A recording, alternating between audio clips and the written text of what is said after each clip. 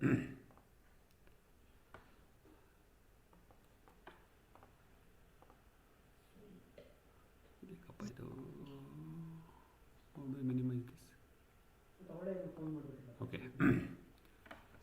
So ಎಲ್ರಿಗೂ ನಮಸ್ಕಾರ.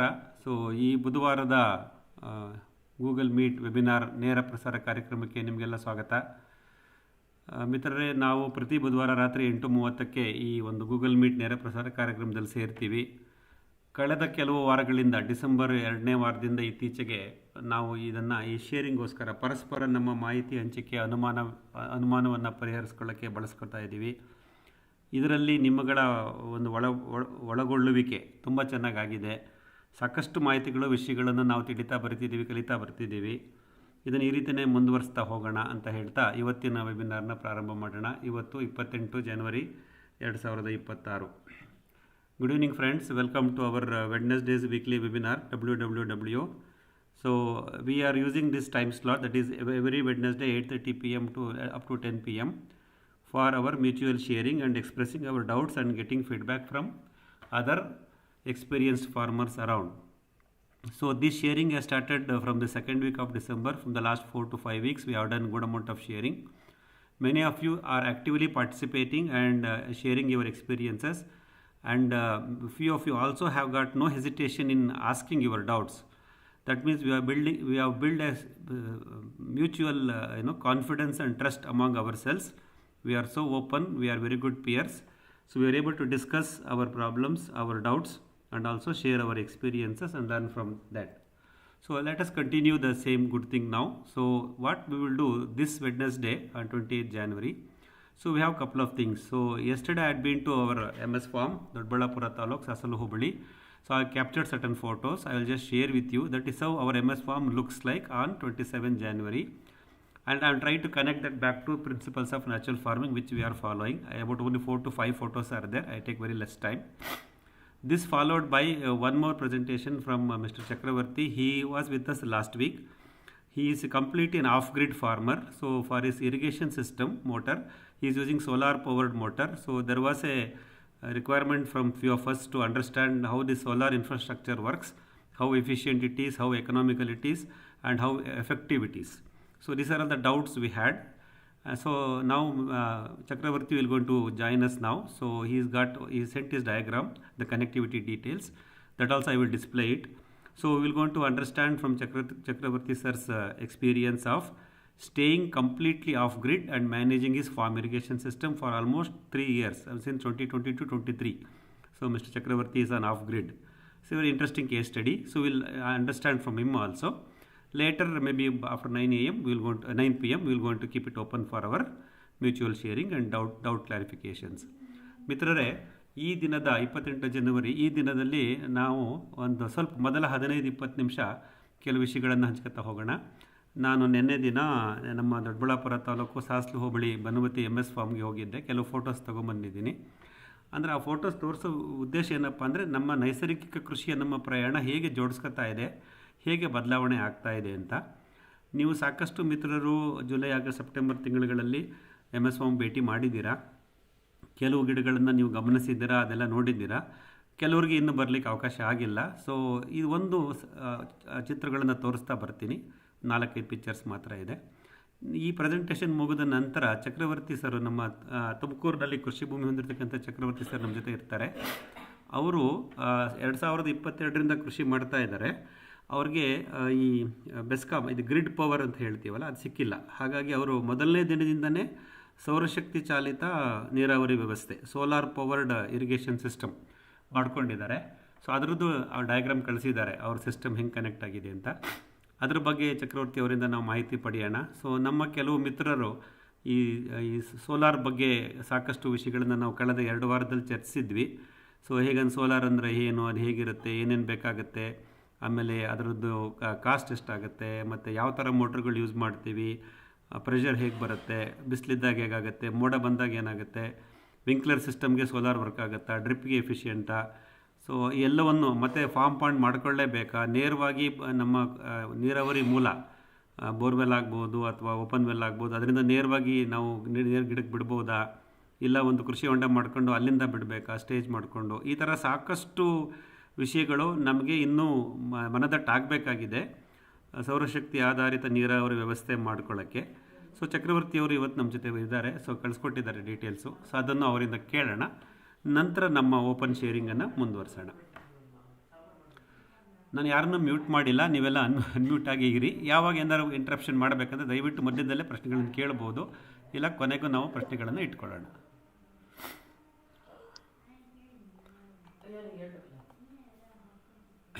Okay, so ನೋಡಿ, ಸೊ ಇದು ಪ್ರಕೃತಿ ನ್ಯಾಚುರಲ್ ಫಾರ್ಮಿಂಗ್ ಅಂತ, ನೈಸರ್ಗಿಕ ಕೃಷಿ ಅಂತ ಹೇಳಿದ ತಕ್ಷಣ ನಾವು ನಮಗೆ ಪ್ರಕೃತಿ ಕಡೆ ಗಮನ ಕೊಡ್ತೀವಿ. ಸೊ ನಾನು ನಮ್ಮ ತೋಟಕ್ಕೆ ನೆನ್ನೆ ಹೋದಾಗ ಇದೆಲ್ಲ ಗಮನಿಸಿದೆ. ನೀವು ಇಲ್ಲಿ ಗಮನಿಸ್ಬೋದು, ಇದು ಲಕ್ಷ್ಮಣ ಫಲ ಅನ್ನೋ ಹಣ್ಣು.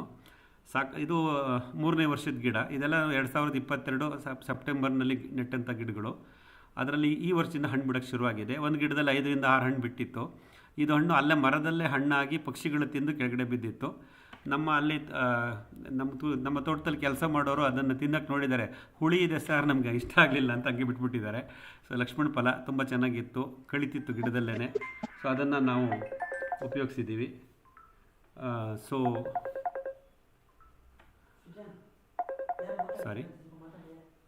ಇದರ ಪಕ್ಷಿಗಳಿಗೆ ಆಹಾರ ಆಗಿದೆ. ಮೊದಲನೇ ಹಣ್ಣು ಪಕ್ಷಿಗಳಿಗೆ ಹೋಗಿದೆ ಅನ್ನೋದು ನನಗೆ ಸಂತೋಷ. ನೈಸರ್ಗಿಕ ಕೃಷಿನಲ್ಲಿ ಈ ರೀತಿ ನಾವು ಒಂದು ಹುಡುಕ್ತಾ ಹೋಗ್ತೀವಿ. ಇಲ್ಲಿರೋ ಚಿತ್ರದಲ್ಲಿ ನೀವು ನಮ್ಗೆ ಗಮನಿಸ್ಬೋದು, ಇದು ಗ್ಲಿರಿಸೀಡಿಯಾ ಗಿಡ, ಗೊಬ್ಬರ ಸೊಪ್ಪಿನ ಗಿಡ ಅಂತೀವಿ. ಈ ಸಮಯದಲ್ಲಿ ನೋಡಿ, ಜನವರಿ ಎಂಡ್ ಫೆಬ್ರವರಿನಲ್ಲಿ ಚೆನ್ನಾಗಿ ಹೂ ಬಿಡುತ್ತೆ. ಇದು ಪುಟಾಣಿ ಗಿಡ, ಆದರೂ ಹೂ ಬಿಟ್ಟಿದೆ. ಇನ್ನೂ ಸುಮಾರು ಗಿಡಗಳಲ್ಲಿ ಈ ಥರ ಹೂ ಬಿಟ್ಟಿದೆ. ನಾನು ಯಾಕೆ ಇವತ್ತು ಗ್ಲಿರಿಸೀಡಿಯಾ ಗಿಡದ ಫೋಟೋ, ಹೂ ಬಿಟ್ಟಿರೋ ಗ್ಲಿರಿಸೀಡಿಯಾ ಗಿಡದ ಫೋಟೋ ನಿಮಗೆ ತೋರಿಸ್ತಾ ಇದ್ದೀನಿ ಅಂದರೆ, ಈ ಗ್ಲಿರಿಸೀಡಿಯಾ ಹೂವಿನಲ್ಲಿ ಸಾಕಷ್ಟು ನಮ್ಮ ಜೇನು ಮತ್ತು ಇದಕ್ಕೆ ನೆಕ್ಟರ್, ಮಧು ಇರುತ್ತೆ. ಹಾಗೆ ನೀವು ಗಮನಿಸ್ಬೋದು, ಸಾಕಷ್ಟು ದುಂಬಿಗಳು ಮತ್ತು ಜೇನುಹುಳುಗಳು ಈ ಗ್ಲಿರಿಸೀಡಿಯಾ ಹೂವಿನ ಸುತ್ತಾ ಇರ್ತವೆ, ಅವಕ್ಕೆ ಆಹಾರ ಸಿಗ್ತಾ ಇರುತ್ತೆ. ಇದು ಒಂದು ಪ್ರಕೃತಿನಲ್ಲಿ ಆಗ್ತಕ್ಕಂಥ ಒಂದು ಬದಲಾವಣೆ. ಸೊ ನಮ್ಮಲ್ಲಿ ನೀವು ಗೊತ್ತಿರೋ ಹಾಗೆ ಸಾಕಷ್ಟು ಗ್ಲಿರಿಸೀಡಿಯಾ ನಮ್ಮ ತೋಟದಲ್ಲಿದೆ. ಅದು ಇವಾಗೆಲ್ಲ ಕೆಲವೆಲ್ಲ ಹೂ ಬಿಡ್ತಾ ಇದೆ ಸಾಕಷ್ಟು. ಸೊ ಅದು ಒಂದು ನಮ್ಮ ಪರಾಗಸ್ಪರ್ಶಕ್ಕೆ ನೆರವಾಗತಕ್ಕಂಥ ಜೇನುಗಳು ಮತ್ತು ದುಂಬಿಗಳು, ಇದಕ್ಕೆ ಅಲ್ಲೇ ಆಹಾರ ಸೃಷ್ಟಿಯಾಗಿದೆ. ಸೊ ಪಕ್ಷಿಗಳಿಗೆ ಆಹಾರ ಸೃಷ್ಟಿಯಾಗಿದೆ, ಮತ್ತು ನಮ್ಮ ಜೇನು ಮತ್ತು ದುಂಬಿಗಳಿಗೆ ಆಹಾರ ಸೃಷ್ಟಿಯಾಗ್ತಾ ಇದೆ. ಪ್ರಕೃತಿನಲ್ಲಿ ಈ ಬದಲಾವಣೆಗಳು ಆಗ್ತಾ ಇದೆ ಈ ಸಮಯದಲ್ಲಿ ಅನ್ನೋದನ್ನು ನಾವಿಲ್ಲಿ ಗಮನಿಸ್ಬೋದು. ಮಿತ್ರರೇ, ನೈಸರ್ಗಿಕ ಕೃಷಿನಲ್ಲಿ ಇವೆಲ್ಲ ಬಹಳ ಮುಖ್ಯವಾಗುತ್ತೆ. ಇದನ್ನು ನಾವು ಗಮನಿಸಬೇಕು, ಇದನ್ನು ನಾವು ಅಪ್ರಿಷಿಯೇಟ್ ಮಾಡ್ಕೋಬೇಕು. ಸೊ ಇಷ್ಟು ವೈವಿಧ್ಯತೆ ತರಲಿಕ್ಕಾಯಿತು. ಪಕ್ಷಿಗಳಿಗೆ ದುಂಬಿಗಳಿಗೆ ನಮ್ಮ ಕೃಷಿ ಭೂಮಿನಲ್ಲಿ ಆಹಾರವನ್ನು ಸೃಷ್ಟಿ ಮಾಡ್ತಾ ಇದ್ದೀವಿ ನಾವು ಅನ್ನೋ ಒಂದು ಆತ್ಮವಿಶ್ವಾಸ, ಮತ್ತು ನಮಗೆ ಪ್ರಕೃತಿನಲ್ಲಿ ನಾವು ಕೊಡ್ತಾ ಇರ್ತಕ್ಕಂಥ ಈ ಒಂದು ಸೇವೆ ನಮಗೆ ಮೋಟಿವೇಶನ್ ಆಗಿರುತ್ತೆ ಅಂತ ಹೇಳ್ತಾ, ಸೊ ಇದನ್ನು ಪ್ರಾರಂಭ ಮಾಡ್ತಾ ಇದ್ದೀನಿ. ಇದು ನೀವು ಇಲ್ಲಿ ಗಮನಿಸ್ಬೋದು, ಇದು ಹಲಸಿನ ಗಿಡ, ಜಾಕ್ ಫ್ರೂಟ್ ಪ್ಲಾಂಟ್. ಸೊ ನಮ್ಮ ಕೃಷಿ ಭೂಮಿನಲ್ಲಿ ಹೇಗಿದೆ ಅಂದರೆ, ಒಂದು ಪೆರಿಫೆರಲ್ ರೋಡ್ ಇದೆ. ಪೆರಿಫೆರಲ್ ರೋಡ್ಗೆ ಅಡ್ಡವಾಗಿ ಒಂದು ಪರ್ಪೆಂಡಿಕ್ಯುಲರ್ ರೋಡ್ ಅಂತ ಮಾಡಿದ್ದೀವಿ. ಆ ರಸ್ತೆಯ ಎರಡೂ ಬದಿಯಲ್ಲಿ, ಒಳ ರಸ್ತೆಯ ಎರಡೂ ಬದಿಯಲ್ಲಿ ಪಶ್ಚಿಮದಲ್ಲಿ ಹಲಸಿನ ಗಿಡ ಹಾಕೊಂಡ್ಬಂದಿದ್ದೀವಿ, ಪೂರ್ವದಲ್ಲಿ ಮಾವಿನ ಗಿಡ ಇದೆ. ನೀವು ಅಲ್ಲಿ ಬಂದಿದ್ದವ್ರಿಗೆ ಅದು ನೆನಪಾಗ್ಬೋದು. ಇವಾಗ ಇದನ್ನು ಯಾಕೆ ತೋರಿಸ್ತಾ ಇದ್ದೀನಿ ಅಂದರೆ, ನೋಡಿ, ಈ ಹಲಸಿನ ಗಿಡ ಮತ್ತು ಪೂರ್ವದ ಮಾವಿನ ಗಿಡ ನಮ್ಮ ಒಳ ರಸ್ತೆಯ ಎರಡೂ ಬದಿಯಲ್ಲಿದೆ. ನಮ್ಮ ತೆಂಗು ಮತ್ತು ಅಡಿಕೆ 9x9 ಗ್ರಿಡ್ ಮ್ಯಾಟ್ರಿಕ್ಸ್ ಅಂತ ಏನು ಹೇಳ್ತೀನಲ್ಲ, 9x9 ಅಂತರದಲ್ಲಿ ನಾವು ತೆಂಗು ಅಡಿಕೆಯನ್ನು ಜೋಡಿಸಿದ್ದೀವಿ. ಅದರ ಒಳಗಡೆ ನಾವು ಈ ಹಲಸನ್ನು ತೊಗೊಂಡೋಗಿಲ್ಲ. ಸೊ ಹಲಸು ಮತ್ತು ಮಾವಿಗೆ ಪ್ರತ್ಯೇಕವಾದ ಸ್ಥಳವನ್ನು ರಿಸರ್ವ್ ಮಾಡಿದ್ದೀವಿ. ಇದು ಮಾಡೋದ್ರಿಂದ ಇದರದ್ದು ಒಂದು ಪರಿಣಾಮ ನಮ್ಮ ತೆಂಗಿನ ಮೇಲೆ, ಅಡಿಕೆ ಮೇಲೆ ಆಗಲ್ಲ. ಹಾಗಾಗಿ ಈ ಹಲಸು, ಮಾವು ಮತ್ತು ನೇರಳೆ, ಈ ಗಿಡಗಳು ದೊಡ್ಡದಾದ ಮೇಲೆ ದೊಡ್ಡ ಮರ ಆಗುತ್ತೆ. ಅದ್ರ ಬೇರು ಅಗಲವಾಗಿ ಆಳವಾಗಿರುತ್ತೆ, ಮತ್ತು ಎಲೆಗಳ ರಚನೆ, ಕೆನೋಪಿ, ಛತ್ರಿ ವಿಶಾಲವಾಗಿರುತ್ತೆ. ಸೊ ಈ ನೇರಳೆ ಮತ್ತು ಹಲಸಿನ ಮರದ ಪಕ್ಕದಲ್ಲಿ ನಮ್ಮ ತೆಂಗಿನ ಮರ ಚೆನ್ನಾಗಿ ಬೆಳವಣಿಗೆ ಬರಲ್ಲ ಅಥವಾ ಫಸಲು ಕೊಡಲ್ಲ ಅಂತ ನಾವು ಗಮನಿಸಿದ್ದೀವಿ ಹಳೆ ತೋಟಗಳಲ್ಲಿ. ಹಾಗಾಗಿ ನಾವೇನು ಮಾಡಿದ್ದೀವಿ ಅಂದರೆ, ಈ ನಮ್ಮ ಡಿಸೈನಲ್ಲಿ ಈ ಹಲಸು, ನೇರಳೆ ಮತ್ತು ಮಾವು ಇದನ್ನು ನಾವು ತೆಂಗು ಮತ್ತು ಇತರ ಬೆಳೆಗಳ ಜೋಡಣೆಯ ವಲಯದಿಂದ ಹೊರಗಡೆ ಇಡಬೇಕು. ಅದಕ್ಕೆ ನೀವೆಲ್ಲಿ ಸಾಧ್ಯ ಆಗುತ್ತೋ ಆ ಜಾಗ ನೋಡ್ಕೊಂಡು ಮಾಡ್ಕೊಳ್ಳಿ. ಅಲ್ಲಿ ನಾವಿಲ್ಲಿ ಮಾಡಿದ್ದೀವಿ. ಸೊ ಈ ಹಲಸಿನ ಗಿಡ ಇಲ್ಲಿ ಅದು ತೋರಿಸ್ತಾ ಇದೆ. ಆ ವಿಷಯನೂ ನಿಮಗೆ ಆ ಡಿಸೈನ್ ಪ್ಯಾರಾಮೀಟರ್ ಅಂತ ಹೇಳಬೇಕು ಅನ್ನಿಸ್ತು, ಅದು ಬಂದಿದೆ. ಸಿಮಿಲರ್ಲಿ ನಾವೇನು ಮಾಡಿದ್ವಿ ಅಂದರೆ, ನಾವು 2022ರಲ್ಲಿ ಗಿಡ ನಾಟಿ ಮಾಡುವಾಗ 9x9 ಗ್ರಿಡ್ ನಾವು ಮಾಡಿದ್ದು. ಸೊ ಮೊದಲನೇ ಸಾಲು ತೆಂಗು, 2 ಮತ್ತು 3ನೇ ಸಾಲು ಅಡಿಕೆ ಅಂದರೆ 9x9, ಮತ್ತು ತೆಂಗು ಅಂದರೆ ತೆಂಗು 27x27, ಅಡಿಕೆ 9x9, 2 ತೆಂಗಿನ ಮಧ್ಯೆ 2 ಸಾಲಿನ ಅಡಿಕೆ. ಇದೆಲ್ಲ ನಾನು ಹೇಳಿದ್ದೀನಿ, ನೀವು ಗಮನಿಸಿದ್ದೀರಾ. ಸೊ ನಾವು ಅವತ್ತು ಏನು ಮಾಡಿದ್ವಿ ಅಂದರೆ, ಒಂದು ನಿರ್ಧಾರ ತಗೊಂಡ್ವಿ, ತೆಂಗಿನ ಸಾಲಿನಲ್ಲಿ ಪೂರ್ವ ಪಶ್ಚಿಮವಾಗಿದೆ ಒಂದು ಡೈರೆಕ್ಷನ್ನಲ್ಲಿ ಅಡಿಕೆ ಹಾಕಲ್ಲ, ಅಡಿಕೆ ಬರೀ 2 ಸಾಲು ಸಾಕು. ಮಧ್ಯದಲ್ಲಿ 2 ತೆಂಗಿನ ಸಸಿ ಮಧ್ಯೆ ಹಣ್ಣಿನ ಗಿಡ ಹಾಕೋಣ ಅಂತೇಳಿ ತೀರ್ಮಾನ ಮಾಡಿ ಜಿಕಿವಿಕೆಯಿಂದ ಒಂದು 20 ಜಾತಿಯ ಪ್ರಭೇದದ 20 ಹಣ್ಣಿನ ಗಿಡ 400 ಗಿಡ ತೊಗೊಂಡೋಗಿ ಹಾಕಿದ್ವಿ. ಇದೆಲ್ಲ ಇವಾಗ 40 ತಿಂಗಳು, 38ರಿಂದ 40 ತಿಂಗಳು ವಯಸ್ಸಾಗಿದೆ, 3.25 ವರ್ಷ. ಇದು ಬೆಣ್ಣೆಹಣ್ಣು, ಬಟರ್ ಫ್ರೂಟ್, ಅವಕಾಡೋ ಅಂತೀವಲ್ಲ, ಇದು ತುಂಬ ಚೆನ್ನಾಗಿ ಅದಾಗೆ ಬೆಳವಣಿಗೆ ಬರ್ತಾ ಇದೆ. ಇದ್ರ ಉದ್ದೇಶ ಏನಪ್ಪ ಅಂದರೆ, ನಾವು ಬಹುಬೆಳೆ ಬಹುಮಾಡಿ ಪದ್ಧತಿ, ಮಲ್ಟಿ ಕ್ರಾಪಿಂಗ್ ಅಂತ ಹೇಳ್ತೀವಲ್ಲ, ಅಲ್ಲಿ ಮೊದಲನೇ ದಿನದಿಂದಲೇ ತೆಂಗು ಮತ್ತು ಅಡಿಕೆಯ ಜೊತೆ ಹಣ್ಣಿನ ಗಿಡಗಳನ್ನು ಜೋಡಿಸ್ಬೋದು. 3-4 ವರ್ಷದಲ್ಲಿ ನಮ್ಮ ಹಣ್ಣಿನ ಗಿಡ ಈ ಥರ ಎಸ್ಟಾಬ್ಲಿಷ್ ಆಗಿಬಿಟ್ರೆ ಈಗ ನಮಗೊಂದು ಅಶ್ಯೂರೆನ್ಸ್, ನಾವು ಇದರಲ್ಲಿ ಅವಕಾಡೋ ಅಥವಾ ಬಟರ್ ಫ್ರೂಟ್ನ ಹಾರ್ವೆಸ್ಟ್ ಮಾಡ್ಬೋದು ಅಂಥೇಳಿ ಒಂದು ಅಶ್ಯೂರೆನ್ಸ್ ಸಿಗುತ್ತೆ. ಹಾಗಾಗಿ ನಮ್ಮ ತೋಟದಲ್ಲಿ ಸಪ್ರೇಟಾಗಿ ಹಣ್ಣಿಗೆ ಅಂತಲೇ ಸಪ್ರೇಟ್ ಜಾಗ ಬಿಟ್ಕೊಳ್ಳೋಗೋದಿಲ್ಲ. ನಮ್ಮ ಕೋಕೋನಟ್ ಗ್ರಿಡ್ಡಲ್ಲೇ ನಾವು ಹಣ್ಣನ್ನು ಹಾಕೋಬೋದು. ಆ ಒಂದು ಪ್ರಯೋಗ ಇಲ್ಲಾಗಿದೆ. ಎಲ್ಲ ಥರದ ಹಣ್ಣಿನ ಗಿಡಗಳು ಚೆನ್ನಾಗಿ ಬಂದಿದೆ. ಸೀತಾಫಲ ಲಕ್ಷ್ಮಣ ಫಲ ನೀವು ನೋಡಿದ್ರಿ, ಸೀತಾಫಲ ಇದೆ. ಸಾಕಷ್ಟು ಒಂದು 18-20 ಜಾತಿ ಹಣ್ಣಿನ ಗಿಡಗಳು ನಮ್ಮ ತೋಟದಲ್ಲಿದೆ. ಇವೆಲ್ಲವೂ 3 ವರ್ಷ ದಾಟಿದೆ. ಕೆಲವೆಲ್ಲ ಫಸಲು ಬಂದಿದೆ. ಸೀಬೆ, ಪೀನಟ್ ಬಟರು, ಆಮೇಲೆ ಸಪೋಟ, ಇವೆಲ್ಲವೂ ನಾವು ಆಲ್ರೆಡಿ ರುಚಿ ನೋಡ್ತಾ ಇದ್ದೀವಿ. ಈ ಅವಕಾಡೋನು ತುಂಬ ಚೆನ್ನಾಗಿ ಬಂದಿದೆ. ಸೊ ಅದನ್ನು ನಿಮಗೆ ತೋರಿಸ್ಬೇಕು ಅಂತ ಹೇಳಿದೆ. ಅಂದರೆ ವೈವಿಧ್ಯತೆ, ತೆಂಗು ಅಡಿಕೆಯ ಜೊತೆ ಹಣ್ಣಿನ ಬೆಳೆಗಳ ಜೋಡಣೆಯ ವೈವಿಧ್ಯತೆ MS ಫಾರ್ಮ್ನಲ್ಲಿ ಎಸ್ಟಾಬ್ಲಿಷ್ ಆಗ್ತಾ ಇದೆ. ಅದು ಒಂದು ಮಾಹಿತಿ ನಿಮಗೆ ಹೇಳಬೇಕಾಯಿತು. ಇದು ಆಲ್ರೆಡಿ ನಾನು ಎಕ್ಸ್ಪ್ಲೈನ್ ಮಾಡಿದ್ದೀನಿ. ಸೊ ನಾವೇನು ಮಾಡ್ತೀವಿ ಅಂದರೆ, ನಮ್ಮ ಜೀವಂತ ಬೇಲಿ ಪಕ್ಕ 12 ಅಡಿಯ ಒಂದು ವರ್ತುಲ ರಸ್ತೆ, ಪೆರಿಫೆರಲ್ ರೋಡು, ಅದ್ರ ಪಕ್ಕ ನಮ್ಮ ಪೈಪ್ಲೈನ್ ಪಕ್ಕ ಈ ಥರ ಒಂದು TVP, ಟಿಂಬರ್ ವ್ಯಾಲ್ಯೂ ಪ್ಲಾಂಟ್ ಅಂತ ಹೇಳ್ತೀವಿ, ಅರಣ್ಯ ವೃಕ್ಷಗಳನ್ನು ಹಾಕೊಂಬಂದಿದ್ದೀವಿ. ಇದನ್ನು ನಾವು ಇಂಟರ್ ಲಿವಿಂಗ್ ಅಂತ ಮಾಡಿದ್ದೀವಿ. ಅಂದರೆ ಒಂದು ಹೆಬ್ಬೇವು, ಒಂದು ಮಹಾಗನಿ, ಮತ್ತೆ ಹೆಬ್ಬೇವು, ಮತ್ತೆ ಮಹಾಗನಿ, ಈ ರೀತಿ ಮಾಡಿದ್ದೀವಿ. ಈ ಥರ ಇಂಟರ್ ಲಿವಿಂಗ್ ಮಾಡಿರೋದ್ರಿಂದ ನೋಡಿ, ಇವತ್ತು ಒಂದು ಮಹಾಗನಿಯ 2 ಸೈಡಲ್ಲಿ, 2 ಪಕ್ಕದಲ್ಲಿ ನಮಗೆ ಇವಾಗ ಮಿಲಿಯಾ ದುಬಿಯಾ ಅಥವಾ ಮಲಬಾರ್ ನಿಮ್ ಹೆಬ್ಬೇವು ಇದೆ. ಹೆಬ್ಬೇವು ಭಾಳ ಬೇಗ ಬೆಳೆದು ಆಕಾಶವನ್ನು ಆಕ್ರಮಿಸ್ಕೋತಾ ಇದೆ, ಅಂದರೆ ಕೆನೋಪಿ ಬರ್ತಾ ಇದೆ. ಮಹಾಗನಿ ಅದರ ಕೆಳಗಡೆ ಇದೆ. ಹೆಬ್ಬೇವಿಗೆ ಒಂದು 7-8 ವರ್ಷ ಆದ ತಕ್ಷಣ ನಾವು ಇದನ್ನು ಕಟಾವು ಮಾಡಿದಾಗ ಈ ಆಕಾಶದ ಜಾಗ ನಮ್ಮ ಮಹಾಗನಿಗೆ ಸಿಗುತ್ತೆ. ಮಹಾಗನಿ ಚೆನ್ನಾಗಿ ಬೆಳೆಯುತ್ತೆ. ಒಂದು ವೈವಿಧ್ಯತೆ ಸೃಷ್ಟಿಯಾಯಿತು, ಮತ್ತೊಂದು ನಮ್ಮ ಆಕಾಶದ ಬಳಕೆ, ಬಿಸಿಲಿನ ಬಳಕೆ ಚೆನ್ನಾಗಾಯಿತು ಅನ್ನೋದನ್ನು ನಾವಿಲ್ಲಿ ಗಮನಿಸ್ಬೋದು. ಸುಮಾರು 75 ಮಹಾಗನಿ ಮತ್ತು 75 ಹೆಬ್ಬೇವು ಆವರ್ತನ ರೀತಿಯಲ್ಲಿ ಇಂಟರ್ ಲೀವಿಂಗ್ ಪ್ಯಾಟ್ರನ್ ಅದನ್ನು ಮಾಡಿದ್ದೀವಿ. ಈಗ 38-40 ತಿಂಗಳ ಈ ಗಿಡಗಳು, ಅರಣ್ಯ ವೃಕ್ಷಗಳು ತುಂಬ ಸೊಗಸಾಗಿ ಬೆಳೆದಿವೆ. ಸೊ ಅದರದ್ದು ಸಾಕಷ್ಟು ಬೆನಿಫಿಟ್ ಇದೆ. ಗಾಳಿ ತಡೆ, ಮಳೆ ನೀರಿನ ಸಂರಕ್ಷಣೆ, ಮತ್ತು ಎಲೆಗಳನ್ನು ಉದುರಿಸಿ ಗೊಬ್ಬರ ಮಾಡಿಕೊಡೋದು, ಎಲ್ಲ ಥರದ ಬೆನಿಫಿಟ್ಟು ನಮಗೆ ಈ ಅರಣ್ಯ ವೃಕ್ಷಗಳಲ್ಲಿ ಸಿಗುತ್ತೆ. ಹಾಗಾಗಿ ಈ ಟಿಂಬರ್ ವ್ಯಾಲ್ಯೂ ಪ್ಲಾಂಟ್ಸ್ನ ಜೋಡಿಸೋದು ಭಾಳ ಮುಖ್ಯ ಆಗುತ್ತೆ. ಅದರದ್ದು ಅನುಭವ ನಮಗೆ ಈ ತೋಟದಲ್ಲಿ ಆಗ್ತಾಯಿದೆ.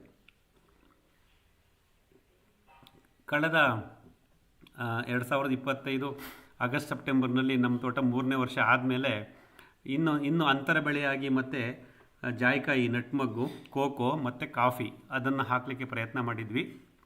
ಸಾಕಷ್ಟು ಗಿಡಗಳು ಚೆನ್ನಾಗಿ ಬಂದಿದೆ. ಬಿಸಿಲು ಜಾಸ್ತಿ ಇರೋ ಜಾಗದಲ್ಲಿ ಕಾಫಿ ಮತ್ತು ಕೋಕೋ ಸ್ವಲ್ಪ ಸಫರ್ ಆಗಿದೆ. ಬಟ್ ಎಲ್ಲಿ ಈ ಥರ ಶೇಡ್ ಇದೆಯೋ, ನೆರಳಿದೆಯೋ, ಅಲ್ಲಿ ಈ ಕಾಫಿ ಮತ್ತು ಇದು ತುಂಬ ಚೆನ್ನಾಗಿ ಬಂದಿದೆ. ನೋಡಿ, ಈ ಚಿತ್ರದಲ್ಲಿ ನೀವು ಗಮನಿಸ್ಬೋದು, 2 ಅಡಿಕೆಯ ಮಧ್ಯೆ 9 ಅಡಿಗೆ ಅಡಿಕೆ ಇದೆ. 2 ಅಡಿಕೆಯ ಮಧ್ಯೆ ನಾವು ಒಂದು ಕಾಫಿ ಗಿಡ ಹಾಕಿದ್ದೀವಿ. ಇದು ಅರೇಬಿಕಾ ಚಂದ್ರಗಿರಿ ಅಂತ ಕಾಫಿ ಹಾಕಿದೆ. ಇದಕ್ಕೆ ಸಾಕಷ್ಟು ನೆರಳು ಇಲ್ಲಿ ಸೃಷ್ಟಿಯಾಗಿದೆ. ನಮ್ಮ ಸಂಗಾತಿ ಗಿಡಗಳಾದಂಥ ಗ್ಲಿರಿಸೇಡಿಯಾ ಮತ್ತು ಹಲವಾಣ ಸಾಕಷ್ಟು ನೆರಳನ್ನು ಸೃಷ್ಟಿ ಮಾಡಿ ಇವಾಗ ಇದಾಗಿರೋದಂತೇನು ಶರದೃತು ಆಗಿರೋದ್ರಿಂದ ಎಲೆಗಳನ್ನೆಲ್ಲ ಉದುರಿಸ್ತಾ ಇದೆ. ನೀವಿಲ್ಲಿ ನೋಡ್ಬೋದು, ಒಂದು ಜೀವಂತ ಮುಚ್ಚಿಗೆ ಸೃಷ್ಟಿಯಾಗಿದೆ ಎಲೆಗಳದ್ದು, ಮತ್ತು ಒಂದು ನೆರಳು ಸಹ ಸೃಷ್ಟಿಯಾಗಿದೆ. ಅಂದರೆ ಈ ಕಾಫಿ ತೋಟಕ್ಕೆ ನಮ್ಮ ಪಶ್ಚಿಮ ಘಟ್ಟದಲ್ಲಿ ಸಕಲೇಶ್ಪುರ, ಮೂಡಿಗೆರೆ, ಚಿಕ್ಕಮಗಳೂರು ಭಾಗದಲ್ಲಿ ಹೇಗೆ ಬೆಳಿತೀವೋ ಆ ರೀತಿ ಒಂದು ರೀತಿಯ ಸೂಕ್ಷ್ಮ ವಾತಾವರಣ, ನೆರಳು ಮತ್ತು ಒಣ ತ್ಯಾಜ್ಯಗಳ ಮುಚ್ಚಿಗೆ ಎಲ್ಲವೂ ಆಗಿರೋದ್ರಿಂದ ಒಂದು ಪೂರಕ ವಾತಾವರಣ, ಮೈಕ್ರೋ ಕ್ಲೈಮೇಟ್ ಇಲ್ಲಿ ಕ್ರಿಯೇಟ್ ಆಗಿದೆ. ಹಾಗಾಗಿ ನಮ್ಮ ಈ ಕಾಫಿ ಗಿಡ ಚೆನ್ನಾಗಿ ಎಸ್ಟಾಬ್ಲಿಷ್ ಆಗುತ್ತೆ ಅನ್ನೋ ಒಂದು ವಿಶ್ವಾಸ ನಮಗೆ ಬರುತ್ತೆ. ಹಾಗಾಗಿ 2-3 ವರ್ಷದಲ್ಲಿ ನಾವು ಈ ವೈವಿಧ್ಯತೆಯನ್ನು ತಂದುಬಿಟ್ರೆ ಈ ರೀತಿ ಬೆಳೆಗಳನ್ನು, ಕಾಫಿ, ಏಲಕ್ಕಿ, ಆಮೇಲೆ ನಟ್ಮಗ್, ಕೋಕೋ, ಇವೆಲ್ಲವನ್ನು ನಾವು ಮುಂದಿನ ಹಂತದಲ್ಲಿ ಬಹುಬೆಳೆ ಬಹುಮಾಡಿ ಪದ್ಧತಿಯಲ್ಲಿ ಜೋಡಿಸ್ಲಿಕ್ಕೆ ಅವಕಾಶ ಆಗುತ್ತೆ. ಮುಖ್ಯವಾಗಿ ಈ ಪೂರಕ ವಾತಾವರಣವನ್ನು ಸೃಷ್ಟಿ ಮಾಡ್ಕೋಬೇಕು, ಮೈಕ್ರೋ ಕ್ಲೈಮೇಟ್ ಅಂತೀವಿ, ಅದು ಆಗಿರೋದ್ರಿಂದ ಸೊ ಕಾಫಿ ಆರೋಗ್ಯವಾಗಿ ಬೆಳೆಯುತ್ತೆ ಅನ್ನೋದು ಒಂದು ಆತ್ಮವಿಶ್ವಾಸ ನಮಗೆ ಬರುತ್ತೆ. ಸೊ ಇದನ್ನು ನೀವು ಈ ಚಿತ್ರದಲ್ಲಿ ಗಮನಿಸ್ಬೋದು. ಇದೆಲ್ಲ ನಾನು ನೆನ್ನೆ ತೆಗೆದಿದ್ದು ಫೋಟೋಗಳು. ಸೊ ಇದಿಷ್ಟನ್ನು ನೋಡಿದ್ದೀರಾ. ಸೊ ಇದಿಷ್ಟು ನಾನು ಹೇಳಿದ್ದೀನಿ.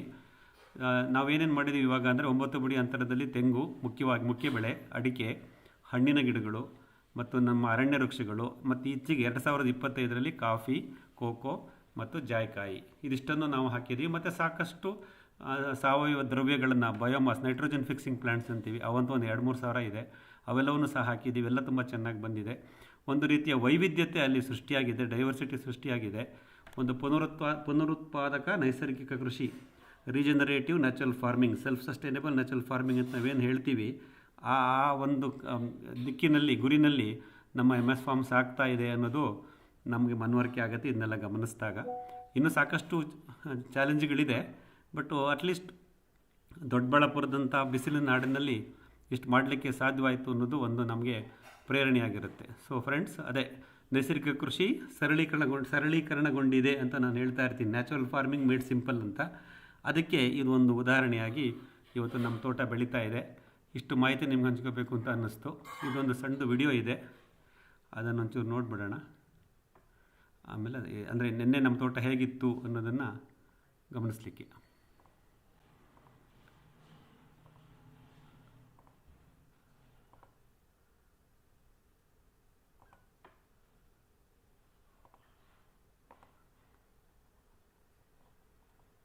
ಕಾಣಿಸ್ತಾ ಇದೆಯಾ? ಯಾವ ರೀತಿ ವಾತಾವರಣ ಸೃಷ್ಟಿ ಇದೆ.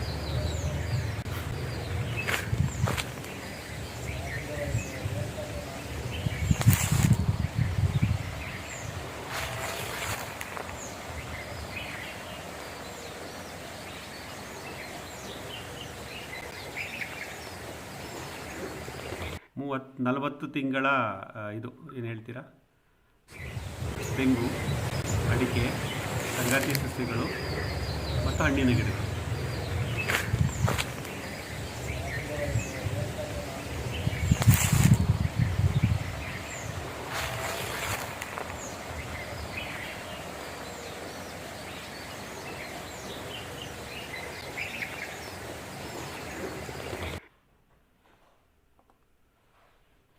ಸೊ ಅದನ್ನು ನಾವು ಗಮನಿಸಿದ್ವಿ.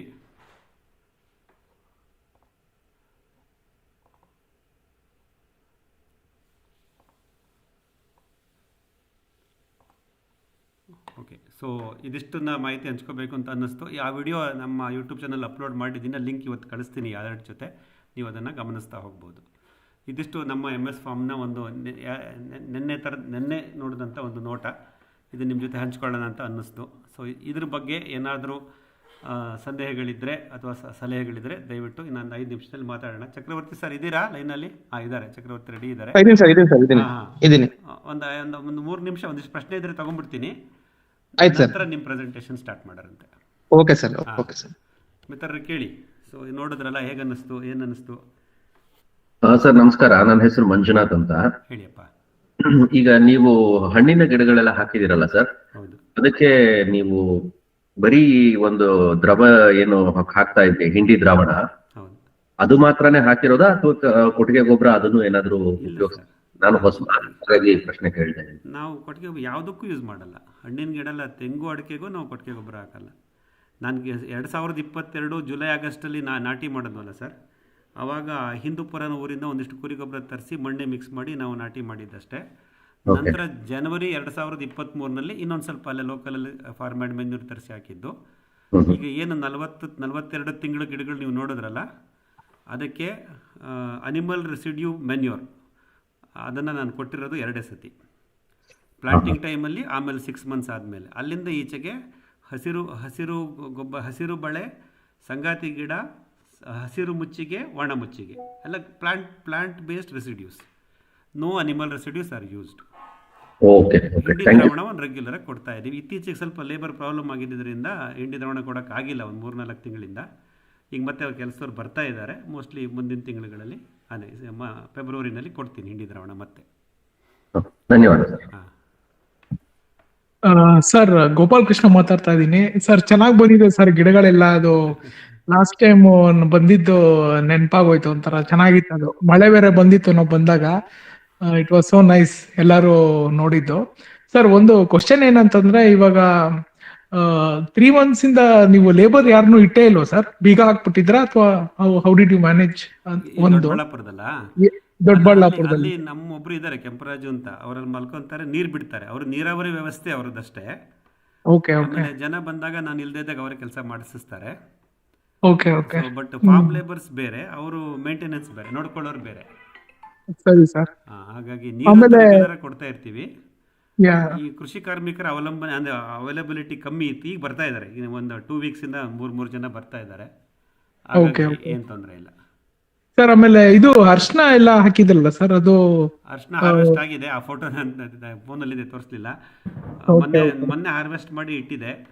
ಓಕೆ ಓಕೆ ಯಾರಿಗೆ ನಿಮ್ಗೆ ಹಾಕ್ಲಿಕ್ಕೆ ಆಸಕ್ತಿ ಇದೆ ನಾನು ಸ್ವಲ್ಪ ತಲುಪಿಸ್ತೀನಿ. ಯಾ ಶೂರ್ ಸರ್, ಥ್ಯಾಂಕ್ ಯು. ಅದು ಚೆನ್ನಾಗಿ ಐಡಿಯಾ ಮಾಡಿದ್ರಿ ಸರ್, ಅದಕ್ಕೆ ಕೇಳಿದೆ. ಯಾಕಂದ್ರೆ ಚೆನ್ನಾಗಿ ಬಂದಿದೆ. ಅರ್ಶನ ಜೊತೆನೆ ನೀವು ಇನ್ನೊಂದು ಕ್ರಾಪ್ ಹಾಕ್ಬಿಟ್ಟು ಮಾಡಿದ್ರಿ, ಅದ್ರ ಕಂಪ್ಯಾನಿಯನ್ ಪ್ಲಾಂಟ್ ಸನ್ನೆಂಪು ಡಯಂಚ ಹಾಕಿ, ಸನ್ನೆಂಪು ಹಾಕಿ ಅರ್ಶಿನ ಜೊತೆಗೆ ಸಂಗಾತಿ ಗಿಡ ತರ ಪ್ರಾರಂಭದಲ್ಲಿ ಒಂದು ಏನಾಗುತ್ತೆ ಸರ್, ಯಾವುದೇ ಬೆಳೆನಲ್ಲಿ ನಾನು ಆಲ್ರೆಡಿ ಹೇಳ್ತಾ ಇರ್ತೀನಿ, ಸಸ್ಯಾಭಿವೃದ್ಧಿ ಹಂತ, ವಂಶಾಭಿವೃದ್ಧಿ ಹಂತ. ವೆಜಿಟೇಟಿವ್ ಗ್ರೋತ್ ಫೇಸಲ್ಲಿ ನೈಟ್ರೋಜನಸ್ ಮೆನ್ಯೂರ್, ಸಾರಜನಕಯುಕ್ತ ಗೊಬ್ಬರದ ಅವಶ್ಯಕತೆ ಜಾಸ್ತಿ ಇರುತ್ತೆ. ನಾವು ಅನಿಮಲ್ ರೆಸಿಡ್ಯೂ ಮೆನ್ಯೂರ್ ಯೂಸ್ ಮಾಡದೇ ಇರೋದ್ರಿಂದ, ಪ್ಲಾಂಟ್ ಬೇಸ್ಡ್ ಯೂಸ್ ಮಾಡೋದ್ರಿಂದ, ಸೊ ನಮಗೆ ನೈಟ್ರೋಜನ್ಗೆ ಒಂದೇ ಒಂದು ಸೋರ್ಸ್ ಅಂದರೆ ಅಟ್ಮಾಸ್ಫಿಯರಿಕ್ ನೈಟ್ರೋಜನ್, ವಾತಾವರಣದಲ್ಲಿರತಕ್ಕಂಥ ಸಾರಜನಕ. ಅದನ್ನು ಸ್ಥಿರೀಕರಣ ಮಾಡಲಿಕ್ಕೆ ಈ ಸಸ್ಯಗಳನ್ನು ಉಪಯೋಗಿಸ್ಕೊತೀವಿ. ಈ ಅಲ್ಪಾವಧಿ ಹಸಿರೆಲೆ ಗೊಬ್ಬರದ ಗಿಡಗಳಾದಂಥ ಸೆಣಬು, ಡಯಂಚ, ಅಲಸಂದೆ, ಹುರುಳಿ, ಇದನ್ನು ನಾವು ಸಂಗಾತಿ ಗಿಡವಾಗಿ ಹಸಿರು ಗಿಡಕ್ಕೆ ಹಸಿರು ಬೆಳೆಯಾಗಿ ಮಾಡ್ತಾ ಇರ್ತೀವಿ. ಈ ಒಂದು ಪ್ರಯೋಗ ನಾವೇನು ಮಾಡಿದ್ವಿ 2025 ಮೇ ಜೂನ್ನಲ್ಲಿ ಅರಿಶಿನ ನಾಟಿ ಮಾಡಿದಾಗ, ನಮ್ಮ ಅರಿಶಿನದ ರೈಸ್ಡ್ ಬೆಡ್ ಮಾಡಿ ಅರಿಶಿನ ಹಾಕಿದ್ವಲ್ಲ, ಅದೇ ಪಕ್ಕದಲ್ಲೇ ನಾವು ಸೆಣಬನ್ನು ಬಿತ್ತಿದ್ವಿ. ಅದು ಹೆಚ್ಚು ಕಮ್ಮಿ ಒಂದು 45 + 20 65 ದಿವಸ ಇತ್ತು. 40 ದಿವಸ ಕತ್ತರಿಸಿದ್ವಿ, ಮತ್ತೆ 20 ದಿವಸ ಮತ್ತೆ ಚಿಗುರಿತ್ತು. ಸೊ ಅಂದರೆ ನಮ್ಮ ಅರಿಶಿಣಕ್ಕೆ ಪ್ರಾರಂಭದ ದಿನಗಳಲ್ಲಿ, ಸಸ್ಯಾಭಿವೃದ್ಧಿ ಹಂತದ ದಿನಗಳಲ್ಲಿ ಬೇಕಾದಂಥ ಸಾರಜನಕಯುಕ್ತವಾದಂಥ ಗೊಬ್ಬರ ವಾತಾವರಣದಿಂದಲೇ ಸ್ಥಿರೀಕರಿಸಲ್ಪಟ್ಟಿತ್ತು. ಅದು ನಮಗೆ ಅನುಭವ ಆಗಿದೆ ಈ ಸಲ. ನೋಡೋಣ, ಈ ಮತ್ತು 26ನೇ ಬ್ಯಾಚಲ್ಲಿ ಅದನ್ನು ಇನ್ನೊಂದು ಸ್ವಲ್ಪ ಮಾಡಿಫೈ ಮಾಡಿ ನೋಡೋಣ ಅಂತ. ಅದೊಂದು ಪ್ರಯೋಗ ಅಂತೂ ಯಶಸ್ವಿ ಆಯಿತು ಸರ್. Okay sir. ಆಮೇಲೆ ಇನ್ನೊಂದು ಕ್ವಶನ್, ಡಬಲ್ ವಿಂಕ್ಲರ್ ಅಲ್ಲೋ ಹಾಕಿದೀರಾ ಸರ್? MS ಫಾರ್ಮ್ ಇಲ್ಲ, ಅಲ್ಲಿ ನಮ್ಮ ಕೆಂಪರಾಜುನೇ ಡಬಲ್ ವಿಂಕ್ಲರ್. ಅವರು ಒಂದೊಂದು ಕಡೆನೂ ಗಮನಿಸ್ತಾ ಇರ್ತಾರೆ, ಎಲ್ಲಿ ನೀರು ಹಾರಲ್ವೋ ಅವರು ಟೀ ಹಾಕೊಂಡ್ಬಿಟ್ಟು ಇನ್ನೊಂದು ಎಕ್ಸ್ಟ್ರಾ ವಿಂಕ್ಲರ್ ಎಳ್ಕೊಂಡ್ಬಿಡ್ತಾರೆ ಫೀಡರ್ ಲೈನಿಂದ. ಆಮೇಲೆ ಕೆಲವು ಕೆನೋಪಿಗಳು ತಡಿತಾ ಇತ್ತು ಮಧ್ಯದಲ್ಲಿ, ಅದನ್ನು ಇದು ನಮ್ಮದು ಕಂಪೇನಿಯನ್ ಪ್ಲಾಂಟ್ಸ್ ಮತ್ತು ಬಯೋಮಾಸ್ ಪ್ಲಾಂಟ್ಸ್ ಅಂತೀವಲ್ಲ, ಅದನ್ನು ಅವರು ಚಾಪ್ ಮಾಡ್ಕೋತಾ ಇರ್ತಾರೆ. ಅಂದರೆ ಎಲ್ಲಿ ಅಡೆತಡೆ ಆಗುತ್ತೋ ನೀರು ಹಾರುವಾಗ ಅದನ್ನು ಅವರು ಸ್ವಲ್ಪ ನಿವಾರಣೆ ಮಾಡ್ಕೊಂಡಿದ್ದಾರೆ. So is able to maintain moisture every square area of the farm. Sir, ಅದೇ ರಿಲೇಟೆಡ್ ಕ್ವಶನ್ ಇತ್ತು ಸರ್. ಅದು ನಾವು ಗಿಡದ್ದು ಸುತ್ತ ನೀರ್ ಹಾಕೋದಕ್ಕಿಂತ ಅದು ಮಾಯಿಶ್ಚರ್ ಮೇಂಟೈನ್ ಮಾಡಿದ್ರೆ ಸರೌಂಡಿಂಗ್ ಅಲ್ಲಿ ನೀರ್ ಕಡಿಮೆ ಹಿಡಿಯತ್ತಲ್ವಾ ಅಂತ, ದಟ್ ವಾಸ್ ಒಂಥರ I had A discussion with my farmer. He was saying first time ನಾವು ನೀರು ಜಾಸ್ತಿ ಕೊಟ್ಬಿಟ್ಟು ಅದ್ರ ಪ್ಲಾಂಟ್ಸ್ ತುಂಬಾ ತುಂಬಿಸ್ಬಿಟ್ರೆ, ನಾನು 4-5 ಸಲ ಅದಕ್ಕೆ 4-5 ದಿನ ನೀರ್ ಕೊಡದೆ ಹೋದ್ರು ನಡೆಯುತ್ತೆ. If you give water everywhere, it's waste ಆಗತ್ತೆ. ನಿಮ್ಗೆ ಇರೋದೇ ವಾಟರ್ ಸೋರ್ಸ್ ಕಡಿಮೆ ಇದೆ, you are wasting your water. ಅದಾದ್ಮೇಲೆ ನೀವು ಮಾಡ್ಬೇಕು ಅಂದ್ರೆ ನಿಮ್ ಇಷ್ಟ, ಆತರ ಐ ವಾಸ್ ಸೇಯಿಂಗ್. ಅಂದ್ರೆ ನಾನು ಅವ್ನಿಗೆ ಹೇಳ್ತಾ ಇದ್ದೆ, that is not the concept ಅಪ್ಪ. ಎಲ್ಲಾ ಕಡೆ ಮಾಯಿಶ್ಚರ್ ಮೇಂಟೈನ್ ಮಾಡಿದ್ರೆ ವಾಟರ್ ಗಿಡಗಳಿಗೆ ಕೇಳೋದನ್ನು ಕಡಿಮೆ ಮಾಡುತ್ತೆ ಅಂತ I was trying to tell him. But ನನಗೆ ಒಂದು ಡೌಟ್ ತಂದ್ಬಿಟ್ಟ ಅವನು. ಅಂದ್ರೆ ಗಿಡದ್ದು ಬೇರೆ ಹತ್ರ ಅವನು ಥ್ರೂ ಡ್ರಿಪ್ ಲೈನ್ ಜಾಸ್ತಿ ಹೊತ್ತು ನೀರ್ ಕೊಟ್ಟು ಅದಕ್ಕೆ ನಿಲ್ಸಿದ್ರೆ ಅದು ಜಾಸ್ತಿ ದಿನ ಇರುತ್ತೆ ಅಂತ. I don't know what is your ನೀವೇನ್ ಹೇಳ್ತೀರಾ? ನಾವು ನೀರು ಕೊಡುವಾಗ ಎಷ್ಟು ನೀರು ಕೊಡ್ತೀರಾ ಅನ್ನೋದು ಸಬ್ಜೆಕ್ಟಿವ್. ನೀವು ಕೊಡಿ, ಎಷ್ಟು ಬೇಕಾದ್ರೂ ನೀರು ಕೊಡಿ, ಬಟ್ ನಾವು ನೀರು ಕೊಟ್ಟಿದ್ದೆಲ್ಲನೂ ಆ ಗಿಡ ಬಳಸ್ಕೊಳತ್ತಾ? So what is the evaporation factor? ಇವಾಗ ಬೇಸಿಗೆಲಿ ಇದೀವಲ್ಲ ನಾವು, ಇವಾಗ ಫೆಬ್ರವರಿ, ನಾಳೆಯಿಂದ ಬೇಸಿಗೆ. ಸೊ ಎವಾಪರೇಷನ್ ಆಗದಂಗೆ ನೀವು ಮುಚ್ಚಿಗೆ ಮಾಡ್ಬೇಕು ತಾನೆ, ಬೇಸಿನ್ ಮಲ್ಚಿಂಗ್. ಕರೆಕ್ಟ್. ಸೊ ನೀವು ನೀರು ಕೊಡಿ, ಬೇಸಿನ್ ಮಲ್ಚಿಂಗ್ ಮಾಡಿ. ಅವಾಗ ಏನಾಗುತ್ತೆ, ಮಾಯಿಶ್ಚರ್ ರಿಟೆನ್ಷನ್, ತೇವಾಂಶಗಳ ನಿರ್ವಹಣೆ ಜಾಸ್ತಿ ದಿವಸ ಇರುತ್ತೆ. ಅದು ಮೊದಲನೇದು. ಅಂದರೆ ಬೇಸಿನ್ ಆಫ್ ದ ಪ್ಲಾಂಟ್ ವಿಷಯದಲ್ಲಿ ಗಿಡದ ಬುಡದಲ್ಲಿ ನಾವು ಒಣಮುಚ್ಚಿಗೆಯನ್ನು ಕೊಟ್ಟು, ತೆಳುವಾದ ಒಣಮುಚ್ಚಿಗೆ. ಮತ್ತು ಇವತ್ತೊಂದು ಕಡೆ ಹೋಗಿದ್ದೆ, ಸೋಮನಹಳ್ಳಿ ಫಾರ್ಮ್, ಕನಕಪುರ ರೋಡು. ಅವ್ರಿಗೆ ತೆಂಗಿನ ನಾರು ಮುಚ್ಚಿಗೆ ಮಾಡ್ರಪ್ಪ ಅಂದರೆ ಆಲ್ಮೋಸ್ಟ್ 4-5 ಇಂಚ್ ಮುಚ್ಚಿಗೆ, ಅರ್ಧ ಅಡಿಯಷ್ಟು ಹಾಕ್ಬಿಟ್ಟಿದ್ರು. ಅದು ಉಸಿರು ಕಂಡ್ರೆ ನೀರು ಹೋಗ್ತಾ ಇರಲಿಲ್ಲ ಕೆಳಗಡೆ ವಿಂಕ್ಲರ್ದು. ಸೊ ಅದು ಬಂದಿದ್ದಲ್ಲ, ನಾವು ಹೋಗಿದ್ವಲ್ಲ ಸೋಮನಹಳ್ಳಿ ಫಾರ್ಮ್, ತೋಗ್ಬಿಟ್ಟು ಬಂದ. ಸೊ ಅದೆಲ್ಲ ತೆಗೆಸಿ ಮತ್ತೆ ಮುಚ್ಚಿಗೆನ ತೆಳುವಾದ ಮುಚ್ಚಿಗೆ ಮಾಡಿ ಅವ್ರಿಗೆ ತೋರಿಸಿ, ಈ ವಿಂಕ್ಲರ್ ನೀರಲ್ಲಿ ಹೋಗೋ ಥರ ಮಾಡ್ರಪ್ಪ ಅಂತ. ಒಂದು, ನಾವು ನಮ್ಮ ನೀರಾವರಿ ವ್ಯವಸ್ಥೆ ಏನಿದೆ, ಅಂದರೆ ನಾವೇನು ಎವ್ರಿ ವೀಕ್ ಅಥವಾ ರೊಟೇಷನಲ್ ಬೇಸಿಸಲ್ಲಿ ಕೊಡ್ತೀವಲ್ಲ ಗಿವನ್ ಬ್ಲಾಕಿಗೆ, ಅಲ್ಲಿ ನಾವು ಎಷ್ಟು Yeah. ನೀರು ಕೊಡ್ತೀವಿ ಅನ್ನೋದಕ್ಕಿಂತಲೂ ನಾವು ಕೊಟ್ಟ ನೀರು ಎಷ್ಟು ಸದ್ಬಳಕೆ ಆಗ್ತಾ ಇದೆ, ಎವಾಪ್ರೇಷನ್ ಆಗದಲ್ಲೇ ರೂಟ್ ಝೋನ್ನಲ್ಲಿ ತೇವಾಂಶನ ಕಾಪಾಡ್ತಾ ಇದೆ. We have to retain the moisture ಅಂತ root zone of the plants. ಬೇರು ವಲಯದಲ್ಲಿ ತೇವಾಂಶವನ್ನು ನಿರ್ವಹಣೆ ಮಾಡಬೇಕು, ಯಾಕೆಂದರೆ ಸೂಕ್ಷ್ಮ ಜೀವಿಗಳು ಅಲ್ಲೇ ಇರುತ್ತವೆ. Yeah. ಅಷ್ಟು ಮಾತ್ರ ಸಾಕು. ಸೊ ನಾವೇನು ಮಾಡೋಣ, ಎಷ್ಟು ಸಾಧ್ಯ ಅಷ್ಟು ನೀರಾವರಿ ವ್ಯವಸ್ಥೆ ಮಾಡ್ಕೊಳ್ಳೋಣ, ಬಟ್ ಮುಚ್ಚಿಗೆ ಮಾಡೋಣ. Dry mulching on the basin, this is A must, compulsory. ಇದು ಮೊದಲನೇದು. ಪ್ರಥಮ ದಿನಗಳಲ್ಲಿ, ಅಂದರೆ ಮೊದಲನೇ ವರ್ಷ, ಎರಡನೇ ವರ್ಷ ಹೊಸದಾಗಿ ತೋಟ ಮಾಡ್ತಿರ್ತೀವಲ್ಲ, ಆವಾಗ ನೆರಳು ಸೃಷ್ಟಿಯಾಗಿರಲ್ವಲ್ಲ. Correct. ಎಲ್ಲಿ ತೋಟದಲ್ಲಿ ನೆರಳಿರಲ್ವೋ ಅಲ್ಲಿ ಮುಚ್ಚಿಗೆ ಮಾಡಿ ನಾವು ತೇವಾಂಶವನ್ನು ಕಾಪಾಡ್ಕೋಬೇಕು. ಎಲ್ಲಿ? ಬೇರು ವಲಯದಲ್ಲಿ, ರೂಟ್ ಝೋನ್ ಆಫ್ ದ ಪ್ಲಾಂಟ್ಸಲ್ಲಿ. ಇದು ಮೊದಲನೇ ಉತ್ತರ ನಿಮ್ಮ ಕೃಷ್ಣಪ್ಪಂಗೆ. ಎರಡನೇ ಉತ್ತರ ಏನಪ್ಪ ಅಂದರೆ, ನೋಡಪ್ಪ, ನಾನು ಎವ್ರಿ ಸ್ಕ್ವೇರ್ ಏರಿಯಾ, ನಮ್ಮದು ಕೆಮಿಕಲ್ ಫಾರ್ಮಿಂಗ್ ಅಲ್ಲ, ಮಾನೋಕಲ್ಚರ್ ಅಲ್ಲ, ನಮ್ಮದು ನ್ಯಾಚುರಲ್ ಫಾರ್ಮಿಂಗು, ಮಲ್ಟಿ ಕ್ರಾಪಿಂಗು. Yeah. ನಮ್ಮ ಕೃಷಿ ಭೂಮಿಯ ಪ್ರತಿ ಚದುರದಲ್ಲೂ ನಾವು ಮಣ್ಣಿನ ಆರೋಗ್ಯವನ್ನು ಕಾಪಾಡಬೇಕು, ಮಣ್ಣಿನಲ್ಲಿ ಸಾವಯವ ಅಂಶ ಜಾಸ್ತಿ ಮಾಡಬೇಕು. ಅಲ್ಲಿ ನಮಗೆ ಸಸ್ಯ ವೈವಿಧ್ಯತೆಗಳು ಸೃಷ್ಟಿಯಾಗಬೇಕು, ಕಳೆ ವೈವಿಧ್ಯತೆ ಸೃಷ್ಟಿಯಾಗಬೇಕು, ಸೂಕ್ಷ್ಮಜೀವಿಗಳ ಸಂಖ್ಯೆ ಎಲ್ಲ ಕಡೆನೂ ಇರಬೇಕು. ಹಾಗಾಗಿ ನಾನು ಯಾವಾಗ ನನ್ನ ಕೃಷಿ ಭೂಮಿಯ ಪ್ರತಿ ಚದುರದಲ್ಲೂ ನಾನು ಈ ತೇವಾಂಶ ಕಾಪಾಡ್ತಾ ಬರ್ತೀನಿ, ಆವಾಗ ನನಗೆ ಅಲ್ಲಿ ಸಸ್ಯ ಪ್ರಭೇದಗಳು ಹುಟ್ಟುತ್ತವೆ, ಸೂಕ್ಷ್ಮಜೀವಿಗಳ ಚಟುವಟಿಕೆ ಜಾಸ್ತಿ ಆಗುತ್ತೆ, ಹ್ಯೂಮಸ್ ಕ್ರಿಯೇಟ್ ಆಗುತ್ತೆ, ಸಾಯಿಲ್ ಆರ್ಗ್ಯಾನಿಕ್ ಕಾರ್ಬನ್ ಡೆವಲಪ್ ಆಗುತ್ತೆ. ನನ್ನ ತೆಂಗಿನ ಗಿಡ ದೊಡ್ಡದಾಗಿ ಅಲ್ಲಿಗೆ ಬೇರು ಹೋಗುವಷ್ಟೊತ್ತಿಗೆ ಅಲ್ಲಿ ಫುಡ್ ರೆಡಿಯಾಗಿರುತ್ತೆ. Correct. ಹಾಗಾಗಿ ಇದನ್ನು ಈ ನೈಸರ್ಗಿಕ ಕೃಷಿನಲ್ಲಿ ನಾವು ಈ ತುಂತುರು ನೀರಾವರಿ ಮತ್ತು ನಮ್ಮ ಕೃಷಿ ಭೂಮಿ ಪ್ರತಿ ಚದುರದಲ್ಲೂ ತೇವಾಂಶ ಕಾಪಾಡೋದು ಪ್ರಥಮ ದಿನಗಳಿಂದಲೇ ಬಹಳ ಮುಖ್ಯ ಆಗುತ್ತೆ. ಓಕೆ. ಎರಡ್ ಕಡೆನೂ ನೀರ್ ಕೊಟ್ರೆ ಒಳ್ಳೇದಾ ಸರ್? ಹಾಗಾದ್ರೆ ಬೇಸಿನ್ ಅಲ್ಲೂ ಕೊಟ್ಟಿ ಹಾಂ, ಅಲ್ಲೂ ಎರಡು ಆನ್ ಮಾಡಿದ್ರೆ is it better? Target basin target ಬೇಕಿಲ್ಲ ಸರ್. ನಾವು ಗಿಡದ ಬುಡಕ್ಕೆ ಕೊಡಬೇಕು ಅನ್ನೋ ಅವಶ್ಯಕತೆ ಇಲ್ಲ. ಈಗ ನಾವು ವಿಂಕ್ಲರ್ ಹಾಕಿದಾಗ ಎಲ್ಲ ಕಡೆನೂ ತೇವಾಂಶ ಬಂದೇ ಬರುತ್ತೆ. But basin mulching is important. ಹೊಸದಾಗಿ ಗಿಡ ನಾಟಿ ಮಾಡಿದಾಗ ಅಥವಾ ನಮ್ಮ ಗಿಡದ ಮೊದಲ ಬೇಸಿಗೆ ಕಾಲದಲ್ಲಿ, ಫಸ್ಟ್ ಸಮ್ಮರ್ ಫೇಸ್ ಮಾಡುತ್ತವಲ್ಲ ನಮ್ಮ ಪ್ಲಾಂಟ್ಸು, ಆವಾಗ ನಾವು basin mulching is very very essential. Sure sir, got it. Thank you. Manjunath, Pradeep, follow up point for this mulching. ಹೇಳಿಯಪ್ಪ. ನಮ್ದು ನೀರ್ ತುಂಬಾ ಕಮ್ಮಿ ಇದೆ. ನಿಮ್ ಸಜೆಷನ್ಸ್ ಮೇಲೆ ಅಡಿಕೆ ಸಿಪ್ಪೆ ತರಿಸಿ ಎಲ್ಲ ಪ್ಲಾಂಟ್ಸ್ ರೋ ನಲ್ಲಿ ಕಂಪ್ಲೀಟ್ ರೋಗೆ ವಿ ಹ್ಯಾಡ್ ಪುಟ್ ಮಲ್ಚಿಂಗ್ ಅಡಿಕೆ ಸಿಪ್ಪೆ ಹಾಕಿದ್ವಿ. And this was working out very well. ಅಂದ್ರೆ ಯಾವಾಗ್ಲೂ ಬುಡದಲ್ಲಿ ಅಡಿಕೆ ಸಿಪ್ಪೆ ಕೆಳಗಡೆ ತಣ್ಣ ವಾತಾವರಣ ಇತ್ತು. ಸೊ ಡ್ರಿಪ್ ಲೈನ್ ಇದೆ ನಮ್ದು. ಡ್ರಿಪ್ ಲೈನ್ ಇಂದ ಫುಲ್ ಒದ್ದೆ ಆಯ್ತು. So we were happy. Water consumption ಕಮ್ಮಿ ಆಯ್ತು, ಮಾಯಿಶ್ಚರ್ ರಿಟೆನ್ಷನ್ ಆಗ್ತಾ ಇದೆ. We were very happy. But ಮೊನ್ನೆ ಅದು ಬೆಂಕಿ ಎಲ್ಲಿಂದ ಬಂತೋ ಗೊತ್ತಿಲ್ಲ, ಯಾರು ಹಾಕೋದ್ರೋ ಅಥವಾ ಬಂತೋ, ಎಲ್ಲಿ ಒಂದ್ 3 ಇಂಚಸ್ ನಾವು ಮಲ್ಚಿಂಗ್ ಮಾಡಿದ್ವಿ. ಮೇಲ್ಗಡೆ 1-2 ಇಂಚು ಡ್ರೈ ಇತ್ತು, ಕೆಳಗಡೆ 1 ಇಂಚು ವೆಟ್ ಇತ್ತು. ಸೊ ಆ ಬೆಂಕಿ ಬಂದಿತ್ತು ಆ entire row, 2 rows of plants ಮೇಲ್ಗಡೆ 2 ಇಂಚು ಫುಲ್ ಹತ್ಕೊಂಡು ಉರ್ದಿದೆ. ಅದರಿಂದ ಪ್ಲಾಂಟ್ ಇಂಪ್ಯಾಕ್ಟ್ ಆಗಿದೆ. ಬಟ್ ಬಾಟಮ್ ಹಂಗೆ ಒದ್ದೆ ಇರೋದು ಹಂಗೆ ಇದೆ, ಬಟ್ 2 ಇಂಚಸ್. ಸೊ ಇದನ್ನ ಹೆಂಗೆ ಪ್ರಿವೆಂಟ್ ಮಾಡೋದು?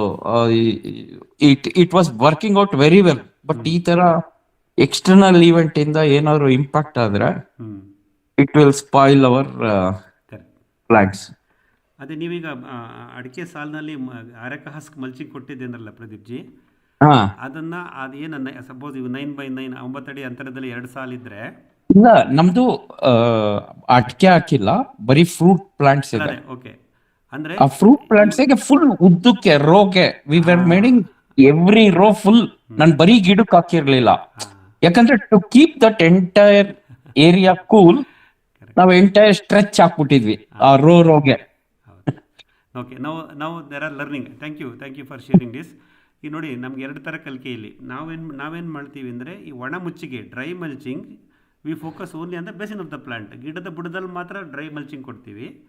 ಇತರ ಭಾಗದಲ್ಲಿ ನಾವು ತೇವಾಂಶ ನಿರ್ವಹಣೆ ಮಾಡಲಿಕ್ಕೆ ವೀಡ್ ಡೈವರ್ಸಿಟಿ, ಕಳೆ ವೈವಿಧ್ಯತೆ ತಂದಿರ್ತೀವಿ ವಿಂಕ್ಲರ್ ಸಿಸ್ಟಮ್ ಇರೋದ್ರಿಂದ. ಬಟ್ ನೀವು ಹನಿ ನೀರಾವರಿ ಡ್ರಿಪ್ ಇರಿಗೇಷನ್ ಇರೋದ್ರಿಂದ ನಿಮ್ಮ ಆ ಭಾಗದಲ್ಲಿ ಹಸಿರು ಹೊದಿಕೆಯನ್ನಾಗಲಿ ಅಥವಾ ತೇವಾಂಶವುಳ್ಳ ಒಣಮುಚ್ಚಿಗೆಯನ್ನಾಗಲಿ ಮೇಂಟೈನ್ ಮಾಡೋಕ್ಕೆ ಕಷ್ಟ ಆಗುತ್ತೆ ಎಂಟೈರ್ ಸಮ್ಮರ್ ಮಂತ್ಸಲ್ಲಿ, ಅದು ಪರ್ಟಿಕ್ಯುಲರ್ಲಿ ಫೈರ್ ಹಜಾರ್ಡಸ್ ಡೇಸ್ಗಳಲ್ಲಿ. ಕರೆಕ್ಟ್. ಜನವರಿ 3ನೇ ವಾರದಿಂದ ಮಾರ್ಚ್ 2ನೇ ವಾರದ ತನಕ ಪ್ರತಿ ತೋಟದಲ್ಲೂ ಈ ಬೆಂಕಿ ಅನಾಹುತ ಆಗೋ ಸಾಧ್ಯತೆಗಳು ಜಾಸ್ತಿ ಇದೆ. This is the vulnerability time. ಇದು ಎಲ್ಲ ಕಡೆಯಲ್ಲೂ ಇದೆ, ಅಂದರೆ ನೀವು ಹೇಳಿದಾಗೆ ಯಾವುದೋ ಕಾರಣಗಳಿಂದ ಬರುತ್ತೆ. ಸೊ ಇದಕ್ಕೆ ಸೂಕ್ತ ಪರಿಹಾರ ಏನಾಗ್ಬೋದು? ನಾನು ಹನಿ ನೀರಾವರಿಲಿದ್ದೀನಿ, ಆದರೆ ನನಗೆ ಈ ಬೆಂಕಿ ಅನಾಹುತ ಕಮ್ಮಿ ಆಗಬೇಕು, ಅದನ್ನು ಮಾಡ್ಕೊಳ್ಳೋದು ಹೇಗೆ ಅನ್ನೋ ಪ್ರಶ್ನೆ ಬಂದಾಗ, ಹನಿ ನೀರಾವರಿ ಮಾಡ್ಕೊಳ್ಳಿ, ಬೇಸಿನ್ ಆಫ್ ದ ಪ್ಲಾಂಟಲ್ಲಿ 2 ಇಂಚ್ ಮಲ್ಚಿಂಗ್ ಕೊಡಿ, ತೇವಾಂಶ ಕಾಪಾಡುತ್ತೆ, ಏನೂ ತೊಂದರೆ ಇಲ್ಲ.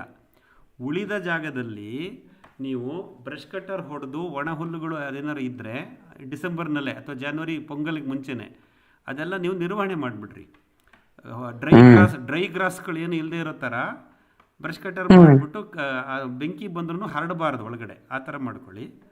ಆಮೇಲೆ ಹೊರಗಡೆಯಿಂದ ಬೆಂಕಿ ಬಂದರೆ ಪೆರಿಫೆರಲ್ ರೋಡ್ ಅಂತೀವಲ್ಲ, ಬೆಂಕಿ ರೋಡು ಅಂತಾರೆ ನಮ್ಮ ಸೋಮವಾರಪೇಟೆ, ಮಡಿಕೇರಿ ಕಡೆ ಕಾಫಿ ತೋಟಗಳಲ್ಲಿ ಅವರು ಬೆಂಕಿ ರೋಡ್ ಅಂತ ಮಾಡ್ತೀವಿ. ಅಂದರೆ ಒಂದು 6 ಅಡಿ ಅಗಲಕ್ಕೆ ಪೂರ್ತಿ ರೋಡ್ ಮಾಡಿಬಿಟ್ಟು ಅದನ್ನು ಪೊರಕೆ ತಗೊಂಡು ಗುಡಿಸ್ಬಿಡ್ತಾರೆ, ಎಲೆ ಕಸಗಳೇನು ಇರಬಾರ್ದಲ್ಲಿ ಅಂತ.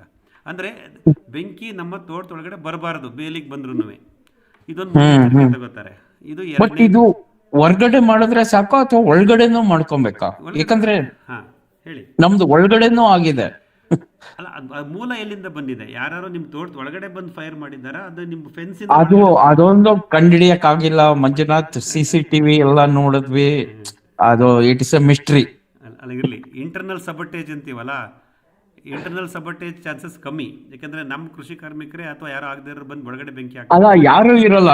ನಾವ್ 1 ವೀಕ್ ಫುಲ್ ಬೀಗ ಹಾಕ್ಬಿಟ್ಟಿರ್ತೀವಿ, ಒಂದು ಸ್ಯಾಟರ್ಡೆ ಸಂಡೇ ಅಲ್ಗ್ ಹೋಗೋದು. ಅದೊಂದು ಇಶ್ಯೂ ಇದೆ. Nobody will be there farm ಅಲ್ಲಿ. ಈಗ ನಿಮ್ಮ ಹಣ್ಣಿನ ಗಿಡಗಳು ಎಷ್ಟು ಎತ್ತರ ಬೆಳೆದಿವೆ? ಕಾಂಡ ಎಲ್ಲ ಚೆನ್ನಾಗಿ ಬಂದಿದ್ಯಾ? ಚೆನ್ನಾಗಿ ಬರ್ತಾ ಇದೆ. ಅಲ್ಲ, it is 2 to 3 feet height ಅಲ್ಲಿ ಇದಾವೆ. 3 feet. ಈಗ ನೀವೇನ್ ಮಾಡಬೇಕು, ನಿಮ್ಮ 2 ಹಣ್ಣಿನ ಗಿಡದ ಮಧ್ಯೆ ಅಂತರ ಏನಿದೆಯಲ್ಲ, ಇಂಟರ್ಸ್ಪೇಸ್, ಅಲ್ಲಿ ವೆಲ್ವೆಟ್ ಬೀನ್ಸ್ ಇದನ್ನ ಬೆಳೆಸಬೇಕು. ಈ ವೆಲ್ವೆಟ್ ಬೀನ್ಸ್ ಏನ್ ಮಾಡುತ್ತೆ, ಗ್ರೀನ್ ಕವರ್ ಕೊಟ್ಬಿಡುತ್ತೆ. 8 to 10 months ಇರುತ್ತೆ ಲೈಫ್ ಅದ್ರದ್ದು. ನಾವು ಐಡಿಯಲಿ ನವೆಂಬರ್ ಡಿಸೆಂಬರ್ನಲ್ಲಿ ವೆಲ್ವೆಟ್ ಬೀನ್ಸ್ನ ಹಾಕ್ಬಿಟ್ಟು ಅದಕ್ಕೆ ಅದು ಎಲ್ಲಿ ಬೇರೆ ಇರುತ್ತೆ ಅಲ್ಲಿ ತೇವಾಂಶ ಕಾಪಾಡ್ಬಿಟ್ಟು ಒಂದು ಡ್ರಿಪ್ ಲೈನ್ ಎಳೆದು ಸೆಂಟ್ರಲ್ಲಿ, ಅಥವಾ ನಿಮ್ಮ ಹಣ್ಣಿನ ಗಿಡದ ಬುಡದಲ್ಲೇ ತೇವಾಂಶ ನಿರ್ವಹಣೆ ಆಗ್ತಾ ಇರುತ್ತಲ್ವಾ, ಅಲ್ಲೇ ಒಂದು ವೆಲ್ವೆಟ್ ಬೀನ್ಸ್ ಬೀಜ ಊರ್ ಬಿಡಬೇಕು ನವೆಂಬರ್ 15th ಆದ್ಮೇಲೆ. ಏನಾಗುತ್ತೆ, ಜಾನ್ವರಿ 60 days ಆಗ್ಬಿಟ್ಟಿರುತ್ತೆ ಇಷ್ಟೊತ್ತಿಗೆ, ಅದಾಗಲೇ ಹೆಚ್ಚು ಕಮ್ಮಿ ಒಂದು 2 ಮೀಟರ್ ಅಷ್ಟು ಬೆಳ್ಕೊಂಡ್ಬಿಟ್ಟಿರುತ್ತೆ ಬಳ್ಳಿ. ಅದು ನಮ್ಮ ತೋಟವನ್ನು ಪೂರ್ತಿ ಹಸಿರೋದಕ್ಕೆ ಗ್ರೀನ್ ಕವರ್ ಮಾಡಿಬಿಡತ್ತೆ. This will last for 8 to 10 months. Next ನಮಗೆ ಜುಲೈ ತನಕನೂ ಇರುತ್ತೆ ಈ ಗ್ರೀನ್ ಕವರ್. ಅವಾಗ ಈ ಬೆಂಕಿ ಅನಾಹುತನ ಕಮ್ಮಿ ಮಾಡಬಹುದು. ನಮ್ಗೆ ವಿಂಕ್ಲರ್ ಸಿಸ್ಟಮ್ ನಾವು ಹಾಕೊಂಡಿರೋದ್ರಿಂದ ನಮ್ಗೆ ಸಮಸ್ಯೆ ಇಲ್ಲ. ಅಂದ್ರೆ ನಾವೆಲ್ಲ ತೇವಾಂಶ ಇರುತ್ತೆ, ಒಂದಲ್ಲ ಒಂದ್ ಕಡೆ ಬರ್ತಾನೆ ಇರುತ್ತೆ, ಹಸಿರು ಇರುತ್ತೆ. ಬಟ್ ಹನಿ ನೀರಾವರಿಯಿಂದ ಮಾಡ್ತಿರೋರ್ಗೆ ಪ್ರಥಮ ವರ್ಷಗಳಲ್ಲಿ ಈ ನಮ್ಮ ಕೆನಪಿಗಳೆಲ್ಲ ಬಂದು ಶೇಡ್ ಕ್ರಿಯೇಟ್ ಆಗೋ ತನಕ ಇದನ್ನು ಮಾಡ್ಕೊಳ್ಳೋದು ಒಳ್ಳೆಯದು. ಯಾವುದೋ ಒಂದು ಹಸಿರು ಹೊದಿಕೆ ಬೆಳೆ, ಹಸಿರು ಹೊದಿಕೆಗೆ ನಾವು ಸುಮಾರು ಹಾಕ್ಬೋದು. ಬಟ್ ಈ ವೆಲ್ವೆಟ್ ಬೀನ್ಸ್ ಯಾಕೆ ಹೇಳ್ತೀವಿ ಅಂದ್ರೆ ಇಟ್ ದಿಸ್ ಲಾಸ್ಟ್ ಲಾಂಗರ್. ಈ ಸಂಪೂರ್ಣ ಬೇಸಿಗೆ ಕಾಲನ ಕಾಪಾಡುತ್ತೆ. ಪೂರ್ತಿ ಅದಿರುತ್ತೆ. ಮುಂದಿನ ವರ್ಷ ಅದನ್ನ ಪ್ರಯತ್ನ ಮಾಡಿ. ಈಗಲೂ ಟ್ರೈ ಮಾಡಿ, ಈಗ ಹಾಕ್ಬೇಕು, ಬಟ್ 2 ತಿಂಗಳಾಗುತ್ತೆ ಅದು ಎಸ್ಟಾಬ್ಲಿಷ್ ಆಗಕ್ಕೆ. ಟ್ರೈ ಮಾಡಿ ನೋಡಿ. ಹಬ್ಬ ಬಳ್ಳಿಗಳನ್ನು ಯಾವ್ದು, ಕುಕುಂಬರ್ ಫ್ಯಾಮಿಲಿ ಯಾವ್ದು ಬೇಕಾದ್ರೂ ಹಾಕಿ. ಥ್ಯಾಂಕ್ಸ್ ಪ್ರದೀಪ್, ಸಾಕಷ್ಟು ಸಮಯ. Thank you. ಇನ್ನೇನಾದ್ರು ಪ್ರಶ್ನೆಗಳಿದ್ರೆ ಬೇಕಾದ್ರೆ ಆಮೇಲೆ ಇಟ್ಕೋಬೋದಾ? ನಮ್ಮ ಚಕ್ರವರ್ತಿ ಸರ್ ಕೊಡೋಣ ಟೈಮು 9 ಗಂಟೆ ಅಂತ ಹೇಳಿದ್ದೆ. ಇಂದ ಪ್ರಶ್ನೆ ಇದ್ರೆ ಕೇಳಿ, ಇನ್ನೊಂದು ನಿಮಿಷ. ಸರ್ ಮಂಜುನಾಥ್ ಸರ್, ನಮಸ್ತೆ ಸರ್. ಹೇಳಿಯಪ್ಪ, ಹೇಳಿ. ಹಲೋ ಸರ್, ಮಂಜುನಾಥ್ ಅಂತ ಸರ್, ಪಾವಗಡದಿಂದ. ಹೇಳಿಯಪ್ಪ. ಸರ್, ನಾವೀಗ EM1 ಕಲ್ಚರ್ನ ಪ್ರಯೋಗ ಮಾಡ್ತಾ ಇದ್ದೀವಿ ಸರ್, ಮೊದಲನೇ time sir, first time. Plus ಇಂಡಿ ದ್ರಾವಣನು ಜೊತೆಗೆ ಕೊಡ್ಬೋದಾ ಸರ್? ಇಂಡಿ ದ್ರಾವಣನು ಕೂಡ ಫಸ್ಟ್ ಟೈಮ್ ಸ್ಟಾರ್ಟ್ ಮಾಡ್ತಾ ಇದೀವಿ, ಎರಡೂನು ಒಂದೇ ಸರಿ ಕೊಡ್ಬೋದಾ ಅಂತ. ಇದು ನಾನು ಆಲ್ರೆಡಿ ಕ್ಲಾರಿಫಿಕೇಶನ್ ಹೇಳಿದ್ದೀನಿ ಸರ್. ಇದು ಸೂಕ್ಷ್ಮ ಜೀವಿಗಳ ದ್ರಾವಣ ನಮ್ಮ ಬೆಳೆ ಸಸ್ಯದ ಬೇರಿಗೆ ನಾವು ಬೇರು ವಲಯದಲ್ಲಿ ಸೇರಿಸ್ತೀವಿ. ಆಮೇಲೆ ನಾವು ಕ್ವಾಂಟಿಟಿ ಕಮ್ಮಿ ಕೊಡ್ತೀವಿ, ಒಂದು 200 ml, 1 ಟೀ ಕಪ್ ಅಂತ ಹೇಳ್ತೀನಿ ಅಂದಾಜು. ಅಂದರೆ ನಮ್ಮ ಬೆಳೆ ಸಸ್ಯಗಳಿಗೆ 1 ಟೀ ಕಪ್ ಅಷ್ಟು ಆಕ್ಟಿವೇಟೆಡ್ EM ಕೊಟ್ಟರೆ ಸಾಕು. ಯಾಕಂದರೆ ಪ್ರತಿ ಹಣ್ಣಿನಲ್ಲೂ ಪ್ರತಿ ಡ್ರಾಪಲ್ಲೂ ಸಾಕಷ್ಟು ಸೂಕ್ಷ್ಮಜೀವಿಗಳು ಡೆವಲಪ್ ಆಗಿರ್ತವೆ. ನಮಗೆ ವಾಲ್ಯೂಮ್ ಬೇಕಿಲ್ಲ. ಹಾಂ ಸರ್. ಬಟ್ ನಮ್ಗೆ ಏನು ಬೇಕು ಅಂದರೆ ನಿರ್ದಿಷ್ಟವಾಗಿ ನಮ್ಮ ಬೆಳೆ ಸಸ್ಯದ ಬೇರಿಗೆ ಅದು ಸೇರಿದೆಯಾ ಅನ್ನೋದು ಮುಖ್ಯ. ಯಾಕೆಂದರೆ ಹೌದು ಸರ್. ನಾವು ಕೊಡುವಂಥ ಸೂಕ್ಷ್ಮ ಜೀವಿಗಳಿಗೆ ಆಹಾರ ಸಿಕ್ಕೋದು ಬೆಳೆ ಸಸ್ಯದ ಬೇರಿನಲ್ಲಿ. ಹಾಂ ಸರ್. ಇದಕ್ಕೆ ಟಾರ್ಗೆಟ್ ಬಂದು root zone of the plants, ಅಂದರೆ ನಮ್ಮ ಬೆಳೆ ಸಸ್ಯದ ಬೇರಿಗೆ EM ದ್ರಾವಣವನ್ನು ಸೇರಿಸೋದು ನಮ್ಮ ಜವಾಬ್ದಾರಿ. ಓಕೆ. ಸೊ ಹಾಗಾಗಿ ಇದು ಮೊದಲನೇದು. ಮತ್ತು ಎರಡನೇದು, ಇದು ಒಂದು 100 ml 200 ml ಒಂದು ಗಿಡಕ್ಕೆ ಕೊಟ್ಟಿದ್ರೆ ಸಾಕು. ಹಾಗಾಗಿ ನಾವೇನು ಮಾಡ್ತೀವಿ 1 ಲೀಟ್ರ್ ಮೂಲ ದ್ರಾವಣನ 20 ಲೀಟ್ರ್ ಆಕ್ಟಿವೇಟ್ ಮಾಡಿ ಅದನ್ನು 200 ಲೀಟ್ರಿಗೆ ಫರ್ದರ್ ಡೈಲ್ಯೂಟ್ ಮಾಡಿ ಆ 200 ಲೀಟ್ರನ್ನ 250 ml ತರ 1000 ಗಿಡಕ್ಕೆ ಹಾಕ್ತೀವಿ. ಹೌದು ಸರ್, ಅದು ಪ್ರೊಸೀಜರ್ ನನ್ಗೆ ಅರ್ಥ ಆಯ್ತು ಸರ್, ಅದು ಮಾಡ್ತೀವಿ. Has to be independent. ಹಾಂ ಸರ್. ಈಗ ಹಿಂಡಿ ದ್ರಾವಣದ ವಿಷಯಕ್ಕೆ ಬಂದಾಗ, ಹಿಂಡಿ ದ್ರಾವಣದಲ್ಲಿ ನಾವೇನು ಶಕ್ತಿಯಾನುಸಾರ ಒಂದು ಗಿಡದ ಆಯಸ್ ಮೇಲೆ ಮಿನಿಮಮ್ 1 ಲೀಟ್ರಿಂದ ಮ್ಯಾಕ್ಸಿಮಮ್ 15 ಲೀಟರ್ ತನಕ ಹಾಕ್ತೀವಿ. ಸೊ ಅಲ್ಲಿ ಕ್ವಾಂಟಿಟಿ ಡಿಫರ್ ಆಗುತ್ತೆ. ಸೊ ನಾವು ಹೆಂಗೆ ಎನ್ಶೋರ್ ಮಾಡೋಣ, ಈ ಒಂದು ಗಿಡಕ್ಕೆ 200 ml EM ದ್ರಾವಣ 3 ಲೀಟ್ರ್ ಹಿಂಡಿ ದ್ರಾವಣ ಹೆಂಗೆ ಮಿಕ್ಸ್ ಮಾಡಿದಾಗ ಹೆಂಗೆ ಅಶ್ಯೂರ್ ಮಾಡ್ತೀರಾ ಅದನ್ನು? ಹಾಗಾಗಿ ನಾವು EM ದ್ರಾವಣವನ್ನು ಪ್ರತ್ಯೇಕವಾಗಿ ಕೊಡಬೇಕು, ಎಷ್ಟು ಕ್ವಾಂಟಿಟಿನೋ ಅಷ್ಟು. ಹಿಂಡಿ ದ್ರಾವಣವನ್ನು ಎಷ್ಟು ಕ್ವಾಂಟಿಟಿ ಕೊಡಬೇಕು. ಆಮೇಲೆ ನಾನು ಹೇಳ್ತಿರ್ತೀನಿ ನೋಡಿ, don't feed the microbes to the soil every time, give the food to the microbes are there in the soil. ಅಂದರೆ ಮಣ್ಣಿಗೆ ನೀವು ಸೂಕ್ಷ್ಮಜೀವಿಗಳಿಂದ ಸೇರಿಸೋದು ನಮ್ಮ ಹವ್ಯಾಸ ಆಗಬಾರ್ದು. ಹೊಸದಾಗಿ ನಾವು ಗಿಡ ನೆಟ್ಟಾಗ ಒಂದು ಸತಿ ನಾವು ಮೈಕ್ರೋಬಿಯಲ್ ಇನಾಕ್ಯುಲೇಷನ್ ಸೂಕ್ಷ್ಮಜೀವಿಗಳನ್ನು ಮಣ್ಣಿಗೆ ಸೇರಿಸಬೇಕು. ನಂತರದ ದಿನಗಳಲ್ಲಿ ಅವಕ್ಕೆ ಆಹಾರ ಕೊಡಬೇಕು, ಅವಕ್ಕೆ ಆಶ್ರಯ ಕೊಡಬೇಕು. ಮಲ್ಚಿಂಗ್ ಮಾಡೋದ್ರಿಂದ ಆಶ್ರಯ ಸಿಗುತ್ತೆ, ಅವು ಕತ್ಲಲ್ಲಿ ಚೆನ್ನಾಗಿ ಕೆಲಸ ಮಾಡ್ತವೆ. ಹಿಂಡಿ ದ್ರಾವಣ ಕೊಡೋದ್ರಿಂದ ಆಹಾರ ಸಿಗುತ್ತೆ. ಹಾಗಾಗಿ ನೀವು EM ದ್ರಾವಣವನ್ನು ಹೊಸದಾಗಿ ಗಿಡ ನೆಟ್ಟಾಗ ವರ್ಷಕ್ಕೆ 2 ಸತಿ ಕೊಡಿ, May 15th, November 15th. Okay. EM ದ್ರಾವಣವನ್ನು, ಸೂಕ್ಷ್ಮಜೀವಿಗಳ ದ್ರಾವಣವನ್ನು. ಹಿಂಡಿ ದ್ರಾವಣವನ್ನು ನೀವು ಊಟ ಕೊಟ್ಟಂಗೆ ಎಷ್ಟು ಸಲ ಬೇಕಾದ್ರೂ ಕೊಡಿ, ಫ್ರೀಕ್ವೆನ್ಸಿ. ಅದೇ ಸರ್, ಈಗ ಫಸ್ಟ್ ಟೈಮ್ ಆಗ್ತಾ ಇದೀವಿ, ಮಂತ್ಲಿ ಒನ್ಸ್ ಕೊಡೋಣ ಅಂತ ಅನ್ಕೊಂಡ್ವಿ. ಈಗ EM1 ಕೊಡ್ತಾ ಇದ್ವಲ್ಲ, ಜೊತೆಗೆ ಒಂದೇ ಸರಿ ಕೊಟ್ಬಿಡೋದು ಅಂತ ಯೋಚನೆ ಮಾಡಿದ್ವಿ ಸರ್. ಹಾಗಾಗಿ ಅಶ್ಯೂರೆನ್ಸ್ ಸಿಗಲ್ಲ, ನಮಗೆ ಅಶ್ಯೂರೆನ್ಸ್ ಸಿಗಲ್ಲ. ಯಾಕಂದ್ರೆ 200 ಲೀಟ್ರು ಹಿಂಡಿ ದ್ರಾವಣ ಮಾಡಿಕೊಂಡು ಅದಕ್ಕೆ 2 ಲೀಟರ್ಷ್ಟು ಆಕ್ಟಿವೇಟೆಡ್ EM ಹಾಕಿದಾಗ ಫರ್ದರ್ ಡೈಲ್ಯೂಟ್ ಆಗುತ್ತೆ, ನೇರವಾಗಿ ಗಿಡದ ಬುಡಕ್ಕೆ ಬೀಳುತ್ತಾ ಅನ್ನೋದು ಒಂದು ಅನುಮಾನ ನಮ್ಮ ಮೈಂಡಲ್ಲಿ ಉಳಿದಿರುತ್ತೆ. ಹೊಸದಾಗಿ ಗಿಡ ನಾಟಿ ಮಾಡಿದಾಗ ನಂತರ ಏನು ತೊಂದರೆ ಇಲ್ಲ ಸರ್. ಆಮೇಲೆ EM ಬೇಕಿಲ್ಲ, ಬೇಕಿದ್ರು ನೀವು ಬೇಕಾದ್ರೆ ಆ್ಯಡ್ ಮಾಡಿಕೊಡಿ ಸರ್. ನೀವು EM ದ್ರಾವಣವನ್ನು ಹಿಂಡಿ ದ್ರಾವಣಕ್ಕೆ ಹಾಕಿದಾಗ ಮತ್ತೆ ಅದು ಫರ್ಮೆಂಟೇಷನ್ ಆಗಬೇಕು, ಮತ್ತೆ ಅದಕ್ಕೆ ಬೆಲ್ಲ ಹಾಕ್ಬೇಕಾ, it leads to unnecessary discussions. ಏನು ಬೇಡ, ಅದು ಒಂದು ಪ್ರಯೋಗ ವರ್ಷಕ್ಕೆ 2 ಸತಿ, ಮೊದಲನೇ ವರ್ಷ. ಇದು ಸತತವಾದ ಪ್ರಯೋಗ, ಯಾಕೆಂದ್ರೆ ನಾವು ಆಹಾರ ಕೊಡಬೇಕು ಮಣ್ಣಿಗೆ. ಈ ತರ ಒಂದು ಫಾರ್ಮ್ಯಾಟ್ ಹಾಕೊಳ್ಳಿ sir. Okay sir. Sir, first EM1 ಕೊಟ್ಟು ಆದ್ಮೇಲೆ ಎಷ್ಟು ದಿವಸ ಆದ್ಮೇಲೆ ಸರ್ ಇದು ಹಿಂಡಿ ದ್ರಾವಣ ಸ್ಟಾರ್ಟ್ ಮಾಡಬೇಕು? They can go together. ಊಟ, ಅತಿಥಿಗಳನ್ನು ಕರ್ಕೊಂಡ್ ಬಂದ ತಕ್ಷಣ ಅವ್ರಿಗೆ ಊಟ ಕೊಟ್ರೆ ಸಂತೋಷ ಪಡ್ತಾರಲ್ವಾ? ಕರೆಕ್ಟ್. ಕರ್ಕೊಂಡ್ಬಂದು ಎಲ್ಲ ಕೂರಿಸ್ಬಿಟ್ಟು ಡೈನಿಂಗ್ ಟೇಬಲ್ ಆಮೇಲೆ ತೋರಿಸಿದ್ರೆ, ಸೊ ಫಸ್ಟ್ 200 ml ಹಾಕೊಂಡು ಹೋಗ್ಬಿಟ್ಟು ಹಿಂದೆನೆ ಬೇಕಾದ್ರೆ ನಾವು 2 ಲೀಟರ್ಸ್ ಹಾಕೊಂಡು ಹೋಗ್ಬೋದಲ್ವಾ? ಅಂಡ್ ವೈಸ್ ವರ್ಷ, ಫಸ್ಟೇ ಬೇಕಾದ್ರೆ ಹಿಂಡಿ ದ್ರಾವಣ ಹಾಕಿ ಆಮೇಲೆ ಬೇಕಾದ್ರೆ ಸೂಕ್ಷ್ಮಜೀವಿಗಳನ್ನು ಬಿಡಿ. Okay sir. Both has to go to the basin of the plant. Correct. ಖಂಡಿತ. ಸರಿ, ಪ್ರಶ್ನೆಗಳಿದ್ರೆ ಆಮೇಲೆ ತಗೊಳ್ಳೋಣ. ಚಕ್ರವರ್ತಿ ಅವ್ರದ್ದು ಸೋಲಾರ್ ಸಿಸ್ಟಮ್ ಬಗ್ಗೆ ಎಲ್ರಿಗೂ ಸಾಕಷ್ಟು ಕುತೂಹಲ ಇದೆ. ಚಕ್ರವರ್ತಿ ಸರ್, ರೆಡಿನಾ? Ready sir. ಒಂದು ನಿಮಿಷ. ಪ್ರಾರಂಭ ಮಾಡಿ, ನಿಮ್ಮ ಇಂಟ್ರೊಡಕ್ಷನ್ ಇನ್ನೊಂದ್ಸಲ ಮಾಡ್ತಾ ಬನ್ನಿ. ಕೃಷಿ ಭೂಮಿದು ನಾನು ನೆಕ್ಸ್ಟ್ ಸ್ಲೈಡ್ಗೆ ಬರ್ತೀನಿ. ಸರ್, ಎಲ್ಲರಿಗೂ ನಮಸ್ಕಾರ. ಸರ್, ಚಕ್ರವರ್ತಿ ಅಂತ, ಬ್ಯಾಂಗ್ಳೂರಲ್ಲಿ ಇರೋದು. ತುಮಕೂರಲ್ಲಿ ಒಂದು 2 acres ಲ್ಯಾಂಡ್ ಅಲ್ಲಿ ನಾವು ಹಾರ್ಟಿಕಲ್ಚರ್ ಪ್ಲಾಂಟ್ಸ್ ಮಾಡ್ತಾ ಇದೀವಿ. ಅಡಿಕೆ, ತೆಂಗು ಮತ್ತೆ ಇದರ ಹಣ್ಣಿನ ಗಿಡಗಳು. 2022 ಎಂಡಲ್ಲಿ ಸ್ಟಾರ್ಟ್ ಮಾಡಿದ್ವಿ. ಸೊ ನಮ್ಗೆ ಅಗ್ರಿಕಲ್ಚರ್ ಬ್ಯಾಕ್ ಗ್ರೌಂಡ್ ಏನು ಇಲ್ಲ. ಸೊ ಜಸ್ಟ್ ನಾವು ಯೂಟ್ಯೂಬ್ ನೋಡ್ಕೊಂಡು ಸ್ಟಾರ್ಟ್ ಮಾಡಿದ್ದು. ಆ ಟೈಮಲ್ಲಿ ಎಲೆಕ್ಟ್ರಿಸಿಟಿನೂ ಇರ್ಲಿಲ್ಲ ಅಲ್ಲಿ. ಸೊ ಇಮಿಡಿಯೇಟ್ ಆಗಿ ನಮ್ಗೆ ಸಿಕ್ಕಿದ್ದು ಸೋಲಾರು ಆಪ್ಷನ್ ಬಂತು. ಸೋಲಾರು ಹಾಕ್ಸ್ಕೊಳ್ಳೋದಕ್ಕೆ ಒಂದು 4-5 ಕಂಪ್ನಿ ಇದು ಮಾಡಿ ಒಂದು ಸೋಲಾರ್ ಹಾಕ್ಸ್ಕೊಂಡ್ವಿ.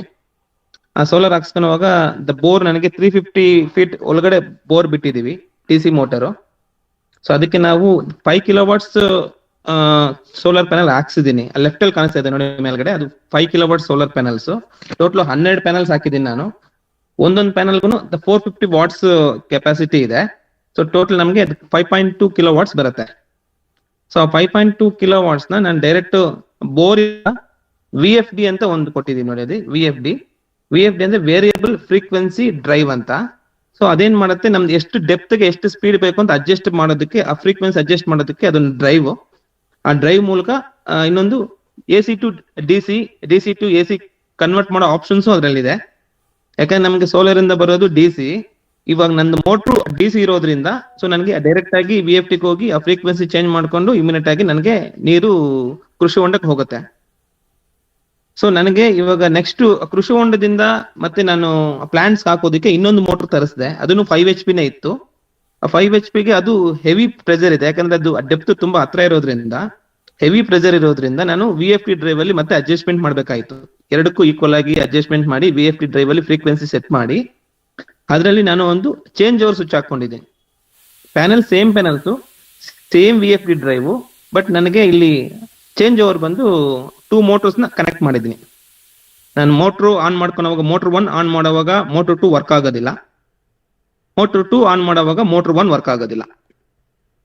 ಸೊ ಮೋಟರ್ 2 ನನಗೆ ಮೈನ್ ಪರ್ಪಸ್ ಬಂದು ಎಲ್ಲಾ ಡ್ರಿಪ್ಗೂ ಮತ್ತೆ ಎಲ್ಲಾ ಸ್ಪ್ರಿಂಕ್ಲರ್ಸ್ಗೂ ಹೋಗೋ ತರ ನನಗೆ ಪ್ರೆಷರ್ ಇದೆ 5 HP. ಬಟ್ ಏನಂದ್ರೆ ಇದು ನನಗೆ ಅರ್ಲಿ ಮಾರ್ನಿಂಗ್ 9 ಗಂಟೆಗೆ ಬಿಸಿಲು ಸ್ಟಾರ್ಟ್ ಆಗುತ್ತೆ ನೋಡಿ, ಆ ಬಿಸಿಲು ಸ್ಟಾರ್ಟ್ ಆದಾಗಿಂದ ಈವ್ನಿಂಗ್ 5 ಗಂಟೆವರೆಗೂ ಕಂಟಿನ್ಯೂಸ್ ಆಗಿ ಮೋಟರ್ ಓಡಿಸ್ಬೋದು. ಬಟ್ ಏನಂದ್ರೆ ನಂಬರ್ ಆಫ್ ಸ್ಪ್ರಿಂಕ್ಲರ್ಸ್ ನಿಮ್ಗೆ ಮಧ್ಯಾಹ್ನ 11ರಿಂದ 2 ಗಂಟೆ 3 ಗಂಟೆವರೆಗೂ ನಿಮ್ಗೆ ಅರೌಂಡ್ 15 to 20 ಸ್ಪ್ರಿಂಕ್ಲರ್ಸ್ ಒಂದು ಗೇಟ್ ವಾಲ್ ಅಲ್ಲಿ ನಿಮ್ಗೆ ಓಪನ್ ಆಗತ್ತೆ. ಸ್ವಲ್ಪ ಬಿಸಿಲು ಕಮ್ಮಿ ಆಗುವಾಗ ನಾವು ಒಂದು ಗೇಟ್ ವಾಲ್ 5 ಸ್ಪ್ರಿಂಕ್ಲರ್ಗೆ ಒಂದು ಗೇಟ್ ವಾಲ್ ಹಾಕೊಂಡಿದೀನಿ. ಆ ಗೇಟ್ ವಾಲ್ ಒಂದು ಆಫ್ ಮಾಡ್ಕೊಂಡ್ರೆ ಮಿಕ್ಕಿದ 4 ಸ್ಪೀಡ್ ಆಗಿ ವರ್ಕ್ ಆಗುತ್ತೆ. ಸೊ ಮ್ಯಾನುವಲ್ ಆಪರೇಷನ್ ಬೇಕಾಗತ್ತೆ. ನಮ್ಮ ಹುಡುಗ ಇದ್ದಾನೆ, ಅವ್ನು ನೋಡ್ಕೊಂತಾನೆ ಮ್ಯಾನುವಲ್ ಆಗಿ. ಸೊ ಅದೊಂದು. ಸೊ ಅದು ಬಿಟ್ರೆ ಇನ್ನು ಮಿಕ್ಕಿದ್ದು ನನಗೆ ತೆಂಗಿಗೆ ಮತ್ತೆ ಮಿಕ್ಕಿದ್ದು 11 ಗಿಡಗಳಿಗೆಲ್ಲ ನಾನು ಡ್ರಿಪ್ ಇರಿಗೇಷನ್ ಮಾಡ್ಕೊಂಡಿದ್ದೀನಿ. ಅದಕ್ಕೆ ಸೆಪರೇಟ್ ಆಗಿ 4 ಗೇಟ್ ವಾಲ್ ಹಾಕೊಂಡಿದ್ದೀನಿ. ಅದು ಸ್ಪ್ರಿಂಕ್ಲರ್ ಇನ್ನೂ ಪ್ಲಾನ್ ಮಾಡಿಲ್ಲ, ಈ ವರ್ಷ ಸ್ಪ್ರಿಂಕ್ಲರ್ ಪ್ಲಾನ್ ಮಾಡಬೇಕು, ಸ್ಪ್ರಿಂಕ್ಲರ್ಸ್. ಸೊ ಆ ತರ ಸರ್ ಅದಕ್ಕೆ. ಸೊ ಇದರಲ್ಲಿ ಟೋಟಲ್ ನನಗೆ ಎಲ್ಲಾನು 3 ಫೇಸ್ ಕರೆಂಟ್ ಬಂದಿದೆ ನನಗೆ, ಯಾಕಂದ್ರೆ ಮೋರ್ ದನ್ 5 HP ಬಂದು ಎಲ್ಲ 3 ಫೇಸ್ ಕರೆಂಟ್. ಸಿಮ್ ಆಪ್ಷನ್ ಇದೆ. ಇವಾಗ ಮೋಟರ್ 1 ಅಲ್ಲಿ ನಾವು ಚೇಂಜ್ ಓವರ್ ಇಟ್ಕೊಂಡ್ರೆ ಸಿಮ್ ಅಲ್ಲಿ ಆನ್ ಮಾಡಿದ್ರೆ ಮೋಟರ್ 1 ಆಟೋಮೆಟಿಕ್ ಆನ್ ಆಗುತ್ತೆ. ಇವಾಗ ನಾವು ಈ ಕಡೆ ಬಂದಿದ್ವಿ ಊರಿಗೆ, ನಮ್ಮ ಹುಡುಗ ಎಲ್ಲ ಹೋಗಿದ್ದೇನೆ, ಅವಾಗ ಆಪ್ಷನ್ 2 ಇಟ್ಕೊಂಡು ನಾವು ಸಿಮ್ ಆನ್ ಮಾಡಿದ್ರೆ ಸ್ಪ್ರಿಂಕ್ಲರ್ ಕೂಡ ನಾನು ಕನೆಕ್ಟ್ ಮಾಡ್ಕೋಬಹುದು.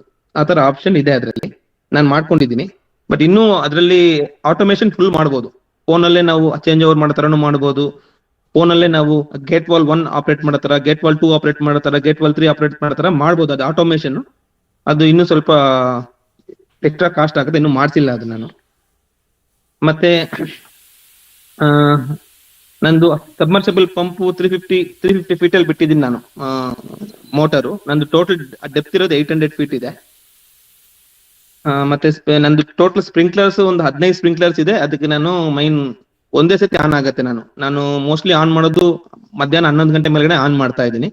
ಸೊ ಅಟ್ ಎ ಟೈಮ್ ಎಲ್ಲಾನು ವರ್ಕ್ ಆಗುತ್ತೆ, ನನಗೆ ಏನು ಪ್ರಾಬ್ಲಮ್ ಇಲ್ಲ. ಬಟ್ ನಂದು ಟೋಟಲ್ ಇವಾಗ 200 ಪ್ಲಾಂಟ್ಸ್ ಕವರ್ ಆಗುತ್ತೆ ಆ 15 ಸ್ಪ್ರಿಂಕ್ಲರ್ಸ್ ಅಲ್ಲಿ. ಸೊ ಮಿಕ್ಕಿದ ಎಲ್ಲಾ ಪ್ಲಾಂಟ್ಸ್ಗೂ ನಾನು ಡ್ರಿಪ್ ಇರಿಗೇಷನ್ ಮಾಡ್ಕೊಂಡಿದ್ದೀನಿ ಸರ್.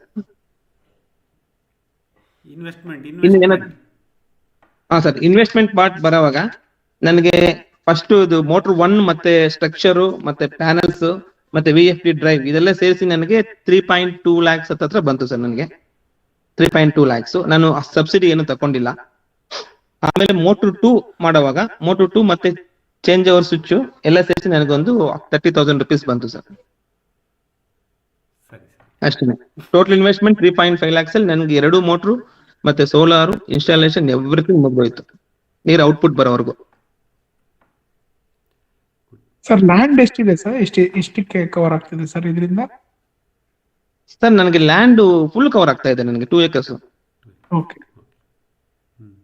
ನಾನು gate walls total 5 gate wall ಇಟ್ಕೊಂಡಿದ್ದೀನಿ. 5 ಗೇಟ್ ವಾಲ್ಸ್ ಏನಕ್ಕೆ ಇಟ್ಕೊಂಡಿದ್ದೀನಿ ಅಂದ್ರೆ, ಏನಾದ್ರು ಬಿಸಿಲು ಕಮ್ಮಿ ಆಯ್ತು ಅಂದ್ರೆ ಆ ಸ್ಪೀಡ್ ನ ಕಂಟ್ರೋಲ್ ಮಾಡೋದಕ್ಕೋಸ್ಕರ ಅಲ್ಲೆಲ್ಲಿ ಇಟ್ಕೊಂಡಿರ್ತೀನಿ ಗೇಟ್ ವಾಲ್ಸ್. ಸೊ ಮಿಕ್ಕಿ ಟೈಮಲ್ಲಿ ನನಗೆ ಒಂದು 3 ಗೇಟ್ ವಾಲ್ಸ್ ಓಪನ್ ಮಾಡಿದ್ರೆ ಸಾಕು, ಎಲ್ಲಾನು ಹೋಗುತ್ತೆ ನೀರು. ಸರ್ ಆಮೇಲೆ borewell motor DC motor sir ನೀವ್ ಹೇಳಿದ್ದು? ಹೌದು ಸರ್, ಬೋರ್ವೆಲ್ ಇರೋದು DC ಮೋಟರೇ. ಮತ್ತೆ ಇಲ್ಲಿ ಇದು ಮೇಲ್ಗಡೆ ಸರ್ಫೇಸ್ ಮೋಟರ್ನು DC ಮೋಟರ್ ಇದೆ. ಬಟ್ ನಾನು ಸಜೆಸ್ಟ್ ಮಾಡೋದೇನಂದ್ರೆ ಇದ್ರಲ್ಲಿ ಏನಾದ್ರು ರಿಪೇರ್ ಬಂತು ಅಂದ್ರೆ ಅಲ್ಲಿ ನಿಯರ್ ಬೈ ಇರೋ ಯಾರು ರಿಪೇರ್ ಮಾಡಲ್ಲ. ಓಕೆ. ಸೊ ನಾವು AC ಮೋಟರ್ ಹಾಕೋಬಹುದು.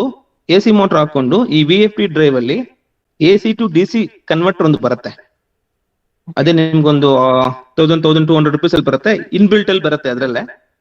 ಸೊ ಅದ್ರಲ್ಲೇ ನಾವು ಕನೆಕ್ಟ್ ಮಾಡ್ಕೊಂಡ್ರೆ ಮೋಟರ್ ರಿಪೇರ್ ಆಯ್ತು ಅಂದ್ರೆ ನಿಯರ್ ಬೈ ಎಲ್ಲಾದ್ರೂ ಮೋಟರ್ ರಿಪೇರ್ ಅಂಗಡಿ ಕೊಟ್ಟು ಮಾಡ್ಕೊಡ್ತಾರೆ. ಪ್ಯಾನಲ್ಸ್ ಗಂತೂ ನಿಮ್ಗೆ 25 ವರ್ಷ ವಾರಂಟಿ ಇರುತ್ತೆ. ಸೊ ಪ್ಯಾನಲ್ಸ್ ನಿಮ್ಗೆ ಮೈಂಟೆನೆನ್ಸ್ ಏನು ಬರೋದಿಲ್ಲ, 3 ತಿಂಗಳಿಗೆ ಒಂದ್ಸರಿ ಕ್ಲೀನ್ ಮಾಡ್ಕೋಬೇಕು ಮೇಲ್ಗಡೆ. ಅದು ಬಿಟ್ಟು ಏನು ಪ್ಯಾನಲ್ಸ್ ಇದುವರೆಗೂ ನಮ್ಗೆ ಏನು ಇದುವರೆಗೂ ಮೋಟರ್ ಪ್ರಾಬ್ಲಮ್ ಬಂದಿಲ್ಲ, ಪ್ಯಾನಲ್ಸ್ ಪ್ರಾಬ್ಲಮ್ ಬಂದಿಲ್ಲ. ಆಲ್ಮೋಸ್ಟ್ 3 years ಆಯ್ತು ನಾವು ಹಾಕಿ. ಯೂಶಲಿ ಬೋರ್ವೆಲ್ಗೆಲ್ಲ ಹಾಕೋದು AC ಮೋಟರ್ ಸರ್, ಅದು ನಾವು ಹಾಕೋದು 7.5 ನಿಮ್ಗೆ ಸೋಲಾರ್ದೇ ಬೇಕು ಅಂದ್ರೆ ಸೋಲಾರ್ ಮೋಟರ್ ಬರುತ್ತೆ, ಅದು DC motor. Okay. DC motor ಕೊಟ್ರೆ ಏನಾಗುತ್ತೆ, ನಿಮ್ಗೆ ಮೈಂಟೆನೆನ್ಸ್ ಏನಾದ್ರು ಬಂತು ಅಂದ್ರೆ ನಿಮ್ಗೆ ಪ್ರಾಬ್ಲಮ್, ಮತ್ತೆ ಅದೇ ಕಂಪ್ನಿಗೆ ತಕೊಂಡು ಹೋಗ್ಬೇಕು. ತಕೊಂಡೋದ್ರೆ ನಿಮ್ಗೆ ಅಷ್ಟು ಬೇಗ ಅವರು ಕೊಡಲ್ಲ, 1 week 10 days ತಗೊಂತಾರೆ, ಯಾಕಂದ್ರೆ ತುಂಬಾ ಇತ್ತು ಅಂದ್ರೆ. AC ಮೋಟರ್ ಹಾಕ್ಸ್ಕೊಂಡ್ರೆ ನಿಮ್ಗೆ ಪರ್ಫಾರ್ಮೆನ್ಸ್, ನಿಮ್ಗೆ ನಾಳೆ ಎಲೆಕ್ಟ್ರಿಸಿಟಿ ಬಂದ್ರೂ ಸಹ ಎಲೆಕ್ಟ್ರಿಸಿಟಿಗೆ ಇನ್ನೊಂದು ಚೇಂಜ್ ಓವರ್ ಮಾಡ್ಕೊಂಡು, ಸೋಲಾರ್ ಬೇಕಂದ್ರೆ ಸೋಲಾರು ಮಾರ್ನಿಂಗ್ ಫುಲ್ ಸೋಲಾರ್ ಅಲ್ಲಿ ವರ್ಕ್ ಮಾಡ್ಕೊಬಹುದು. ಮತ್ತೆ ನೀವು ಈವ್ನಿಂಗ್ 6 ಗಂಟೆಗೆ ಚೇಂಜ್ ಓವರ್ ಮಾಡಿದ್ರೆ ಎಲೆಕ್ಟ್ರಿಸಿಟಿಯಲ್ಲೂ ವರ್ಕ್ ಮಾಡ್ಕೊಬಹುದು ಆ ಮೋಟರ್ ಆದ್ರೆ, AC ಮೋಟರ್ಸ್ ಆದ್ರೆ. ಸರ್ ಆಮೇಲೆ ಇದು ಬರೀ ಕೃಷಿ ಹೊಂಡದಿಂದ ನೀವು ನಿಮ್ಮ ಎಕ್ಸ್ಪೀರಿಯನ್ಸ್ ಪ್ರಕಾರ ಎಷ್ಟು HP ಬೇಕಾಗುತ್ತೆ ಸರ್? ಕೃಷಿ ಹೊಂಡದಿಂದ ನಿಮ್ದು 2 acres ನೀವು ನೀರ್ ಹಾಕ್ತೀವಿ ಅಂತಂದ್ರೆ 5 HP ಸಾಕು ನನ್ಗೆ. ಆಕ್ಚುಲಿ 3 HP ನೇ ಸಾಕು. ನಂದು ಆಲ್ರೆಡಿ ಇಲ್ಲಿ ಬೋರ್ ಮೋಟರ್ 5 HP ಇರೋದ್ರಿಂದ ಮತ್ತೆ ನಮ್ ಪ್ಯಾನಲ್ಸ್ ನ ಮತ್ತೆ ಚೇಂಜ್ ಮಾಡೋ ಅವಶ್ಯಕತೆ ಇರೋದಿಲ್ಲ. ಅದೇ ಸೇಮ್ ಪ್ಯಾನಲ್ಸ್ ಎಷ್ಟು ಕೆಪಾಸಿಟಿಗೆ ಎಷ್ಟು ಮೋಟರ್ ಆಗುತ್ತೆ ಅದೇ ಸೇಮ್ ಮೋಟರ್ಸ್ ತಗೊಂಡ್ಬಿಟ್ಟೆ 5 HP. ಆ ಕಾಸ್ಟ್ ನಿಮ್ಗೆ ಸೇಮ್ ಬರುತ್ತೆ ಸರ್. ಕಾಸ್ಟ್ ನಿಮ್ಗೆ 3 HP ಇದು ಒಂದು 15-16 ಸಾವಿರ ಬಂತು ಅಂದ್ರೆ ಇದೊಂದು 20-22 ಸಾವಿರ ಬರುತ್ತೆ. ಒನ್ ಟೈಮ್ ಇನ್ವೆಸ್ಟ್ಮೆಂಟ್ ಅಲ್ಲ. ಮತ್ತೆ ನೀವು ಸ್ಪ್ರಿಂಕ್ಲರ್ಸ್ ನಂಬರ್ ಆಫ್ ಸ್ಪ್ರಿಂಕ್ಲರ್ ಜಾಸ್ತಿ ಮಾಡಿದ್ರೆ ಆ ಪ್ರೆಷರ್ ಅಲ್ಲಿ ನಿಮ್ಗೆ ಎಲ್ಲಾನು ಕವರ್ ಆಗೋ ಚಾನ್ಸಸ್ ಇದೆ ಅಂತ ಆ ಪ್ಲಾನ್ ಅಲ್ಲಿ ತಗೊಂಡಿದ್ದು. ಚಕ್ರವರ್ತಿ ಅವರೇ, ನಾನು ಪ್ರಭು ಅಂತ ಗೊತ್ತಲ್ಲ? ಪ್ರಭು ಸರ್, ಇದ್ರಲ್ಲಿ ನಾನ್ ಕೇಳ್ತಾ ಇರೋದು ಏನಂದ್ರೆ, ನೀವು ಕೃಷಿ ಹೊಂಡದಿಂದ ನೀವು ಎಲ್ಲಾ ಗಿಡಗಳಿಗೂ ನೀರ್ ಕೊಡ್ತಾ ಇದೀರೋ ಅಥವಾ ಕರೆಂಟ್ ಇದ್ದಾಗ ಡೈರೆಕ್ಟ್ ಆಗಿ ಸೋಲಾರ್ ನಿಮ್ಮ ಬೋರ್ವೆಲ್ ಇದ್ದಾಗ ಎರಡೂ ಮಾಡ್ತೀರಾ? ಸರ್ ಕರೆಂಟ್ ಇಲ್ಲ ನಮ್ ತೋಟದಲ್ಲಿ. ಅಲ್ಲ ಕರೆಂಟ್ ಅಲ್ಲ, ನೀವು ಸೋಲಾರ್ ಯೂಸ್ ಮಾಡೋದಕ್ಕೆ ಬೆಳಗ್ಗೆ 11ರಿಂದ 3 ಗಂಟೆವರೆಗೆ ಡೈರೆಕ್ಟ್ ಆಗಿ ನೀವು ಬೋರ್ವೆಲ್ ಇಂದ ಗಿಡಗಳಿಗೆ ನೀರ್ ಕೊಡ್ತಾ ಇದ್ದೀರಿ? ಇಲ್ಲ ಸರ್, ಬೋರ್ವೆಲ್ ಇಂದ ಓನ್ಲಿ ಕೃಷಿ ಹೊಂಡಕ್ಕೆ ಮಾತ್ರ ಅಷ್ಟೇ. ಈಗ ಫಾರ್ ಎಕ್ಸಾಂಪಲ್ ನೀವು ಅದನ್ನ ಡೈರೆಕ್ಟ್ ಆಗಿ ಬೋರ್ವೆಲ್ ಇಂದ ಗಿಡಗಳಿಗೆ ಕೊಡ್ಬೇಕು ಅಂದ್ರೆ ಏನಾಗ್ಬೋದು ಅವನು? ಸರ್ ನಾನು ಅದು ಫಸ್ಟ್ ನಾವು ಇದು ಸೆಕೆಂಡ್ ಮೋಟರ್ ನಾನು ತಗೊಳಕ್ಕಿಂತ ಮುಂಚೆ ಇದರಿಂದನೇ ನಾನು ಕೊಡ್ತಾ ಇದ್ದೆ ಎಲ್ಲಾ ಗಿಡಗಳಿಗೂ. ಅವಾಗ ಏನಾಗ್ತಾ ಇತ್ತು ಅಂದ್ರೆ ನಮ್ದು ತುಂಬಾ ಪ್ರೆಷರ್ ಕಮ್ಮಿ ಬರ್ತಾ ಇತ್ತು. ಯಾಕಂದ್ರೆ ನಮ್ದು ಬರ್ತಾ ಇದ್ದೆ 1.25 ಇಂಚ್ ನೀರು, 1.25 ಇಂಚ್ ನೀರು ತುಂಬಾ ಕಮ್ಮಿ ಇತ್ತು. ಅದೇನಾಗುತ್ತೆ ಅಂದ್ರೆ ನಮ್ಗೆ ಡ್ರಿಪ್ ಅಲ್ಲಿ ಸ್ಟಾರ್ಟಿಂಗ್ 5 ಗಿಡಕ್ಕೆ ಹೋಗೋದು, ಲಾಸ್ಟ್ 2-3 ಗಿಡಕ್ಕೆ ಹೋಗ್ತಾ ಇರ್ಲಿಲ್ಲ. ತುಂಬಾ ಗೇಟ್ ವಾಲ್ಸ್ ಇಟ್ಕೊಂಡು ಮಾಡ್ಬೇಕಾಗಿತ್ತು. ಸ್ವಲ್ಪ ಸ್ಲೋಪ್ ಇತ್ತು, ನಮ್ ಮೇಲ್ಗಡೆ ಬೇರೆ ಇತ್ತು, ನೀರ್ ಪ್ರೆಷರ್ ಅಷ್ಟು ದೂರ ಹೋಗ್ತಾ ಇರ್ಲಿಲ್ಲ. ಸೊ ಅದಕ್ಕೆ ನಾನು ಏನ್ ಮಾಡಿದೆ, ಪ್ಲಾನ್ ಮಾಡಿ ಈ ತರ ಇನ್ನೊಂದು ಮೋಟರ್ ತಕೊಂಡ್ಮೇಲೆ ಇವಾಗ ನನಗೆ ಹೇಗಾಯ್ತು ಅಂದ್ರೆ ನನಗೆ ಹೆವಿ ಪ್ರೆಷರ್ ಬರ್ತಾ ಇದೆ. ನಾನೇ ಗೇಟ್ ವಾಲ್ ನ ಸ್ವಲ್ಪ ಕಮ್ಮಿ ಇಡ್ತೀನಿ, ಅಷ್ಟು ಪ್ರೆಷರ್ ಬರ್ತಾ ಇದೆ ನನಗೆ ಇದರಲ್ಲಿ. ಸೊ ನೀವು ಹೇಳೋದು ನಿಮ್ಮ ಎಕ್ಸ್ಪೀರಿಯನ್ಸ್ ಪ್ರಕಾರ ಕೃಷಿ ಹೊಂಡ ಮಾಡ್ಕೊಂಡ್ರೆ ಸೋಲಾರ್ ಬೇಕು ಸರ್? ಹೌದು ಸರ್, ಬೇಕೇ ಬೇಕು. ಸೋಲಾರ್ ಇರೋರು ಕೃಷಿ ಹೊಂಡ ಇಟ್ಕೋಬೇಕು. ಇಲ್ಲ ಕೃಷಿ ಹೊಂಡ ಅದಕ್ಕೆ ಆಗಿಲ್ಲ ಅಂದ್ರೆ ಅಟ್ಲೀಸ್ಟ್ ಒಂದು 1000 ಲೀಟರ್ಸ್ ಟ್ಯಾಂಕ್ ಬರುತ್ತಲ್ಲ, 1000 ಲೀಟರ್ಸ್ ಟ್ಯಾಂಕ್ಸ್ ಇಟ್ಕೊಂಡು ನೀವು ಮಾಡಿದ್ರೆ ಆ ಪ್ರೆಷರ್ ಮೇಲ್ಗಡೆಯಿಂದ ಬರೋ ಪ್ರೆಷರ್ ಮತ್ತೆ ನಿಮ್ಗೆ ಸೋಲಾರ್ ಪ್ರೆಷರ್ ಇನ್ನೂ ಫಾಸ್ಟ್ ಆಗಿ ಹೋಗುತ್ತೆ. ನಿಮ್ಮ ಸೋಲಾರ್ ಒಂದು 4 hours ರನ್ ಮಾಡಿದ್ರೆ ಕೃಷಿ ಹೊಂಡಕ್ಕೆ ಎಷ್ಟು ನೀರು ಬರ್ಬೋದು ಸಾಮಾನ್ಯಕ್ಕೆ? ಸರ್ ನಮ್ಗೆ ಪರ್ ಡೇಗೆ 20,000 to 50,000 ಲೀಟರ್ಸ್ ಬರುತ್ತೆ ಅಂತ ಹೇಳಿದ್ದಾರೆ. ನಾನು 3 days ಆನ್ ಮಾಡ್ತೀನಿ ಸರ್ ಕೃಷಿ ಹೊಂಡ ತುಂಬೋದಕ್ಕೆ. ನಂದು 2 lakhs ಕೆಪಾಸಿಟಿ ಇದೆ. ಓಕೆ, 2 lakhs ಕೆಪಾಸಿಟಿ ಇದೆ. ನಾನು 3 days ಕಂಟಿನ್ಯೂಸ್ ಆಗಿ ಆನ್ ಮಾಡಿದ್ರೆ ಒಂದು 80% ತುಂಬುತ್ತೆ ಸರ್ ಅದು. Okay okay okay. ಬಟ್ ಇದರಲ್ಲಿ ನನಗೆ ಸರ್ಫೇಸ್ ಮೋಟರ್ ಅಲ್ಲಿ 1 ದಿವಸಕ್ಕೆ 1 ಲಕ್ಷ ಲೀಟರ್ ಆಚೆ ಆಗತ್ತೆ. ಓಕೆ, ನೀವು ಕೃಷಿ ಹೊಂಡಕ್ಕೆ ಎಷ್ಟು ಖರ್ಚು ಮಾಡಿದ್ರಿ, ಅದನ್ನ ಯಾವಾಗ ಮಾಡಿದ್ರಿ? ಸರ್ ಕೃಷಿ ಹೊಂಡ ಇದು ಸೆಕೆಂಡ್ ಮೋಟರ್ ಪ್ಲಾನ್ ಮಾಡಕ್ಕಿಂತ ಮುಂಚೆನೆ ನಾನು ಕೃಷಿ ಹೊಂಡ ಮಾಡ್ಕೊಂಡು ಆಮೇಲೆ ಸೆಕೆಂಡ್ ಮೋಟರ್ ತರಿಸಿದೆ. ಅದಕ್ಕೆ ನಾವು ಸಬ್ಸಿಡಿ ಮಾಡಿಲ್ಲ. JCB ಅಲ್ಲಿ ನಮ್ಗೆ ಒಂದು 8 to 9 hours ಆಯ್ತು ಸರ್ ವರ್ಕ್. ಪ್ಲಸ್ ಆಮೇಲೆ ಇದಕ್ಕೆ ಪೇಪರ್ಗೆ ಒಂದು 45,000 ಆಯ್ತು ಸರ್, ಮೇಲ್ಗಡೆ ಹಾಕೋ ಪೇಪರ್ಗೆ. ಓಕೆ, ಕೃಷಿ ಹೊಂಡ ಡೈಮೆನ್ಷನ್ ಏನಿದೆ ನಿಮ್ದು? 50 by 50 ಇದೆ ಸರ್. 50 feet by 50 feet? ಹೌದು sir, 50 feet by 50 feet. Slope ಕೊಟ್ಟಿದ್ದೀನಿ. ಡೆಪ್ತ್ 12 feet ಇದೆ ಸರ್. 12 feet ಇದೆ. Okay okay okay. Thank you. Sir 5 days ಮಾಡ್ಸಿದಿರಲ್ವಾ ಸರ್? 5 hours 5 days ಇಲ್ಲ ಅಲ್ವಾ? ಸರ್, ಒನ್ ಡೇ ಫುಲ್ ಮಾಡ್ಸಿದೀನಿ. ಮಾರ್ನಿಂಗ್ 7 o'clock ಇಂದ ಈವ್ನಿಂಗ್ 7 o'clock ವರೆಗೂ ಮಾಡ್ಸಿದೀನಿ JCP ವರ್ಕ್. ಓಕೆ. ಅವರು ನೀಟಾಗಿ ಎಲ್ಲ ನಮ್ಗೆ ಮಾರ್ಕ್ ಮಾಡಿ ಕೊಟ್ಬಿಟ್ರೆ ಫುಲ್ ಡಿಗ್ ಮಾಡ್ಬಿಟ್ಟು ಮಣ್ಣೆಲ್ಲ ಆಚೆ ಹಾಕ್ಬಿಟ್ಟು ಕೊಟ್ಬಿಡ್ತಾರೆ. So next day morning paper ತಗೊಂಡ್ಬರ್ತಾರಲ್ಲ ಮೇಲ್ಗಡೆ ಹಾಕೋದು ಪ್ಲಾಸ್ಟಿಕ್ ಪೇಪರ್, ಆ plastic paper next day morning install ಮಾಡಿ ಆ ಮಣ್ಣೆಲ್ಲ ಸುತ್ತಲೂ ಹಾಕಿ ಇಮಿಡಿಯೇಟ್ ಆಗಿ ನಾನು ಸ್ಟಾರ್ಟ್ ಮಾಡ್ಕೊಂಡು 2 days ಅಂತ ಇಟ್ಕೊಳ್ಳಿ ಸರ್. 2 days ಅಲ್ಲಿ ನಿಮ್ದೆಲ್ಲ ಮುಗಿಯುತ್ತೆ ಕೃಷಿ ಹೊಂಡ ಮಾಡ್ಬೇಕಂದ್ರೆ. Okay sir. ಸರ್ ಆಮೇಲೆ ನೀರು ಬೇರೆ ತುಂಬಾ ಕಮ್ಮಿ ಇರೋದ್ರಿಂದ ನಾನು ಬೋರ್ಗೆ ರೀಚಾರ್ಜ್ ಮಾಡಿದ್ದೀನಿ. ರೀಚಾರ್ಜ್ ಮಾಡಿದ್ರಿಂದ ನನ್ಗೆ ಇವಾಗ ನೀರು ಸ್ಟಾಪ್ ಆಗ್ತಾ ಇಲ್ಲ. ಲಾಸ್ಟ್ ಇಯರ್ ನನ್ಗೆ ಸ್ಟಾಪ್ ಆಗಿತ್ತು ನೀರು, ಜನವರಿಗೆ ಸ್ಟಾಪ್ ಆಗೋಯ್ತು ನೀರು ತುಂಬಾ ಕಮ್ಮಿ ಇರೋದ್ರಿಂದ. ಇವಾಗ ನಾನು ರೀಚಾರ್ಜ್ ಮಾಡಿದ್ಮೇಲೆ ಕಂಟಿನ್ಯೂಸ್ ನೀರು ಬರ್ತಾ ಇದೆ. ಎಲ್ಲೂ ನನ್ಗೆ ಏರ್ ಬ್ಲಾಕ್ ಆಗ್ಲಿ ಸ್ಟಾಪ್ ಆಗೋದಾಗ್ಲಿ ಏನು ಬಂದಿಲ್ಲ. ಸರ್ ಸೇಫ್ಟಿ ವೈಸ್ ಅದಕ್ಕೇನು ಥೆಫ್ಟ್ ಎಲ್ಲ ಏನು ಆಗಲ್ಲ ಅಲ್ವಾ ಸರ್? ಅಂದ್ರೆ ಪ್ಯಾನೆಲ್ ಬಿಚ್ಕೊಂಡು ಹೋಗೋದ ಅಂತದ್ದೇನಾದ್ರು? ಪ್ಯಾನೆಲ್ 15 ಫೀಟ್ ಮೇಲ್ಗಡೆ ಹಾಕಿದೀನಿ. ಆ ಪ್ಯಾನೆಲ್ ಕೆಳಗಡೆನೆ ರೂಮ್ ತರ ಮಾಡ್ಕೊಂಡ್ಬಿಟ್ಟಿದೀವಿ. ಅಲ್ಲೇ ಇರೋದು ನಾವು ರೂಮ್ ಮಾಡ್ಕೊಂಡಿದೀನಿ. 15 ಫೀಟ್ ಮೇಲ್ಗಡೆ ಇದೆ. ಹತ್ತೋದಕ್ಕೂ ತುಂಬಾ ಕಷ್ಟ. ನಾವ್ ಹತ್ಬೇಕಂದ್ರೆ ಲ್ಯಾಡರ್ ಹಾಕ್ಬಿಟ್ಟು ತುಂಬಾ ಕಷ್ಟಪಟ್ಟು ಹತ್ಬೇಕು. ಆ ತರನೇ ಮಾಡಿದೀನಿ ನಾನು. ಪ್ಯಾನೆಲ್ ಎಷ್ಟು ಮೆಜರ್ಮೆಂಟ್ ಬರುತ್ತೆ ಸರ್? ಏನ್ ಸರ್? ಪ್ಯಾನೆಲ್ ಇಡೋದಕ್ಕೆ ಎಷ್ಟು ಮೆಜರ್ಮೆಂಟ್ ಬೇಕಾಗುತ್ತೆ? 3/6.5 ಬರುತ್ತೆ ಸರ್. 3/6.5 3 feet ಬಿಟ್ಟು 6.5 feet ಹೈಟ್ ಬರುತ್ತೆ ಸರ್. ಅಂಡ್ ಅದು ಪ್ಯಾನೆಲ್ ಆಮೇಲೆ ಕೃಷಿ ಹೊಂಡ ಹತ್ರ ಇರ್ಬೇಕೇನೋ ಅಲ್ವಾ ಸರ್? ಅದು ಇಲ್ಲ ಸರ್, ನಿಮ್ಗೆ ಎಷ್ಟು ಹತ್ರ ಇದ್ರೆ ಅಷ್ಟು ಸ್ಪೀಡ್ ಬರುತ್ತೆ ನಿಮ್ಗೆ. ಓಕೆ. ನಂದು ಹತ್ರನೇ ಇದೆ. ನಂದು ರೂಮ್ ಪಕ್ಕದಲ್ಲೇ ಒಂದು 15 feet ಅಲ್ಲೇ ಕೃಷಿ ಹೊಂಡ ಇದೆ. ರೂಮ್ ಪಕ್ಕದಲ್ಲೇ 15 feet ಅಲ್ಲೇ ನನ್ಗೆ ಬೋರು ಇದೆ. Okay okay. ಸರ್ ನೀವು ಚೇಂಜ್ ಓವರ್ ಸ್ವಿಚ್ ಹಾಕಿದಿರಲ್ಲ, ಇದು ಯಾವ ಬ್ರಾಂಡೆಡ್ ಐಟಮ್ ಅಥವಾ ದಿಸ್ ನೀವು ಲೋಕಲ್ ಸರ್? ಲೋಕಲ್ ಸಿಗುತ್ತೆ. ಇದೊಂದು 1200 rupees ಎಲ್ಲ ಸಿಗುತ್ತೆ ನಿಮ್ಗೆ. ಓಕೆ. ಈಗ ಸದ್ಯಕ್ಕೆ ಯೂಸ್ ಮಾಡಿರೋದು ಬರೀ DC ಸ್ವಿಚಿಂಗ್ ಮಾತ್ರ, ಬಟ್ AC ಸ್ವಿಚಿಂಗ್ ಆಪ್ಷನ್ ಇರುತ್ತಾ ಈ ಚೇಂಜ್ ಓವರ್ ಸ್ವಿಚ್? ಇವಾಗ ಬಂದಿರೋ VFD ಡ್ರೈವ್ ಅಲ್ಲಿ ನಿಮ್ಗೆ AC ಗೆ ಸಪರೇಟ್ ಪಾಯಿಂಟ್ಸ್ ಕೊಟ್ಟಿರ್ತಾನೆ, DC ಗೆ ಸಪರೇಟ್ ಪಾಯಿಂಟ್ಸ್ ಕೊಟ್ಟಿರ್ತಾನೆ. ಅದರಲ್ಲಿ ನಿಮ್ಗೆ DC ಮೋಟರ್ ಆದ್ರೆ ಡೈರೆಕ್ಟ್ ಆಗಿ DC ಕನೆಕ್ಟ್ ಮಾಡ್ಕೋಬಹುದು. AC ಮೋಟರ್ ಆದ್ರೆ ನೀವು AC ಕನೆಕ್ಟ್ ಮಾಡ್ಕೋಬಹುದು. ಕನ್ವರ್ಟರ್ ಎಲ್ಲ ಅದರೊಳಗಡೆ ಇರುತ್ತೆ. ಚೇಂಜ್ ಓವರ್ ಸ್ವಿಚ್ AC ಗೆ ಬೇರೆ DC ಗೆ ಬೇರೆ ಇರುತ್ತಾ? ಇಲ್ಲ ಸರ್, ನೀವು ಮೋಟರ್ ನಿಮ್ದು AC ಇತ್ತು ಅಂದ್ರೆ ನಿಮ್ಗೆ VFD ಡ್ರೈವ್ ಇಂದಾನೇ AC ಕನೆಕ್ಟ್ ಮಾಡಬಹುದು. ಸೊ ಅವಾಗ ನೀವು ಇನ್ನೊಂದು ಮೋಟರ್ ಹಾಕೊಂಡು ಹೋಗ್ಬೇಕಾದ್ರೆ ಅದನ್ನು AC ಹಾಕೊಂಡ್ರೆ ನಿಮ್ಗೆ ಈಸಿ ಇರುತ್ತೆ ಕನ್ವರ್ಟ್ ಮಾಡ್ಕೊಳ್ಳೋದಕ್ಕೆ. ಚೇಂಜ್ ಓವರ್ ಸ್ವಿಚ್ ಒಂದೇ ಚೇಂಜ್ ಓವರ್ ಸ್ವಿಚ್ ಸಾಕು. ನನ್ ಕ್ವಶನ್ ಏನಂದ್ರೆ, ಒಂದ್ AC ಒಂದ್ DC ಇಡಬಹುದಾ ಈ ಚೇಂಜ್ ಓವರ್ ಸ್ವಿಚ್ ಕಾನ್ಸೆಪ್ಟ್ ಅಲ್ಲಿ ಅಂತ? ಇಡಬಹುದು. ಕಾಂಪ್ಲಿಕೇಶನ್ ಆಗುತ್ತೆ ನಿಮ್ಗೆ ತುಂಬಾ. ಅದಕ್ಕೆ ಸಪರೇಟ್ ಒಂದು ಸ್ವಿಚ್ ಬೇಕು, ಇದು ಸಪರೇಟ್ ಸ್ವಿಚ್ ಬೇಕು, ಕಾಂಪ್ಲಿಕೇಟ್ ಆಗತ್ತೆ. Okay.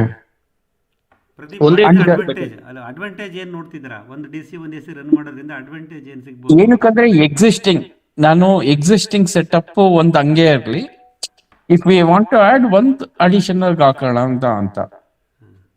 Pradeep sir, my suggestion is not to go for DC motor.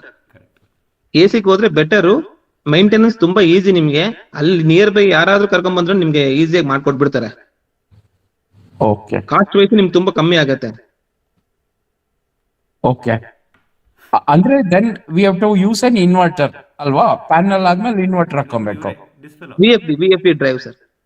He will do it. Oh, that will be the VFD drive will act as. ಅದರಲ್ಲಿ ನಿಮ್ಗೆ ಆಪ್ಷನ್ಸ್ ಬರುತ್ತೆ sir. ಅದರಲ್ಲಿ ನಿಮ್ಗೆ only DC ಮಾತ್ರ ಅಂದ್ರೆ separate ಬರುತ್ತೆ. ಇಲ್ಲ ನಿಮ್ಗೆ AC ಬೇಕು ಅಂದ್ರೆ ಸಪರೇಟ್ ಬರುತ್ತೆ. ವಿತ್ ಸಿಮ್ ಆಪ್ಷನ್ ಬೇಕು ಅಂದ್ರೆ ಸಪರೇಟ್ ಆಗಿ ಬರುತ್ತೆ. ವಿತ್ ಚೇಂಜ್ ಓವರ್ ಸ್ವಿಚ್ ಬೇಕಂದ್ರೆ ಅದಕ್ಕೆ ಸಪರೇಟ್ ಆಗಿ ಬರುತ್ತೆ. ಸೊ ಸಿಮ್ ಬಂದ್ಬಿಟ್ಟು VFD ಅಲ್ಲಿ ಇರುತ್ತೆ, ಚೇಂಜ್ ಓವರ್ ಸ್ವಿಚ್ ಅಲ್ಲಿ ಇರುತ್ತಾ? VFD ಅಲ್ಲಿ ಇರುತ್ತೆ. And that SIM can be used for both, controlling both the motors. No sir, at present what I am using is manual this one changeover. ಇವಾಗ ಬಂದಿರೋದು latest ಟೆಕ್ನಾಲಜಿಯಲ್ಲಿ ನೀವು sim ಹಾಕಿಸ್ಕೊಂಡು ಎಲ್ಲ ಅದರಲ್ಲೇ ಮಾಡ್ಕೋಬಹುದು ನೀವು. Up to how many motors can be controlled? Sir, 2 only sir. I saw only 2 motors controlled. 3 ಮಾಡಬಹುದು ಅಂತ ಹೇಳ್ತಾ ಇದ್ದಾರೆ, ಬಟ್ ನಾನು ಎಲ್ಲೂ ನೋಡಿಲ್ಲ, ನಾನು ಮಾಡಲಿಲ್ಲ. ಸರ್ ನಿಮ್ ರೂಮ್ಗೆ ಲೈಟ್ ತಗೋಬೋದಾ ಸರ್ ಅದರಿಂದ ರೂಮ್ ಕಟ್ಟಿದ್ದೀರಾ? ಅಂತ ನಾನೇನ್ ಮಾಡಿದೆ, 12 ಪ್ಯಾನೆಲ್ ಅದಕ್ಕೆ ಹಾಕಿ ಒಂದು ಪ್ಯಾನಲ್ ಎಕ್ಸ್ಟ್ರಾ ತಗೊಬಂದು 500 ವಾಟ್ಸ್ದು, ಅದರಿಂದ ನಾನು MPPT ಕಂಟ್ರೋಲ್ ತಗೊಂಡು ಅಲ್ಲಿಂದ ನಾನು ನಮ್ಮ ಮನೇಲಿ ಹಳೆಯದಿತ್ತು UPS, ಅದೇ UPS ಗೆ ನಾನು ಲಿಂಕ್ ಮಾಡ್ಕೊಂಡಿದ್ದೀನಿ ಸರ್. ಸೊ ರೂಮ್ಗೆ ನನಗೆ ಕರೆಂಟ್ಗೆ ಪ್ರಾಬ್ಲಮ್ ಇಲ್ಲ. UPS ಸ್ಟೋರ್ ಆಗತ್ತೆ ಡೈಲಿ ಮಾರ್ನಿಂಗ್, ಈವ್ನಿಂಗ್ ಲೈಟಿಂಗ್ಸ್ ಮತ್ತೆ ಮಿಕ್ಸಿ ಎಲ್ಲ ಅದರಲ್ಲೇ ವರ್ಕ್ ಆಗುತ್ತೆ. Okay sir. ಸರ್ ಇದು ಐಡಿಯಾ ಫುಲ್ ಹಿಂದೆನೋ ಅಥವಾ ಸಂಬಳಿ ಗಿವ್ ಯು ಇನ್ಪುಟ್ ಈ ತರ ಮಾಡ್ಬೋದು ಅಂತ? ಇಲ್ಲ ಸರ್, ನಾವು ಯೂಟ್ಯೂಬ್ ಅಲ್ಲಿ ನೋಡ್ಕೊಂಡು ಅವ್ರನ್ನ ಕಾಂಟ್ಯಾಕ್ಟ್ ಮಾಡ್ಕೊಂಡು ಮಾಡಿದ್ದು ಸರ್. ಈಗ ಮನೋರ್ ಅಂತ ಸರ್, ಈಗ ಮೋಟರ್ 2 ಇದೆಯಲ್ಲ, ಮೋಟರ್ 2 ಇನ್ ಕೇಸ್ ಏನಾದ್ರು ಪ್ರಾಬ್ಲಮ್ ಬಂದ್ರೆ ಟೆಂಪ್ರರಿ ಆಗಿ ಮೋಟರ್ ನಿಂದಾನೆ ಈಗ ಆಪ್ಷನ್ ಆಪ್ಷನ್ ಇದೆ ಸರ್, ಮಾಡ್ಕೊಂಡಿದ್ದೀನಿ ಆಪ್ಷನ್, ಬಟ್ ಅದು ಡಿಸ್ಕನೆಕ್ಟ್ ಮಾಡಿದ್ದೀನಿ. ಇವಾಗ ಇಲ್ಲಿಂದ ಮೋಟರ್ 2 ಇಂದ ಏನ್ ಹೋಗ್ತಾ ಇದೆ ಫಾರ್ಮ್ ಗೆ, ಅದೇ ಪೈಪ್ ಗೆ ನನಗೆ ಮೋಟರ್ 1 ಅದು ಕನೆಕ್ಟ್ ಆಗತ್ತೆ, ಬಟ್ ಅದು ಗೇಟ್ ವಾಲ್ ಹಾಕಿ ನಾನು ಕ್ಲೋಸ್ ಮಾಡಿಕ್ಕಿರ್ತೀನಿ. ಸರಿ ಸರಿ ಸರ್. ಮತ್ತೆ ಇನ್ನೊಂದು ಕ್ವಶನ್, ಈಗ ನೀವು ಬೋರ್ವೆಲ್ 350 ಮೀಟರ್ಗೆ ಫೀಟಿಗೆ ಬಿಟ್ಟಿದೀನಿ ಅಂತ ಹೇಳಿದ್ರೆ ಅಲ್ಲಿ 1.25 ಇಂಚ್ ಇದೆ, ಅದು ಕಡಿಮೆ ಆಗುತ್ತೆ ಅಂತ ಹೇಳಿದ್ರಲ್ಲ, ಮತ್ತೆ ಮೋಟರ್ ಇನ್ನ 800 ಫೀಟ್ ತನಕ ಡೆಪ್ತ್ ಇದೆ ಅಂತ ಹೇಳಿದ್ರೆ ಇನ್ನ ಮೋಟರ್ ಡೆಪ್ತ್ ಬಿಡ್ಬೋದಲ್ಲ ಸರ್? ಡೆಪ್ತ್ ಬಿಡ್ಬೋದು, ಬಟ್ ನನಗೆ ನೀರ್ ಸಿಕ್ಕಿರೋದು ಆ ಸೋರ್ಸ್ 250 ಮೀಟರ್ ಅಲ್ಲಿ ಸಿಕ್ಕಿದೆ. ಇನ್ನು ಆ ಡೆಪ್ತ್ ಹೋದ್ರೆ ಏನಾಗತ್ತೆ, ನನಗೆ ಫ್ರೀಕ್ವೆನ್ಸಿ ಎಲ್ಲ ಚೇಂಜ್ ಮಾಡ್ಬೇಕಾಗತ್ತೆ. ನಾನು 350 ಮೀಟರ್ಸ್ ಅಂತಾನೆ ನಾನು 5 ಕಿಲೋವಾಟ್ಸ್ ಹಾಕ್ಸಿದ್ದು. ನಾನು ಇನ್ನೂ ಸ್ವಲ್ಪ ಡೆಪ್ತ್ ಹೋಗ್ತಂದ್ರೆ ನಾನು 6 ಕಿಲೋವಾಟ್ಸ್ ಇಲ್ಲ 7 ಕಿಲೋವಾಟ್ಸ್ ಹೋಗ್ಬೇಕಾಗತ್ತೆ. Okay okay. ಅದಕ್ಕೆ ಯಾಕಂದ್ರೆ ನಾವು ಇನ್ನ ಹಾಕ್ಸಿಲ್ಲ ಸರ್, ಮುಂದೆ ಫ್ಯೂಚರ್ ಅಲ್ಲಿ ಹಾಕ್ಸ್ಬೇಕು ಅಂತಾನೆ ಪ್ಲಾನ್ ಇದೆ. ಸೊ ಏನೋ ಬೋರು ಇಲ್ಲ. ಸೊ ಆತರ ಇದ್ದಾಗ ಈಗ ನೀವು ಸಬ್ಸಿಡಿನೂ ಸಿಗಲ್ಲ ಅಂತ ಹೇಳಿದ್ರೆ, ಸಬ್ಸಿಡಿ ಸಿಗುತ್ತೆ ನಿಮ್ಗೆ 2 ಇಯರ್ಸ್ ಮುಂಚೆ ಅಪ್ಲೈ ಮಾಡಿದವ್ರಿಗೆ ಇವಾಗ ಅಪ್ರೂವ್ ಆಗ್ತಾ ಇದೆ. ಓಕೆ, 80% ಕೊಡ್ತಾ ಇದಾರೆ. ಬಟ್ ಅವ್ರು ಹಾಕೋದು ಪ್ಯಾನಲ್ಸ್ ಈ ಪ್ಯಾನಲ್ಸ್ ಟೋಟ್ಲಿ ಡಿಫ್ರೆಂಟ್ ಇದೆ. ಓಕೆ, ಆದ್ರೆ ಅವ್ರದ್ದು ಲಿಮಿಟೇಷನ್ಸ್ ಇದೆ ಅನ್ಸುತ್ತಲ್ಲ ಸರ್? ಈಗ 350 ಫೀಟ್ ಒಳಗಡೆ ಇದ್ರೆ ಮಾತ್ರ ಸಬ್ಸಿಡಿ ಬರುತ್ತೆ, ಅದಕ್ಕಿಂತ ಡೆಪ್ತ್ ಹೋದ್ರೆ ಎಕ್ಸ್ಟ್ರಾ ನೀವೇ ಪೇ ಮಾಡಬೇಕು. ಅದು ಇನ್ಸ್ಟಾಲ್ ಮಾಡುವಾಗ ಅವ್ರಿಗೆ ಎಕ್ಸ್ಟ್ರಾ ಅಮೌಂಟ್ ಕೊಟ್ರೆ ಮಾಡ್ಕೊಡ್ತಾರೆ, 500 ಫೀಟ್ಗೂ ಮಾಡ್ಕೊಡ್ತಾರೆ. ಬಟ್ ಅವ್ರು ಪ್ಲಾನ್ ಮಾಡ್ಕೊಂಡು ಬಂದಿರೋದು 350 ಮೀಟರ್ಸ್ ಅಂತಾನೆ ಪ್ಯಾನಲ್ಸ್ ತಕೊಂಡ್ ಬಂದಿರ್ತಾರೆ. ನಿಮ್ಗೆ 500 ಹೋದ್ರೆ ನಿಮ್ಗೆ ಅಷ್ಟು ಇದಾಗಿ ವರ್ಕ್ ಆಗಲ್ಲ. ಓಕೆ ಓಕೆ, ಸರಿ ಸರಿ. Okay okay sir, thank you sir. Thank you sir. Manjunath sir, thank you for giving this opportunity. ಇರ್ಲಿ, ಥ್ಯಾಂಕ್ ಯು. ಇಲ್ಲ ಪ್ರಶ್ನೆಗಳು ಬರಲಿ. Hello sir, actually I have one doubt. Actually I am driving. The doubt is actually that cost is including the Krushi Honda or only the panels and everything? No, except Krushi Honda, only related to panels, motors. Okay. The system. And the daytime current you're taking from the same panel. I mean, you're putting one extra panel. Yeah. I installed one extra panel. Apart from these 12 panels, I installed one more panel only for home purpose. Okay. Lighting purpose. Oh, daytime it is direct current, and night time you're getting it from UPS. Correct? Yes sir. Correct. Okay. Thank you. Thank you sir. Thank you. ನಿಮ್ ಚಕ್ರವರ್ತಿ ಅವರೇ, ಸರಿ. ನಿಮ್ ಈ panels ಗೆ ಯಾರು ಕಿಡಿಗೇಡಿಗಳು ಕಲ್ಲು ಹೊಡೆದ್ರೆ ಹೊಡೆದೋಗುತ್ತೆ ಪ್ಯಾನಲ್ಸ್ ಸರ್? ಅದಕ್ಕಂತಾನೆ ಒಂದು CCTV ಹಾಕಿಟ್ಟಿದ್ದೀನಿ ಸರ್. ಏನ್ ಹಾಕಿದೀರಾ? CCTV ನಮ್ದು 2 ಕಡೆ CCTV ಹಾಕಿದ್ದೀನಿ. CCTV ಸೋಲಾರ್ದು CCTV ಹಾಕಿದಿರಾ ಸರಿ. ಯಾರು ಕಲ್ಲು ಹೊಡೆದ್ರು ಯಾರು ಗೊತ್ತಾದ್ರೆ ಏನ್ ಮಾಡ್ತೀರಾ ಆಮೇಲೆ ನೀವು? ಅಲ್ಲಿ ಹೊಡೆದೋಗುತ್ತೆ. ಯಾರು ಬಂದಿಲ್ಲ. ನಮ್ದು ಏನಾಯ್ತು ಅಂದ್ರೆ ಸ್ಟಾರ್ಟಿಂಗ್ ಅಲ್ಲಿ ನಮ್ದು ನುಗ್ಗೆ ಗಿಡ ಹಾಕಿರುವಾಗ ನುಗ್ಗೆ ಸೊಪ್ಪು ಕಿತ್ಕೊಂಡು ಹೋಗಿದ್ದು ನಾವು CCTV ಅಲ್ಲಿ ಕ್ಯಾಪ್ಚರ್ ಮಾಡಿ ನಾವು ಅದನ್ನ ಸ್ವಲ್ಪ ಅಡ್ವರ್ಟೈಸ್ಮೆಂಟ್ ಮಾಡಿದ್ವಿ. ನೋಡಿ ನಮ್ದ್ರಲ್ಲಿ ಬಂದ್ರೆ ಕ್ಲೀನ್ ಆಗಿ ಕಾಣಿಸುತ್ತೆ, ಹುಷಾರಾಗಿರಿ ಅಂತ. ಸೊ ಅವರೇ ಸ್ಪ್ರೆಡ್ ಮಾಡಿದ್ದಾರೆ ಊರಿಗೆಲ್ಲ, ಅಲ್ಲಿ ಹೋಗ್ಬೇಡಿ, ಹುಷಾರಾಗಿರಿ, ಎಲ್ಲ CCTV ಅಲ್ಲಿ ನೋಡ್ತಾರೆ ಅಂತ. ಸೊ ಯಾರು ಬರ್ತಾ ಇಲ್ಲ. ಅದಕ್ಕೇನಾದ್ರು ಮಾಡ್ಬೋದಾ? ನಾವು ಪ್ಯಾನಲ್ಗೆ ಮಾಡ್ಬೋದು ಸರ್. ಅದಕ್ಕೆ ಮೆಸ್ ಹಾಕ್ಸ್ಬೋದು. ಮೆಸ್ ನಿಮ್ಗೆ 1 by 1 ಬರುತ್ತಲ್ಲ ಮೆಸ್, ಅದನ್ನ ನಿಮ್ಗೆ ಒಂದು 1 ಫೀಟ್ ಹೈಟ್ಗೆ ನೀವು ಮೆಸ್ ಹಾಕಿ ಕ್ಲೋಸ್ ಮಾಡ್ಬೋದು. ಬಟ್ ಅದ್ರಲ್ಲಿ ಸ್ವಲ್ಪ ನಿಮ್ಗೆ ಜನರೇಷನ್ ಸ್ವಲ್ಪ ಕಮ್ಮಿ ಆಗುತ್ತೆ. ಓಕೆ. ಸ್ವಲ್ಪ ಕಮ್ಮಿ ಆಗುತ್ತೆ. That is available still. Yeah, option is available. Sir ಈಗ ಇವಾಗ ಹೇಳಿ ಪರವಾಗಿಲ್ಲ ಸರ್. ಇವಾಗ ಕೋತಿಗಳು ಅವೆಲ್ಲ ಏನಾದ್ರು ಮಾಡೋ ಚಾನ್ಸಸ್ ಇರುತ್ತೆ ಸರ್ ಅದ್ರ ಮೇಲೆ? ಅಂಡ್ ಇವಾಗ ಪಕ್ಷಿಗಳು ಎಲ್ಲ ಅದ್ರ ಮೇಲೆ ಕೂತ್ಕೊಳತ್ತಲ್ಲ, ಹೌದು ಸರ್. ಅದೇನಾದ್ರು ಗಲೀಜ್ ಮಾಡಿದ್ರೆ ಅದು ಮೇಂಟೈನ್ ಮಾಡ್ತಾ ಇರ್ಬೇಕಾಗತ್ತ ನಾವು ಪ್ಯಾನೆಲ್ ನ, ಅಥವಾ ತೊಳಿಬೇಕಾಗತ್ತ ಅದನ್ನ? ಮಂತ್ಲಿ ಒನ್ಸ್ ಒಂದ್ಸರಿ ನೀವು ಕ್ಲೀನ್ ಮಾಡ್ಕೊಳ್ಳೋದು ಬೆಟರ್.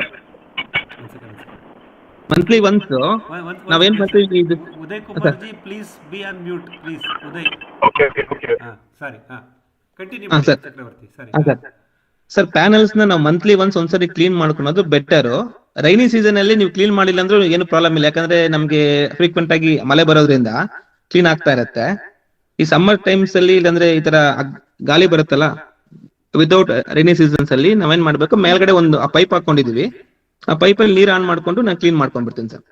ವೈಪರ್ ತರ ಇಟ್ಕೊಂಡಿದೀವಿ, ಅದ್ರಲ್ಲಿ ಕ್ಲೀನ್ ಮಾಡ್ಕೊಂಡ್ಬಿಡ್ತೀವಿ ಮಂತ್ಲಿ ಒನ್ಸ್. Okay sir. ಕೋತಿಗಳು ಅವೆಲ್ಲ ಏನಾದ್ರು ಬಂದು ಏನಾದ್ರು ಡಿಸ್ಟರ್ಬ್ ಮಾಡೋ ಚಾನ್ಸಸ್ ಇರತ್ತಾ ಸರ್? ಸರ್, ಕೋತಿ ಬಂದ್ರೆ ಅದ್ ಏನು ಮಾಡಕ್ಕಾಗಲ್ಲ. ಅದ್ ಪ್ಯಾನೆಲ್ ನ ನೀವು ಮ್ಯಾನುವಲ್ ಆಗಿ ನೀವು ಶೇಕು ಮಾಡಕ್ಕಾಗಲ್ಲ. Okay sir. ಸರ್, ಈಗ ನೀವು ಸೇಫ್ಟಿಗೆ ಅಂದ್ಬಿಟ್ಟು 15 ಅಡಿ ಮೇಲ್ಗಡೆನ ಎಷ್ಟು ಹಾಕಿದೀನಿ ಅಂತ ಹೇಳಿದ್ರಿ. ಈಗ ಸಬ್ಸಿಡಿ ಕೊಟ್ರೆ ನಮಗೆ ಆಪ್ಷನ್ ಕೊಡಲ್ಲ ಅಂತ ಕೇಳಿದೀನಿ. ಅವರೇ ಅಂದ್ರೆ ಯಾವ ತರ ಡಿಸೈನ್ ಇದು ಫ್ಯಾಬ್ರಿಕೇಶನ್ ಯಾವ ತರ ಮಾಡಿರ್ತಾರೋ ಅದೇ ತರನೇ ಪಿಲ್ಲರ್ಸ್ ಹಾಕ್ಬಿಟ್ಟು ಅದೇ ತರನೇ ಮಾಡ್ಬೇಕಾಗುತ್ತೆ. ಹೌದು, ಫ್ಯಾಬ್ರಿಕೇಶನ್ ಅವ್ರು ಏನ್ ಡಿಸೈನ್ ಅದೇ ಕೊಡ್ತಾರೆ. ಡೆಪ್ತ್ ಒಂದು ನೀವು ಬೇಕಾದ್ರೆ ಅಡ್ಜಸ್ಟ್ ಮಾಡಿಸಬಹುದು ಸ್ವಲ್ಪ ಅಮೌಂಟ್ ಕೊಟ್ಟು ಅವ್ರಿಗೆ. ಓಕೆ. ಈಗ ಫಾರ್ ಎಕ್ಸಾಂಪಲ್ ಈಗ ಸಬ್ಸಿಡಿ ಬೇಡ ಅಂತಂದ್ರೆ, ಇನ್ ಕೇಸ್ ನಮ್ದು ಹಂಚಿನ ಮನೆ ಇದ್ದಾಗ ಸ್ಲಾಂಟ್ ಆಗಿದ್ದು ಆತರ ಇದ್ದಾಗ ಅದ್ರ ಮೇಲೆನೆ ಹಂಚಿನ ಮೇಲೆನೆ ಮನೆ ಮೇಲೆನೆ ಹಾಕ್ಸೋ ತರ ಆಪ್ಷನ್ಸ್ ಅದೆಲ್ಲ ಅಂದ್ರೆ ಮಾಡ್ಕೊಡ್ತಾರಲ್ವಾ? ಆಗತ್ತೆ ಸರ್, ಪ್ರೈವೇಟ್ ಆಗಿ ಮಾಡಿಸಿದ್ರೆ ಆಗತ್ತೆ, ಅವ್ರು ಮಾಡಲ್ಲ. ಓಕೆ. ಸರಿ ಸರ್. ಓಕೆ. ಪ್ರೈವೇಟ್ ಆಗಿ ಮಾಡಿದ್ರೆ ನೀವು ಅವರೇ ಬಂದು ಪ್ಲಾನ್ ಮಾಡಿ ಫ್ಯಾಬ್ರಿಕೇಶನ್ ಅಲ್ಲೇ ಮಾಡಿ ಡಿಸೈನ್ ಮಾಡ್ಕೊಂತಾರೆ. ಅವ್ರು ಹಂಗೆ ಮಾಡ್ಕೊಡ್ತಾರೆ ಸರ್, ಯಾವ ತರ ಬೇಕೋ ಆ ತರ ಮಾಡ್ಕೊಡ್ತಾರೆ. ಓಕೆ. ಅಂತ ಕೇಸಲ್ಲಿ ಸಬ್ಸಿಡಿ ಎಲ್ಲ ಬರಲ್ಲ ಅಲ್ವಾ? ಸಬ್ಸಿಡಿ ಬರಲ್ಲ ಸರ್. ಸರಿ ಸರ್. Okay sir. ಇವಾಗ್ಲೂ ರೇಟ್ ನೀವು ಮಾಡ್ತಿಲ್ಲ, ಹೆಚ್ಚು ಕಡಿಮೆ ಅಷ್ಟೇ ಆಗುತ್ತಾ? ಸ್ವಲ್ಪ ಜಾಸ್ತಿ? ಇನ್ನು ಸ್ವಲ್ಪ ಕಮ್ಮಿ ಆಗತ್ತೆ ಸರ್, ಇನ್ನು ಕಮ್ಮಿ ಆಗತ್ತೆ. ಹೌದಾ? ಓಕೆ. ಇನ್ನು ಕಮ್ಮಿ ಆಗತ್ತೆ. ಒಂದು VFT ಡ್ರೈವ್ ಇವಾಗ ನಾನು ಹಾಕಿರೋದಕ್ಕಿಂತ ಇವಾಗ ಲೇಟೆಸ್ಟ್ ಟೆಕ್ನಾಲಜಿ ಬಂದಿದೆ. ಮತ್ತೆ ಸೋಲಾರ್ ಪ್ಯಾನಲ್ಸ್ ನಾನು ಹಾಕಿರೋದು ಮೋನೋ ಕ್ರಿಸ್ಟಲ್, ಇವಾಗ ಬೈಫೇಸಿಯಲ್ ಬಂದಿದೆ, ಅದಕ್ಕಿಂತ ಹೈ ಗ್ರೇಡ್ ಟಾಪ್ ಕಾನ್ ಬಂದಿದೆ. ಸೇಮ್ ಕಾಸ್ಟ್ ಅಲ್ಲಿ ಇನ್ನು ನಿಮ್ಗೆ ಔಟ್ಪುಟ್ ತುಂಬಾ ಚೆನ್ನಾಗಿ ಬರುತ್ತೆ. ಓಕೆ. ಆಮೇಲೆ ಇದು ಇನ್ನ 7.5 HP 10 HP ತನಕ ಬರುತ್ತೆ. ಡೀಪ್ ಆಗಿ ಹೋಗ್ಬೇಕು ಅಂತಂದ್ರೆ ಅದನ್ನು ಮಾಡ್ಬೋದಲ್ವಾ ಸರ್ ಮೋಟರ್? ಸೊ ಮೊನ್ನೆ ನಾವು ಸಜ್ಜಾಪುರದಲ್ಲಿ ಒಂದು 900 ಫೀಟ್ ಅಲ್ಲಿ ಒಂದು ಮೋಟರ್ ಆಲ್ರೆಡಿ ಎಕ್ಸಿಸ್ಟಿಂಗ್ ಮೋಟರ್ ಇತ್ತು, AC ಮೋಟರ್. ಅದಕ್ಕೆ ನಾವು 900 ಫೀಟ್ ಅದಕ್ಕೆ 12.5 HP ಇದು ಪ್ಯಾನಲ್ ಹಾಕಿದೀವಿ.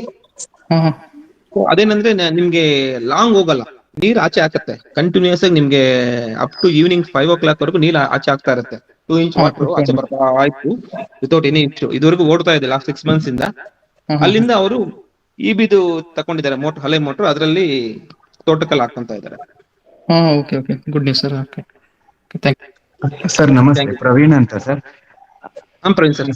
ಸರ್, ಆಕ್ಚುಲಿ ನಮ್ದು ಈಗ ಸಬ್ಸಿಡಿ ಅಪ್ರೂವ್ ಆಗಿದೆ ಸರ್. ಅಂದ್ರೆ ನೀವು ಆಲ್ರೆಡಿ ಸೋಲಾರ್ ಹಾಕಿ ಯೂಸ್ ಮಾಡ್ತಿದ್ದೀರಲ್ಲ, ಅಂದ್ರೆ ಅದರಿಂದ ನಾವು ಇನ್ನ ಇನ್ಸ್ಟಾಲ್ ಮಾಡಕ್ ಮುಂಚೆ ಏನಾದ್ರೂ ಟೇಕ್ ಅವೇಸು ಅಥವಾ ನಾವು ಮುಂದಕ್ಕೆ ಏನಾದ್ರೂ ಫ್ಯೂಚರ್ ಅಲ್ಲಿ ಆಗೋ ಏನಾದ್ರೂ ಇಶ್ಯೂಸ್ ನ ಅವಾಯ್ಡ್ ಮಾಡೋದಕ್ಕೆ ನಿಮ್ ಕಡೆಯಿಂದ ಏನಾದ್ರು ಲೆಸನ್ಸ್ ಇರುತ್ತಲ್ವಾ, ಅದೇನ ಶೇರ್ ಮಾಡ್ಬೋದಾ ಸರ್? ಅಂದ್ರೆ ಅವ್ರಿಗೆ ಇನ್ಸ್ಟಾಲ್ ಮಾಡಕ್ ಮುಂಚೆನೆ ನಾವ್ ಎಕ್ಸ್ಟ್ರಾ ಪೇ ಮಾಡಿ ಏನಾದ್ರು ಯೂಸ್ ಆಗತ್ತಾರ ನಮ್ ಫಾರ್ಮ್ಗೆ ಏನಾದ್ರು ಮಾಡ್ಕೋಬೋದಾ? ಏನಾದ್ರು ಟೇಕ್ ಅವೇಸ್? ಸೋಲಾರ್ ಇನ್ಸ್ಟಾಲೇಷನ್ ನಲ್ಲಿ ಅವ್ರು ಬರೋರು ಒಂದೊಂದು ವೆಂಡರ್ ಒಂದೊಂದ್ ತರ ಇರ್ತಾರೆ. ಇವಾಗ ಕೆಲವೊಂದು ವೆಂಡರ್ಸ್ ಗೆ ಅಡ್ಜಸ್ಟ್ ಆಗ್ತಾರೆ. ಅವ್ರಿಗೆ ಏನಾಗುತ್ತೆ, ಅವ್ರಿಗೆ ಬಿಲ್ಲಿಂಗ್ ಅಲ್ಲಿಂದ ಹೋಗುತ್ತೆ. ನೀವೇನ್ ಎಕ್ಸ್ಟ್ರಾ ಮಾಡಿಸ್ತೀರಾ, ಎಕ್ಸ್ಟ್ರಾ ಬಿಲ್ಲಿಂಗ್ ನಿಮ್ಮ ಹತ್ರ ತಗೊಂತಾರೆ ಅಂತ ವೆಂಡರ್ ಇದಾರೆ. ಬಟ್ ನಿಮ್ಗೆ ಯಾರು ಅಸೈನ್ ಮಾಡಿರ್ತಾರೆ ಅವ್ರು ಯಾವ ತರ ಇರ್ತಾರೋ ಗೊತ್ತಿಲ್ಲ ಸರ್. ನೀವು ಮಾತಾಡೇ ನೋಡ್ಬೇಕು ಅವ್ರ ಹತ್ರ. ನೀವು ಮಾತಾಡೋವಾಗ್ಲೇ ನಿಮ್ಗೆ ಗೊತ್ತಾಗ್ಬಿಡುತ್ತೆ, ಸರ್ ನಮ್ಗೆ ಸ್ವಲ್ಪ ಈ ತರ ಮಾಡ್ಕೊಡಿ, ನಮ್ಗೆ ಈ ತರ ಬೋರಲ್ಲಿ ಸ್ವಲ್ಪ ಡೆಪ್ತ್ ಇನ್ನೊಂದು 100 feet ಎಕ್ಸ್ಟ್ರಾ ಮಾಡ್ಬೇಕು, ಅದೇನಿದೆ ಕಾಸ್ಟ್ ಕೊಡ್ತೀನಿ ಅನ್ನೋವಾಗ್ಲೇ ನಿಮ್ಗೆ ಆನ್ಸರ್ ಗೊತ್ತಾಗ್ಬಿಡುತ್ತೆ ಅವ್ರು ಮಾಡ್ತಾರ ಇಲ್ವಾ ಅಂತ. ಓಕೆ. ಅಂದ್ರೆ ಅವ್ರು ಸ್ವಲ್ಪ ಫ್ಲೆಕ್ಸಿಬಲ್ ಇದಾರೆ ಸರ್. ಓಸ್ವಾಲ್ ಪಂಪ್ಸ್ ನಾವು ಸೆಲೆಕ್ಟ್ ಮಾಡಿದ್ದು. ನೀವು ಓಸ್ವಾಲ್ ಪಂಪ್ಸ್ ಅಂದ್ರೆ ನಿಮ್ದು ಎಲ್ಲಿರೋದಿಲ್ಲ ತೋಟ? ಸರ್ ನಮ್ದು ಮಾಗಡಿ ಹತ್ರ ಸರ್. ಮಾಗಡಿ. ಮೈಸೂರಲ್ಲಿ ಒಂದು ವೆಂಡರ್ ಇದಾರೆ, they are authorised for Oswal. Okay sir. So ನೀವು ಏನಾದ್ರೂ ಆ ಲೆಟರ್ ನಿಮ್ಗೆ ಬಂದಿದ್ರೆ ಆ ಲೆಟರ್ ಅವ್ರು ಕೊಟ್ರೆ ಅವ್ರು ಮಾಡ್ಕೊಡ್ತಾರೆ. ಅವ್ರು ಸ್ವಲ್ಪ ಫ್ಲೆಕ್ಸಿಬಲ್ ಇದಾರೆ, ನನಗೆ ಪರಿಚಯ ಇದಾರೆ, ಬೇಕಾದ್ರೆ ಹೇಳ್ತೀನಿ ಅವ್ರಿಗೆ. Okay sir. ನಿಮ್ ನಂಬರ್ ಶೇರ್ ಮಾಡಿದ್ರೆ ಚಾಟ್ ಅಲ್ಲಿ ಬೇರೆಯವರು ಕೇಳಿದ್ದಾರೆ, ಸ್ವಲ್ಪ ಹೆಲ್ಪ್ ಆಗುತ್ತೆ. ಸರ್ ಬರ್ಕೊಳ್ಳಿ sir. 95 sir 95 sir 35 18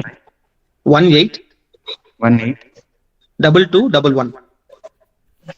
okay sir. Thank you so much. Thank you sir. Thank you. Sir Chakravarthi ಅವ್ರು ನಮಸ್ತೆ, ನಾಗರಾಜ್ ಅಂತ ಕುಣಿಗಲ್ ತಾಲೂಕು. ನಾಗರಾಜ್ ಸರ್ ಹೇಳಿ ಸರ್. ಸರ್ ಇವಾಗ ನಿಮ್ದು ಇದಿರುತ್ತೆ ತೆಂಗಿನ ತೋಟ ಅಲ್ವಾ ನೀವು ಮಾಡಿರೋದು ಇವಾಗ? ಸರ್ 1 ಎಕರೆ ತೆಂಗಿನ ತೋಟ ಮಾಡಿದ್ವಿ, 1 ಎಕರೆ ಅಡಿಕೆ ತೋಟ ಮಾಡಿದ್ವಿ. ಓಕೆ, ಈಗ ಶೇಡ್ ಎಫೆಕ್ಟ್ ಯಾವ ತರ ಓವರ್ಕಮ್ ಮಾಡ್ತೀರಾ ಅಲ್ಲಿ? ಈಗ ಶೇಡ್ಸ್ ಅಂದ್ರೆ ಈಗ ಶೇಡ್ ತೆಂಗಿನ ಮರ ಆದ್ರೆ ಶೇಡ್ ಬರ್ತದೆ, ಅಥವಾ ಅದನ್ನ ಹೆಂಗ ಓವರ್ಕಮ್ ಮಾಡೋದು? What is the plan here? Sir ನನ್ಗೆ ಲೇಯರ್ 1, 2, 3 ಅಂತ ಇಟ್ಕೊಂಡಿದ್ದೀನಿ. 1 ಬಂದು ನಂದು ರೂಮು, ಕೃಷಿ ಹೊಂಡ ಮತ್ತೆ ಬೋರು. ಅದು ಬಿಟ್ಟು ಒಂದು 15 ಅಡಿ ನಾನು ಏನು ಹಾಕಿಲ್ಲ. ಆ ಸರೌಂಡಿಂಗ್ 15 ಫೀಟ್ ಏನು ಹಾಕಿಲ್ಲ? ಏನು ಹಾಕಿಲ್ಲ. ಆಮೇಲೆ ಸೆಕೆಂಡ್ ಲೇಯರ್ ಅಲ್ಲಿ ಅಡಿಕೆ ಹಾಕಿದ್ದೀನಿ, ಲಾಸ್ಟ್ ಲೇಯರ್ ಅಲ್ಲಿ ತೆಂಗು ಹಾಕಿದ್ದೀನಿ ಸೆಪರೇಟ್ ಆಗಿ 1 ಎಕರೆ. ಅಲ್ಲ, this 15 feet will take care of the shade effect and all? Shade effect ಇದುವರೆಗೂ ಬಂದಿಲ್ಲ ಸರ್. ಮುಂದ್ಗಡೆ ಒಂದು ಸರ್ ಈಗ ಬರಲ್ಲ, ಈಗ ಅದು ಬರಲ್ಲ. ಈಗ ನ್ಯೂಲಿ ಪ್ಲಾಂಟೆಡ್ ಆದ್ರೆ ಈಗ ಬರಲ್ಲ. What about after 5 years or 10 years ಆದ್ಮೇಲೆ what is the plan for overcoming that shade effect? ಏನಿಲ್ಲ ಸರ್, ಇವಾಗ ನಮ್ಗೆ 8 ಗಂಟೆಗೆ ಸ್ಟಾರ್ಟ್ ಆಗೋ ಮೋಟ್ರು ತೋಟ ದೊಡ್ಡದಾದ್ಮೇಲೆ 10 ಗಂಟೆಗೆ ಸ್ಟಾರ್ಟ್ ಆಗುತ್ತೆ. ಫುಲ್ ಬಿಸಿಲು ಬಂದು ಅದ್ರ ಮೇಲೆ ಬೀಳುತ್ತಲ್ಲ, ಅವಾಗ ಸ್ಟಾರ್ಟ್ ಆಗುತ್ತೆ. ಏನು ಪ್ರಾಬ್ಲಮ್ ಇಲ್ಲ. ಯಾಕಂದ್ರೆ ನಮ್ದು ಇವಾಗ ನ್ಯಾಚುರಲ್ ಫಾರ್ಮಿಂಗ್ ಅಲ್ಲಿ ಇನ್ನೊಂದು 4-5 years ಆದ್ಮೇಲೆ ನೀರೇ ಬೇಕಾಗಲ್ಲ ಅಂತ ಹೇಳ್ತಾರೆ, ಡೈವರ್ಸಿಟಿ ಮೇಂಟೈನ್ ಮಾಡಿದ್ರೆ. ನಮ್ಗೆ ಇದು ಬರಲ್ಲ. ಚಕ್ರವರ್ತಿ ಅವರೇ, ನಿಮ್ ಬೋರ್ 350 feet ಗೆ ಬಿಟ್ಟಿದ್ರೆ DC ಮೋಟರ್ ಅಲ್ವಾ? ಹೌದು ಸರ್. ಅದಕ್ಕೆ 12 panels ಯೂಸ್ ಮಾಡಿದೀರಾ? ಹೌದು sir. For example somebody has 500 feet ಅಂತಂದ್ರೆ ಈ 12 panels ಬದಲು they have to put some more number of panels like 15 or 16 ಹಾಕ್ಬೇಕಾಗುತ್ತೆ ಅಲ್ವಾ? ಹೌದು ಸರ್, ಹೌದು. ನಿಮ್ಗೆ ಎಷ್ಟು ಬಿತ್ತು ಈಚ್ ಪ್ಯಾನಲ್ಗೆ? ಎಷ್ಟು ವರ್ಕೌಟ್ ಆಯ್ತು ನಿಮಗೆ? ಸರ್ ಪ್ಯಾನಲ್ ಕಾಸ್ಟ್ ಇವಾಗ ಬಂದಿರೋ ರೇಟ್ ಸರ್ ಪರ್ ವಾಟ್ ನಿಮ್ಗೆ 18 rupees ವರೆಗೂ ಬೀಳುತ್ತೆ ಡಿಸ್ಟ್ರಿಬ್ಯೂಟರ್ ಕಡೆಯಿಂದ. 1 ಪ್ಯಾನಲ್ ಎಷ್ಟು ವ್ಯಾಟ್ ಬರುತ್ತೆ ಸರ್? ಇವಾಗ 500 ಇದೆ, 550 ಇದೆ, 600 ಇದೆ, 625 ಇದೆ, 450 ಇದೆ. ಬಟ್ ಕೃಷಿಗೆ ಯೂಸ್ ಮಾಡೋದು 550 ಮ್ಯಾಕ್ಸಿಮಮ್. ಓಕೆ. ಸೊ 1 ವ್ಯಾಟ್ಗೆ 18 rupees ಇದೆಯಾ? 18 rupees ಬೀಳುತ್ತೆ ಸರ್ ಅಲ್ಲೇ ಡಿಸ್ಟ್ರಿಬ್ಯೂಟರ್ ಕಡೆಯಿಂದ. ಅಲ್ಲಿಂದ ಟ್ರಾನ್ಸ್ಪೋರ್ಟೇಷನ್ ಎಲ್ಲ ಸೇರಿಸಿ ನಿಮ್ಗೆ ಒಂದು 19 ರೂಪಾಯಿ ಬೀಳ್ಬಹುದು sir. Okay. So 750 watts, you have put 12 panels actually, right? No. 440 watts ನಾನು 12 panels ಹಾಕಿದ್ದೀನಿ.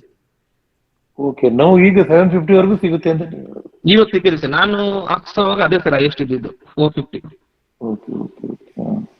Okay, thanks. Thank you. Sir, ಇದು ಗೌರ್ಮೆಂಟ್ ಇಂದ ಕೃಷಿ ಹೊಂಡಕ್ಕೂ ಸೋಲಾರ್ ಹಾಕ್ಸಕ್ಕೆ ಏನಾದ್ರು ಪ್ಲಾನ್ ಇದೆ ಸರ್, ಅಥವಾ ಬೋರ್ವೆಲ್ ಮಾತ್ರನಾ? ಇಲ್ಲ, ಇದೆ. ಓಪನ್ ವೆಲ್ ಅಂತ ಟಿಕ್ ಮಾಡಬೇಕು. ಓಪನ್ ವೆಲ್ ಅಂತ ಟಿಕ್ ಮಾಡಬಹುದು. ಓಕೆ. ಕುಸುಮ್ ಬಿ ನಲ್ಲಿ ಆಪ್ಷನ್ ಕೇಳುತ್ತದೆ ಬೋರ್ವೆಲ್ ಓಪನ್ ವೆಲ್ ಅಂತ. Okay sir. ಅವಾಗ ಓಪನ್ ವೆಲ್ ಅಂತ ಟಿಕ್ ಮಾಡಬಹುದು ಅಪ್ಲಿಕೇಶನ್ ಅಲ್ಲಿ. ಇನ್ಫ್ಯಾಕ್ಟ್ ಅದಕ್ಕೆ ಸ್ವಲ್ಪ ಕಾಸ್ಟ್ ಜಾಸ್ತಿ ಇದೆ ಸರ್. ಇವಾಗ ನಾವು ಕ್ಯಾಶ್ ಕೊಟ್ಬಿಟ್ಟು ಹಾಕ್ಸ್ತೀವಿ ಸೋಲಾರ್ ಅಂತಂದ್ರೆ ಸರ್, ಚಕ್ರವರ್ತಿ ಸರ್, ನಿಮ್ಮ ಕ್ಯಾಲ್ಕುಲೇಷನ್ ಪ್ರಕಾರ ನಮ್ಗೆ ಎಷ್ಟು ವರ್ಷ ಆದ್ಮೇಲೆ ಅದು ರಿಕವರ್ ಆಗತ್ತೆ ಸರ್? ಅಂದ್ರೆ ಇವಾಗ ನಾನು ಐನೋ ಅದು ಡೈರೆಕ್ಟ್ ಆಗಿ ಆನ್ಸರ್ ಮಾಡಕ್ಕಾಗಲ್ಲ, ಯೂಸೇಜ್ ಮೇಲೆ ಹೋಗುತ್ತೆ. But still as per your experience ಒಂದು 2 years ರಿಕವರ್ ಆಗತ್ತಾ, 3 years ರಿಕವರ್ ಆಗತ್ತಾ ಕೊಟ್ಟಿರೋ amount? What is your call sir? Sir ನಿಮ್ಗೆ 25 years ನಿಮ್ ಕಾಸ್ಟೇ ಬರಲ್ಲ. ನೀವು asking ROI, return on investment ಅನ್ನೋ ತರ. That subjective any case. Okay, ಹೇಳಿ. ರಿಟರ್ನ್ ಆನ್ ಇನ್ವೆಸ್ಟ್ಮೆಂಟ್ ನೀವು ಇವಾಗ ಒಂದು 3 lakhs ಇನ್ವೆಸ್ಟ್ ಮಾಡಿರ್ತೀರಾ ಅಂದ್ರೆ ನೀವೇನಾದ್ರೂ ಎಲೆಕ್ಟ್ರಿಸಿಟಿಗೆ ಹೋದ್ರೆ ಎಷ್ಟು ಇನ್ವೆಸ್ಟ್ ಮಾಡಿರ್ತೀರಾ, ಅದು ಎಷ್ಟು ನೀವು ಬಿಲ್ ಬರುತ್ತೆ, ಆ ಬಿಲ್ಲು ಇದಕ್ಕೆ ನೀವು ಕ್ಯಾಲ್ಕುಲೇಟ್ ಮಾಡ್ಕೊಬೇಕು ಸರ್, ಎಷ್ಟು ತಿಂಗಳಲ್ಲಿ ನಿಮ್ಗೆ ಫ್ರೀ ಆಗುತ್ತೆ ಅಂತ. ಯಾಕಂದ್ರೆ ಒಂದು ತಿಂಗಳು ನಿಮ್ಗೆ 1 ರೂಪಾಯಿ ಖರ್ಚಿರಲ್ಲ ಇದರಲ್ಲಿ.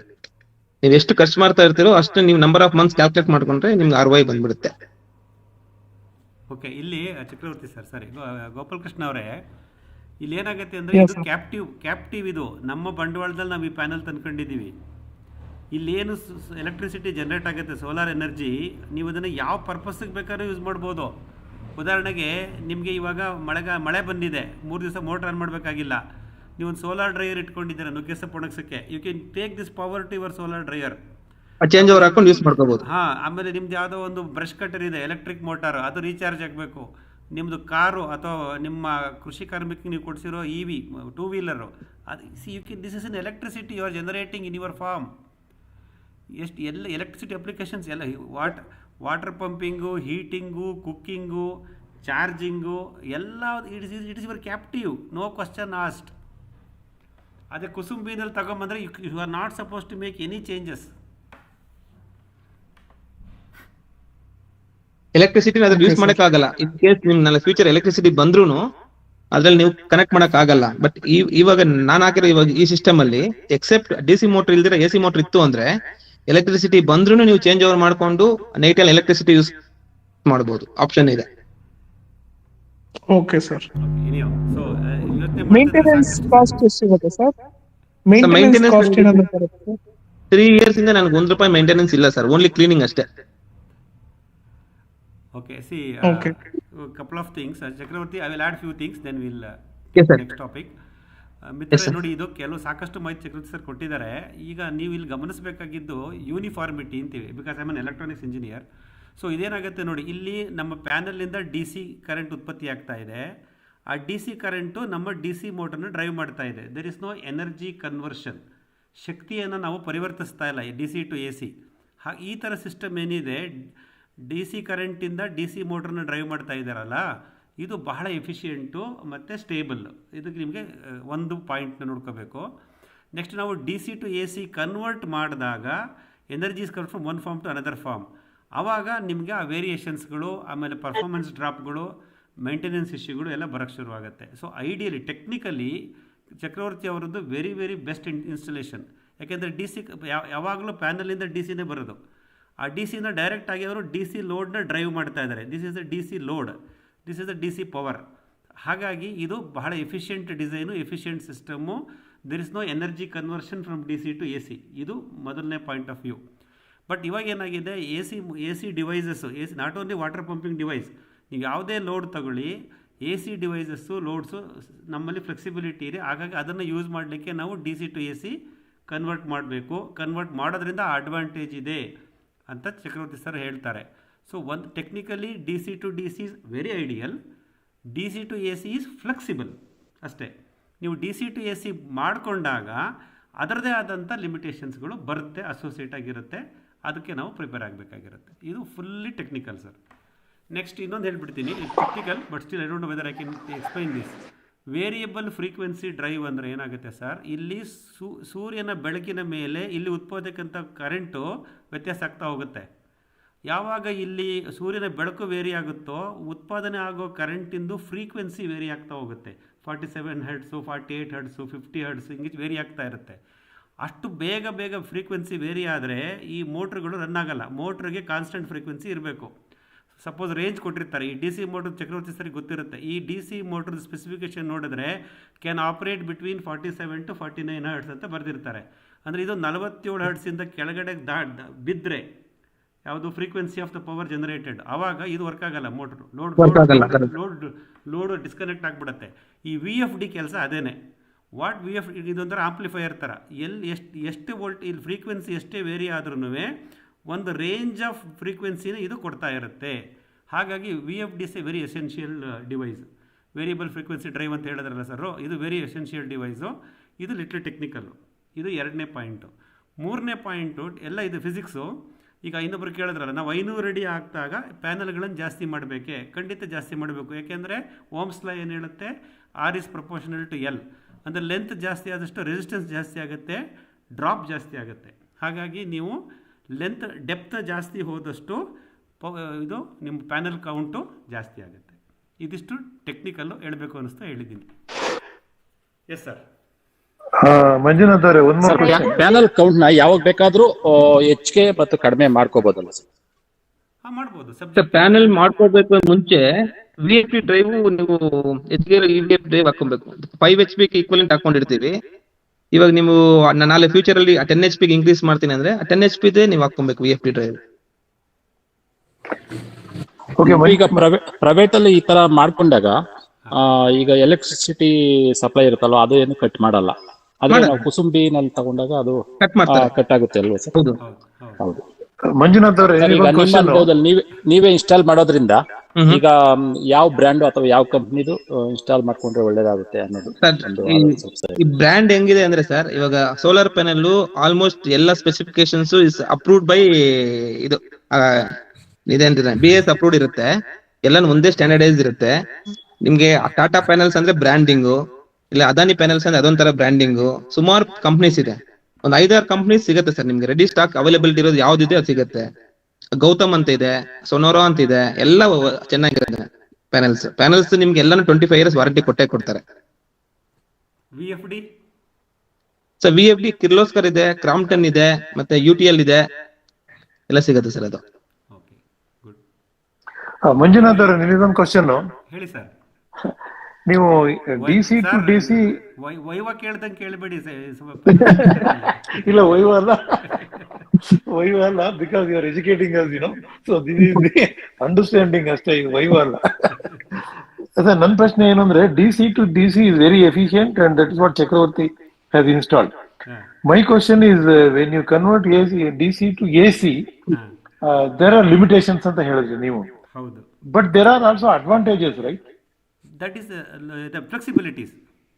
For example, you can use your KEB current as is. ಅದು ಸಿಗೋದ್ರಿಂದ, ಅದು ಫ್ರೀಯಾಗಿ ಸಿಗೋದ್ರಿಂದ ಅದು ರಾತ್ರಿ ಹೊತ್ತ ಯಾವಾಗ ಬೇಕಾದ್ರೆ ಅದನ್ನ ಬಂದಾಗ ಅದು ಯೂಸ್ ಮಾಡ್ಕೋಬಹುದು. ಖಂಡಿತ sir, that is flexible.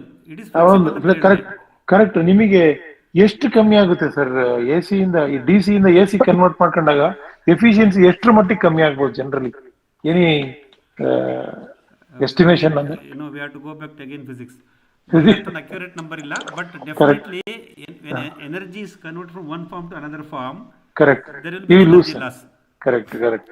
That we have to account for. ಆಮೇಲೆ ಸರ್ ಇನ್ನೊಂದು ನಾನು ನೋಡ್ತಿರೋದು ಚಕ್ರವರ್ತಿ ಅವರ ಡಿಸೈನ್ ಅಲ್ಲಿ, if at all I do DC to AC, I will do it at the load side, not at the source side.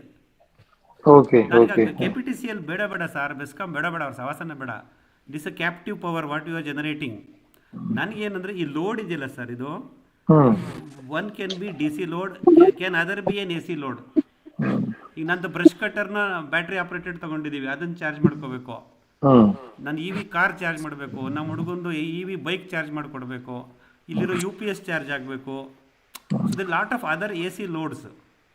VFD ನಲ್ಲಿ same panel ಅಲ್ಲಿ same VFD ನಲ್ಲಿ I can put DC load as well as AC load. ಅದು more beneficiary. Gopal Krishna ಅವರು ಹೇಳಿದಂಗೆ return on investment ನಮ್ಗಲ್ಲಿ ಜಾಸ್ತಿ count ಆಗ್ತಾ ಬರುತ್ತೆ.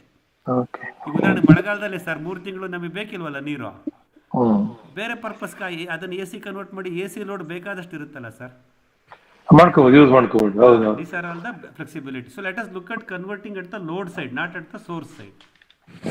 Okay. Thank you for this. ಚಕ್ರವರ್ತಿ ಅವರೇ, ಈಗ ಮಾನ್ಸೂನ್ ಅಲ್ಲಿ ನೀವು ಏನ್ ಮಾಡ್ತೀರಾ? ಆಫ್ ಮಾಡ್ಬಿಡ್ತೀರಾ ಸಿಸ್ಟಮ್ ಅಥವಾ ಅದೇ ಆಟೋಮೆಟಿಕ್ ಆಫ್ ಆಗಿರುತ್ತೆ ಸರ್ ಅದು? If you don't use the load it will switch off. Evening 6 o'clock automatic on ಇಲ್ಲದ್ರೂ ಆಫ್ ಆಗೋಗ್ಬಿಡುತ್ತೆ ಅದೇ. Even if you don't use the load, ಅಂದ್ರೆ ಬೆಳಿಗ್ಗೆ ಹೊತ್ತು ಲೋಡ್ ಯೂಸ್ ಮಾಡ್ಲಿಲ್ಲ ಅಂದ್ರೆ ಸಿಸ್ಟಮ್ ಆಫ್ ಆಗಿ ಹೋಗುತ್ತಾ? ಆಫ್ ಅಲ್ಲೇ ಇರುತ್ತೆ ಸರ್ ಅದು. ಓಕೆ, ನಾವ್ ಆನ್ ಮಾಡಿದ್ರೆ ಮಾತ್ರ ಆನ್ ಆಗುತ್ತೆ, ಆನ್ ಮಾಡಿಲ್ಲ ಅಂದ್ರೆ ಅದು ಯೂಸೇ ಆಗಲ್ಲ. ಅದು ಪವರ್ ಎಲ್ಲ ಜನರೇಟ್ ಆಗ್ತಾ ಇರುತ್ತೆ, ಪ್ಯಾನಲ್ ಜನರೇಟ್ ಮಾಡ್ತಾ ಇರುತ್ತಲ್ವಾ? So panel will be generating DC voltage. Loss ಆಗುತ್ತೆ ಅಷ್ಟೇ ಸರ್, ಅದು ಎನರ್ಜಿ ಲಾಸ್ ಆಗ್ತಾ ಇರುತ್ತೆ ಅಷ್ಟೇ. ಓಕೆ, ಸೊ ನೀವು ಲೋಡ್ ಯೂಸ್ ಮಾಡ್ಲಿಲ್ಲ ಅಂದ್ರೆ ಏನು ಸಿಸ್ಟಮ್ ಏನು ಹಾಳಾಗಲ್ಲ? ಏನು ಹಾಳಾಗಲ್ಲ ಸರ್, ಲಾಸ್ ಆಗುತ್ತೆ ಅಷ್ಟೇ. ಲಾಸ್ ಆಗುತ್ತೆ ಅಷ್ಟೇ, ಬಿಕಾಸ್ ಇಟ್ ಇಸ್ DC. ಸರಿ, ಸಾಕಷ್ಟು ಮಾಹಿತಿ ಸಿಕ್ತು. ಹೇಳಿ, ಪ್ರಶ್ನೆಗಳಿದೆಯಾ ಸರ್? ನಮಸ್ತೆ ಸರ್, ನಾನು ತಿರುಮಲ ಪ್ರಸಾದ್ ಅಂತ ಸರ್. ನಮ್ದು ಬಂದು 18 ಎಕರೆ ತೋಟ ಇದೆ. 18 ಎಕರೆ ತೋಟಕ್ಕೆ ಒಂದೇ ಪೈಪ್ ಲೈನ್ ಇದೆ. ಅಂದ್ರೆ ಒಂದು ಪೈಪ್ ಲೈನ್ ನಲ್ಲೇ ನಾನು ಎಲ್ಲಾ ನೀರೆಲ್ಲ ತಿರುಗಿಸ್ತಾ ಇದ್ದೀನಿ. ಇವಾಗ 7.5 horsepower ಮೋಟರ್ ಒಂದು ಉಪಯೋಗಿಸ್ಕೊಂಡು ಆಟ ಆಡ್ತಾ ಇದ್ದೀನಿ. ಮತ್ತೆ ನೀರು ಬಂದು ಬಾವಿಯಿಂದ ಎಳಿತಾ ಇರೋದು. ಬಾವಿ ಬಂದು ವೇರಿಯಬಲ್, ಅಂದ್ರೆ 20 ಅಡಿವರೆಗೂ ನೀರು ಇರುತ್ತೆ. ಆಮೇಲೆ ಕೆಳಗೆ ಹೋಯ್ತು ಅಂದ್ರೆ 40ರಿಂದ 50 ಅಡಿವರೆಗೂ ನೀರು ಹೋಗ್ತಾ ಇರುತ್ತೆ. ಅಂದ್ರೆ ಆ ತರ ಫುಟ್ಬಾಲ್ ಹಾಕೊಂಡು ನಡೀತಾ ಇದೆ ಸರ್. ಇವಾಗ ನಿಮ್ ಪ್ರಕಾರ ಇವಾಗ ನಾನು ಇದಕ್ಕೆ ಹೋಗ್ಬೇಕಂದ್ರೆ, ಪ್ಯಾನಲ್ಗೆ ಹೋಗ್ಬೇಕಂತಂದ್ರೆ ಏನ್ ಸಜೆಸ್ಟ್ ಮಾಡ್ತೀರಾ ಅಂತ ಕೇಳೋಣ ಅಂತ ಪ್ರಶ್ನೆ ಆಗಿದೆ sir. Chakravarthy sir, Tirumala sir, ನೀವು ಇವಾಗ ಎಷ್ಟು HP ಮೋಟರ್ ಯೂಸ್ ಮಾಡ್ತಾ ಇದ್ದೀರಾ ಸರ್ ಅದನ್ನ ಇವಾಗ 18 ಎಕರೆ? ಸರ್ ಬಾವಿಯಿಂದ 7.5 ಅಡಿ 7.5 horse power motor sir, 7.5 horse power motor use ಮಾಡ್ತಾ ಇದೀವಿ ಸರ್. ಓಕೆ. ಸೊ ನೀವು ಇದಕ್ಕೆ ನೀವು 10 HP ಹೋಗ್ಬಿಟ್ರೆ ನಿಮ್ಗೆ ಬೆಟರ್ ಸರ್, ಯಾಕಂದ್ರೆ ಇದು ಸೋಲಾರ್ ಅಲ್ಲಿ ನಿಮ್ಗೆ ಕಂಟಿನ್ಯೂಸ್ ಆಗಿ 18 ಎಕರೆನು ನೀವು ಒಂದೇಲ್ ಕವರ್ ಮಾಡಕ್ ಆಗಲ್ಲ. ಕರೆಕ್ಟ್ ಅಲ್ವಾ? ಸೊ ನೀವು ಸೋಲಾರ್ ಅಲ್ಲಿ ಸ್ವಲ್ಪ ಹೈ ಎಂಡ್ ಹೋಗ್ಬಿಟ್ರೆ ಇನ್ಸ್ಟೆಡ್ ಆಫ್ 7.5 ನೀವು 10 HP ಆಗ್ಲಿ 12 HP ಆಗ್ಲಿ ಹಾಕೋಬಿಟ್ರೆ ನಿಮ್ ಫಾಸ್ಟ್ ಆಗಿ ಕವರ್ ಆಗತ್ತೆ. ಅಂದ್ರೆ ಮಾಮೂಲಿ ನಿಮ್ ಪ್ರಕಾರ ಅದೇ ವೇರಿಯಬಲ್ ಫ್ರೀಕ್ವೆನ್ಸಿ ಡ್ರೈವ್ ಹಾಕ್ಬಿಟ್ಟು AC ಮೋಟ್ರೆ 10 ಹಾರ್ಸ್ ಪವರ್ ಮೋಟರ್ ಹಾಕೊಂಡು ನಾವು ಯೂಸ್ ಮಾಡ್ಬೋದು ಅಂತೀರ ಅಲ್ವಾ ಸರ್? ಅಂದ್ರೆ ನಮ್ಮ ಈ ಬಿಸಿಲು availability of that sun right ನಾವು ಎಲ್ಲಾನು ಕವರ್ ಮಾಡ್ಕೋಬಹುದು ಅಲ್ವಾ ಸರ್? ಮಾಡ್ಕೋಬಹುದು.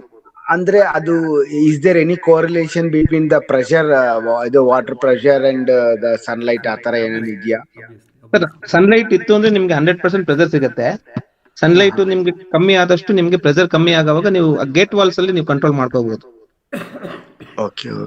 ಅದಕ್ಕೆ ಅವ್ರೇನೇ ಹೇಳ್ತಾರೆ ಸರ್, ಇವಾಗ ಇನ್ನೊಂದು ಏನ್ ಬಂದಿದೆ ಅಂದ್ರೆ ಇವರು ಸೋಲಾರ್ ಇರೋರು ಕೃಷಿ ಹೊಂಡದಿಂದ ಬಂದ್ರೆ ಒಂದು ಓಕೆ, ಇಲ್ಲ ಅಂದ್ರೆ ಒಂದು ಹೈಟ್ ಅಲ್ಲಿ ಎಲ್ಲಿ ನಿಮ್ಗೆ ಹೈಟ್ ಇದೆಯೋ ಅಲ್ಲಿ ಒಂದು 1000 ಲೀಟರ್ 2000 ಲೀಟರ್ಸ್ ನೀರ್ನ ನಿಮ್ಗೆ ಆನ್ ಮಾಡುವಾಗ ತುಂಬ್ತಾ ಇದ್ರೆ ನೀವು ಇಲ್ಲಿ ಪ್ರೆಷರ್ ಕಮ್ಮಿ ಇದ್ರೆ ಅದರಿಂದ ನಿಮ್ಗೆ ಪ್ರೆಷರ್ ಬರುತ್ತೆ, ಗ್ರಾವಿಟೇಷನಲ್ ಫೋರ್ಸ್ ಪ್ರೆಷರ್ ಬರುತ್ತೆ. ಅದು ವರ್ಕ್ ಆಗುತ್ತೆ. ಅಂದ್ರೆ ಸರ್ ಕೃಷಿ ಹೊಂಡ ಅಂತಂದ್ರೆ ನಿಮ್ಗೆ 10 ಅಡಿ ಮಿನಿಮಮ್ ಇರುತ್ತಲ್ಲ, ಮ್ಯಾಕ್ಸಿಮಮ್ 10 ಅಡಿವರೆಗೂ ಒಳಗಿರುತ್ತೆ. ಇಲ್ಲಿ ನಮ್ಗೆ ಇಲ್ಲಿ 20 ರಿಂದ 40 ಅಡಿವರೆಗೂ ಒಳಗ್ ಬರುತ್ತೆ ನೀರು. ಸೊ ಅದರಿಂದ ಸ್ವಲ್ಪ ಜಾಸ್ತಿ ಲೋಡ್ ಆಗುತ್ತೆ ಅಲ್ಲ ಸರ್ ನಿಮ್ ಪ್ರಕಾರ? ಇಲ್ಲ ಸರ್, ಪ್ರೆಷರ್ ಇರೋ ಪಂಪ್ ಸಿಗತ್ತೆ ನಿಮ್ಗೆ. ಇವಾಗ 7.5 ಚಿಕ್ ಬದಲು ನೀವು 10 HP ಹಾಕಿದ್ರೆ ನಿಮ್ಗೆ ಹೆವಿ ಪ್ರೆಷರ್ ಸಿಗುತ್ತೆ ನಿಮ್ಗೆ. ಗೇಟ್ ವಾಲ್ ಏನಾದ್ರು ಕ್ಲೋಸ್ ಆಗಿದ್ರೆ ಕಿತ್ಕೊಂಡು ಹೋಗ್ಬಿಡುತ್ತೆ ಪೈಪ್, ಆ ತರ ಇರುತ್ತೆ, ಅಷ್ಟು ಪ್ರೆಷರ್ ಬರುತ್ತೆ. ಅಂದ್ರೆ ಈ 10 ಹಾರ್ಸ್ ಪವರ್ ಗೆ ನೀವು ಎಷ್ಟು ವ್ಯಾಟ್ಸ್ ಹಾಕ್ಬೇಕಂತೀರಾ ಸರ್? ಅದು 10 ಕಿಲೋವಾಟ್ಸ್ ಹಾಕ್ಬೇಕು. 10 ಕಿಲೋವಾಟ್ಸ್ ಹಾಕ್ಬೇಕು. ಯಾಕಂದ್ರೆ ನಾವು 1 HP = 1 ವಾಟ್ಸ್ ತರನೇ ಕನ್ವರ್ಟ್ ಮಾಡ್ತೀವಿ, ಯಾಕಂದ್ರೆ ಸ್ವಲ್ಪ ಅಪ್ ಅಂಡ್ ಡೌನ್ ಆಗತ್ತಲ್ಲ ಇಲ್ಲ ಇದು ಸನ್ಲೈಟ್. ಸೊ ನಾವು 1 HP = 1 ಕಿಲೋವಾಟ್ ತರನೇ ನಾವು ಕ್ಯಾಲ್ಕುಲೇಟ್ ಮಾಡ್ಕೊಂಡು ಮಾಡೋದು. ಥಿಯರಿಟಿಕಲಿ 750 VA 1 ಕಿಲೋವ್ಯಾಟ್ 750 ಬರುತ್ತೆ. 1 HP 750 ಸಾಕು, ಬಟ್ 1000 ತಗೋತಾರೆ. ಕರೆಕ್ಟ್. ಹೌದು ಸರ್. ನಾನು ಅದನ್ನ ಈಕ್ವಲ್ ಮಾಡುವಾಗ ಏನಂತ sir, number of panels 1-2 extra ಆಗುತ್ತೆ. ಸೊ ದಟ್ ಸನ್ಲೈಟ್ ಕಮ್ಮಿ ಆದ್ರೂ ನಿಮ್ಗೆ ಈಕ್ವಲ್ ಆಗಿ ಹೋಗ್ತಾ ಇರುತ್ತೆ ನೀರು. ತಿರುಮಲ ಪ್ರಸಾದ್ ಸರ್ ಹೇಳ್ರಿ ಸರ್. ಸಪರೇಟ್ ಆಗಿ ಒಂದು ಕಾಲ್ ಮಾಡೋಣ. ಈ ಟೈಮ್ ಇದಕ್ಕೆ ಬೇಡ, ಸಪರೇಟ್ ಆಗಿ ಮಾಡೋಣ.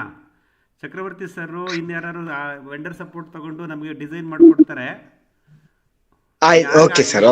ಆಸಕ್ತಿ ಇದೆ ಇದನ್ನ ನೆಕ್ಸ್ಟ್ ಲೆವೆಲ್ಗೆ ನೋಡಬೇಕು, ಬಜೆಟ್ ಪ್ರೊವಿಷನ್ ಮಾಡ್ಕೋಬೇಕು ಅಂತ ಆಸಕ್ತಿ ಇದೆ ಅವರು ಚಕ್ರವರ್ತಿ ಅವ್ರನ್ನ ಕಾಂಟ್ಯಾಕ್ಟ್ ಮಾಡಿ.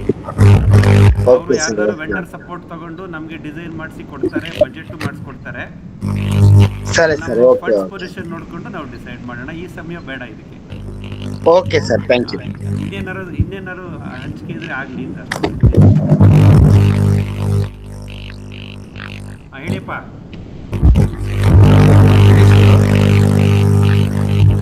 ಯಾರ್ದು ಮ್ಯೂಟ್ ಮಾಡ್ಕೊಳ್ಳಿಯಪ್ಪ. ಜ್ಯೋತಿ ಪಿ ಮೇಡಮ್, ಜ್ಯೋತಿ ಅವರ ಪ್ರಶ್ನೆ ಕೇಳಿ, ಇಲ್ಲ ಮ್ಯೂಟ್ ಮಾಡ್ಕೊಳ್ಳಿಯಪ್ಪ. ಹಲೋ, ಹಾ ಸರಿ. ಇಲ್ಲ ಪ್ರಶ್ನೆ ಇದ್ರೆ ಕೇಳಿ, ಇಲ್ಲ ಅಂದ್ರೆ ಮ್ಯೂಟ್ ಅಲ್ಲಿ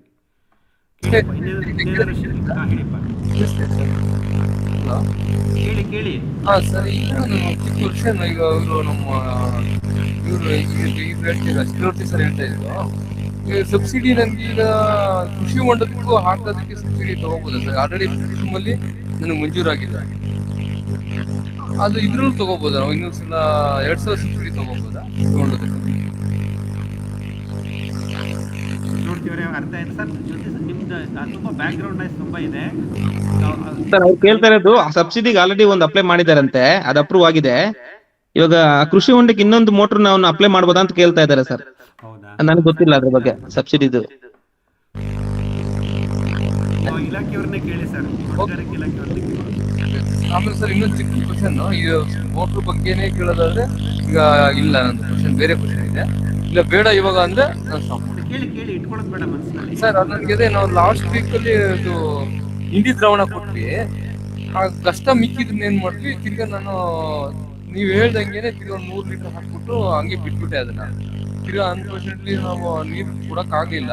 ಈಗ ಅದೆಲ್ಲ ತುಂಬಾ ಸ್ಮೆಲ್ ಬಂದಿದೆ. ಅದು ನಾನು ಹಾಕ್ಬೋದಾ ಸರ್ ಅದ್ ಗಿಡಕ್ಕೆ, ಇಲ್ಲ ಚೆಲ್ಬಿಡ್ಬೇಕಾ? ನೋಡಿ ಅದನ್ನ ಆ ಥರ ಸಿಚುವೇಶನ್ ನಾವು ಬರಲ್ಲ. ನೀವು ಬಂದ್ಬಿಟ್ಟಿದ್ದೀರಾ, ನೀವು ಕಾಲ್ ನೋಡಿ ಹೇಗಾಗಿದೆ ಅದು ಅಂತ. ಕೆಲವು ಸಲ ಏನಾಗುತ್ತೆ ಅಲ್ಲಿ ಹಾರ್ಮ್ಫುಲ್ ಮೈಕ್ರೋಬ್ಸ್, ಹಾನಿಕಾರಕ ಸುಳಿಗಳು ಡೆವಲಪ್ ಆಗಿರೋ ಚಾನ್ಸಸ್ ಇರುತ್ತೆ. ಅದನ್ನು ನಾವು ಮಣ್ಣಿಗೆ ನಾವು ಅದನ್ನು ಸೇರಿಸದೇ ಇರೋದು ಒಳ್ಳೆಯದು. ನಾವೇ ನೆಗೆಟಿವ್ ಮೈಕ್ರೋಬ್ಸ್ನ ಒಳಗಡೆ ಕಳಿಸ್ದಂಗೆ ಆಗುತ್ತೆ. ಆದಷ್ಟು ನೀವು ವಾಪಸ್ ಬೆಂಗಳೂರಿಗೆ ಬರುವಾಗ ಡ್ರಮ್ಗಳನ್ನ ತೊಳೆದಿಟ್ಟು ಬಂದ್ಬಿಡಿ. ಸರ್ ನೆಗೆಟಿವ್ ಮೈಕ್ರೋಬ್ಸ್ ಗಾಳಿ ಸೋಕಿದ್ರೆ ಸತ್ತೋಗುತ್ತಲ್ಲ ಸರ್? ಅಲ್ಲ ಗೊತ್ತಿಲ್ಲ ಸರ್, ಅಂದರೆ ಇಟ್ ಇಸ್ ನಾಟ್ ಕನ್ಕ್ಲೂಸಿವ್. ಅಂದರೆ ಅನ್ಏರೋಬಿಕ್ ಮಾತ್ರ ಹಾರ್ಮ್ಫುಲ್ಲು, ಏರೋಬಿಕ್ ಹಾರ್ಮ್ಫುಲ್ ಅಂತ ನಾವು ಕನ್ಕ್ಲೂಸ್ ಮಾಡೋಕ್ಕಾಗಲ್ಲ. ಏರೋಬಿಕ್ಕಲ್ಲೂ ಹಾರ್ಮ್ಫುಲ್ ಮೈಕ್ರೋಬ್ಸ್ ಇರುತ್ತೆ. ಎಕ್ಸಸ್ ಫರ್ಮೆಂಟೇಷನ್ನು ಇದೆಲ್ಲ ಆಗಿದ್ದಾಗ ಆಮೇಲೆ there may be any quality ಅಂತೂ it's a question mark. Quality ಬಗ್ಗೆ ಕ್ವಶನ್ ಮಾರ್ಕ್ ಇದ್ದೇ ಇದೆ ಇವಾಗ ನಮಗೆ. So why to take the risk ಅಂತ ಅಷ್ಟೇ. ನಿಮ್ಮ ಬಾರ್ಡರ್ ಪ್ಲಾಂಟ್ಸ್ಗಳಿಗೆ ಹಾಕ್ಬಿಡಿ. ಯಾವ್ದಾದ್ರು ತೇಗದ ಮರ, ಸಿಲ್ವರ್ ಮರ ಇರುತ್ತಲ್ಲ ದೊಡ್ಡ 20-30 ವರ್ಷ, ಹೌದು ಸರ್, ಅದಕ್ಕೆ ಹಾಕ್ಬಿಟ್ಟು ಅವ್ರು ತಡ್ಕೊತಾರೆ. ಹಂಗಾರೆ ಕಾಂಪೌಂಡ್ ಪಕ್ಕದಲ್ಲಿ ಸುರಿದು ಎಲ್ಲ 200 ಹುಣಸೆ ಮರಕ್ಕೆ ಹಾಕ್ಬಿಡ್ರಿ, ಏನೂ ಆಗಲ್ಲ. ಓಕೆ ಸರ್, ಅಷ್ಟು ಹಂಗಾರೆ ಸುಮ್ಮನೆ ಬೇಸೆ.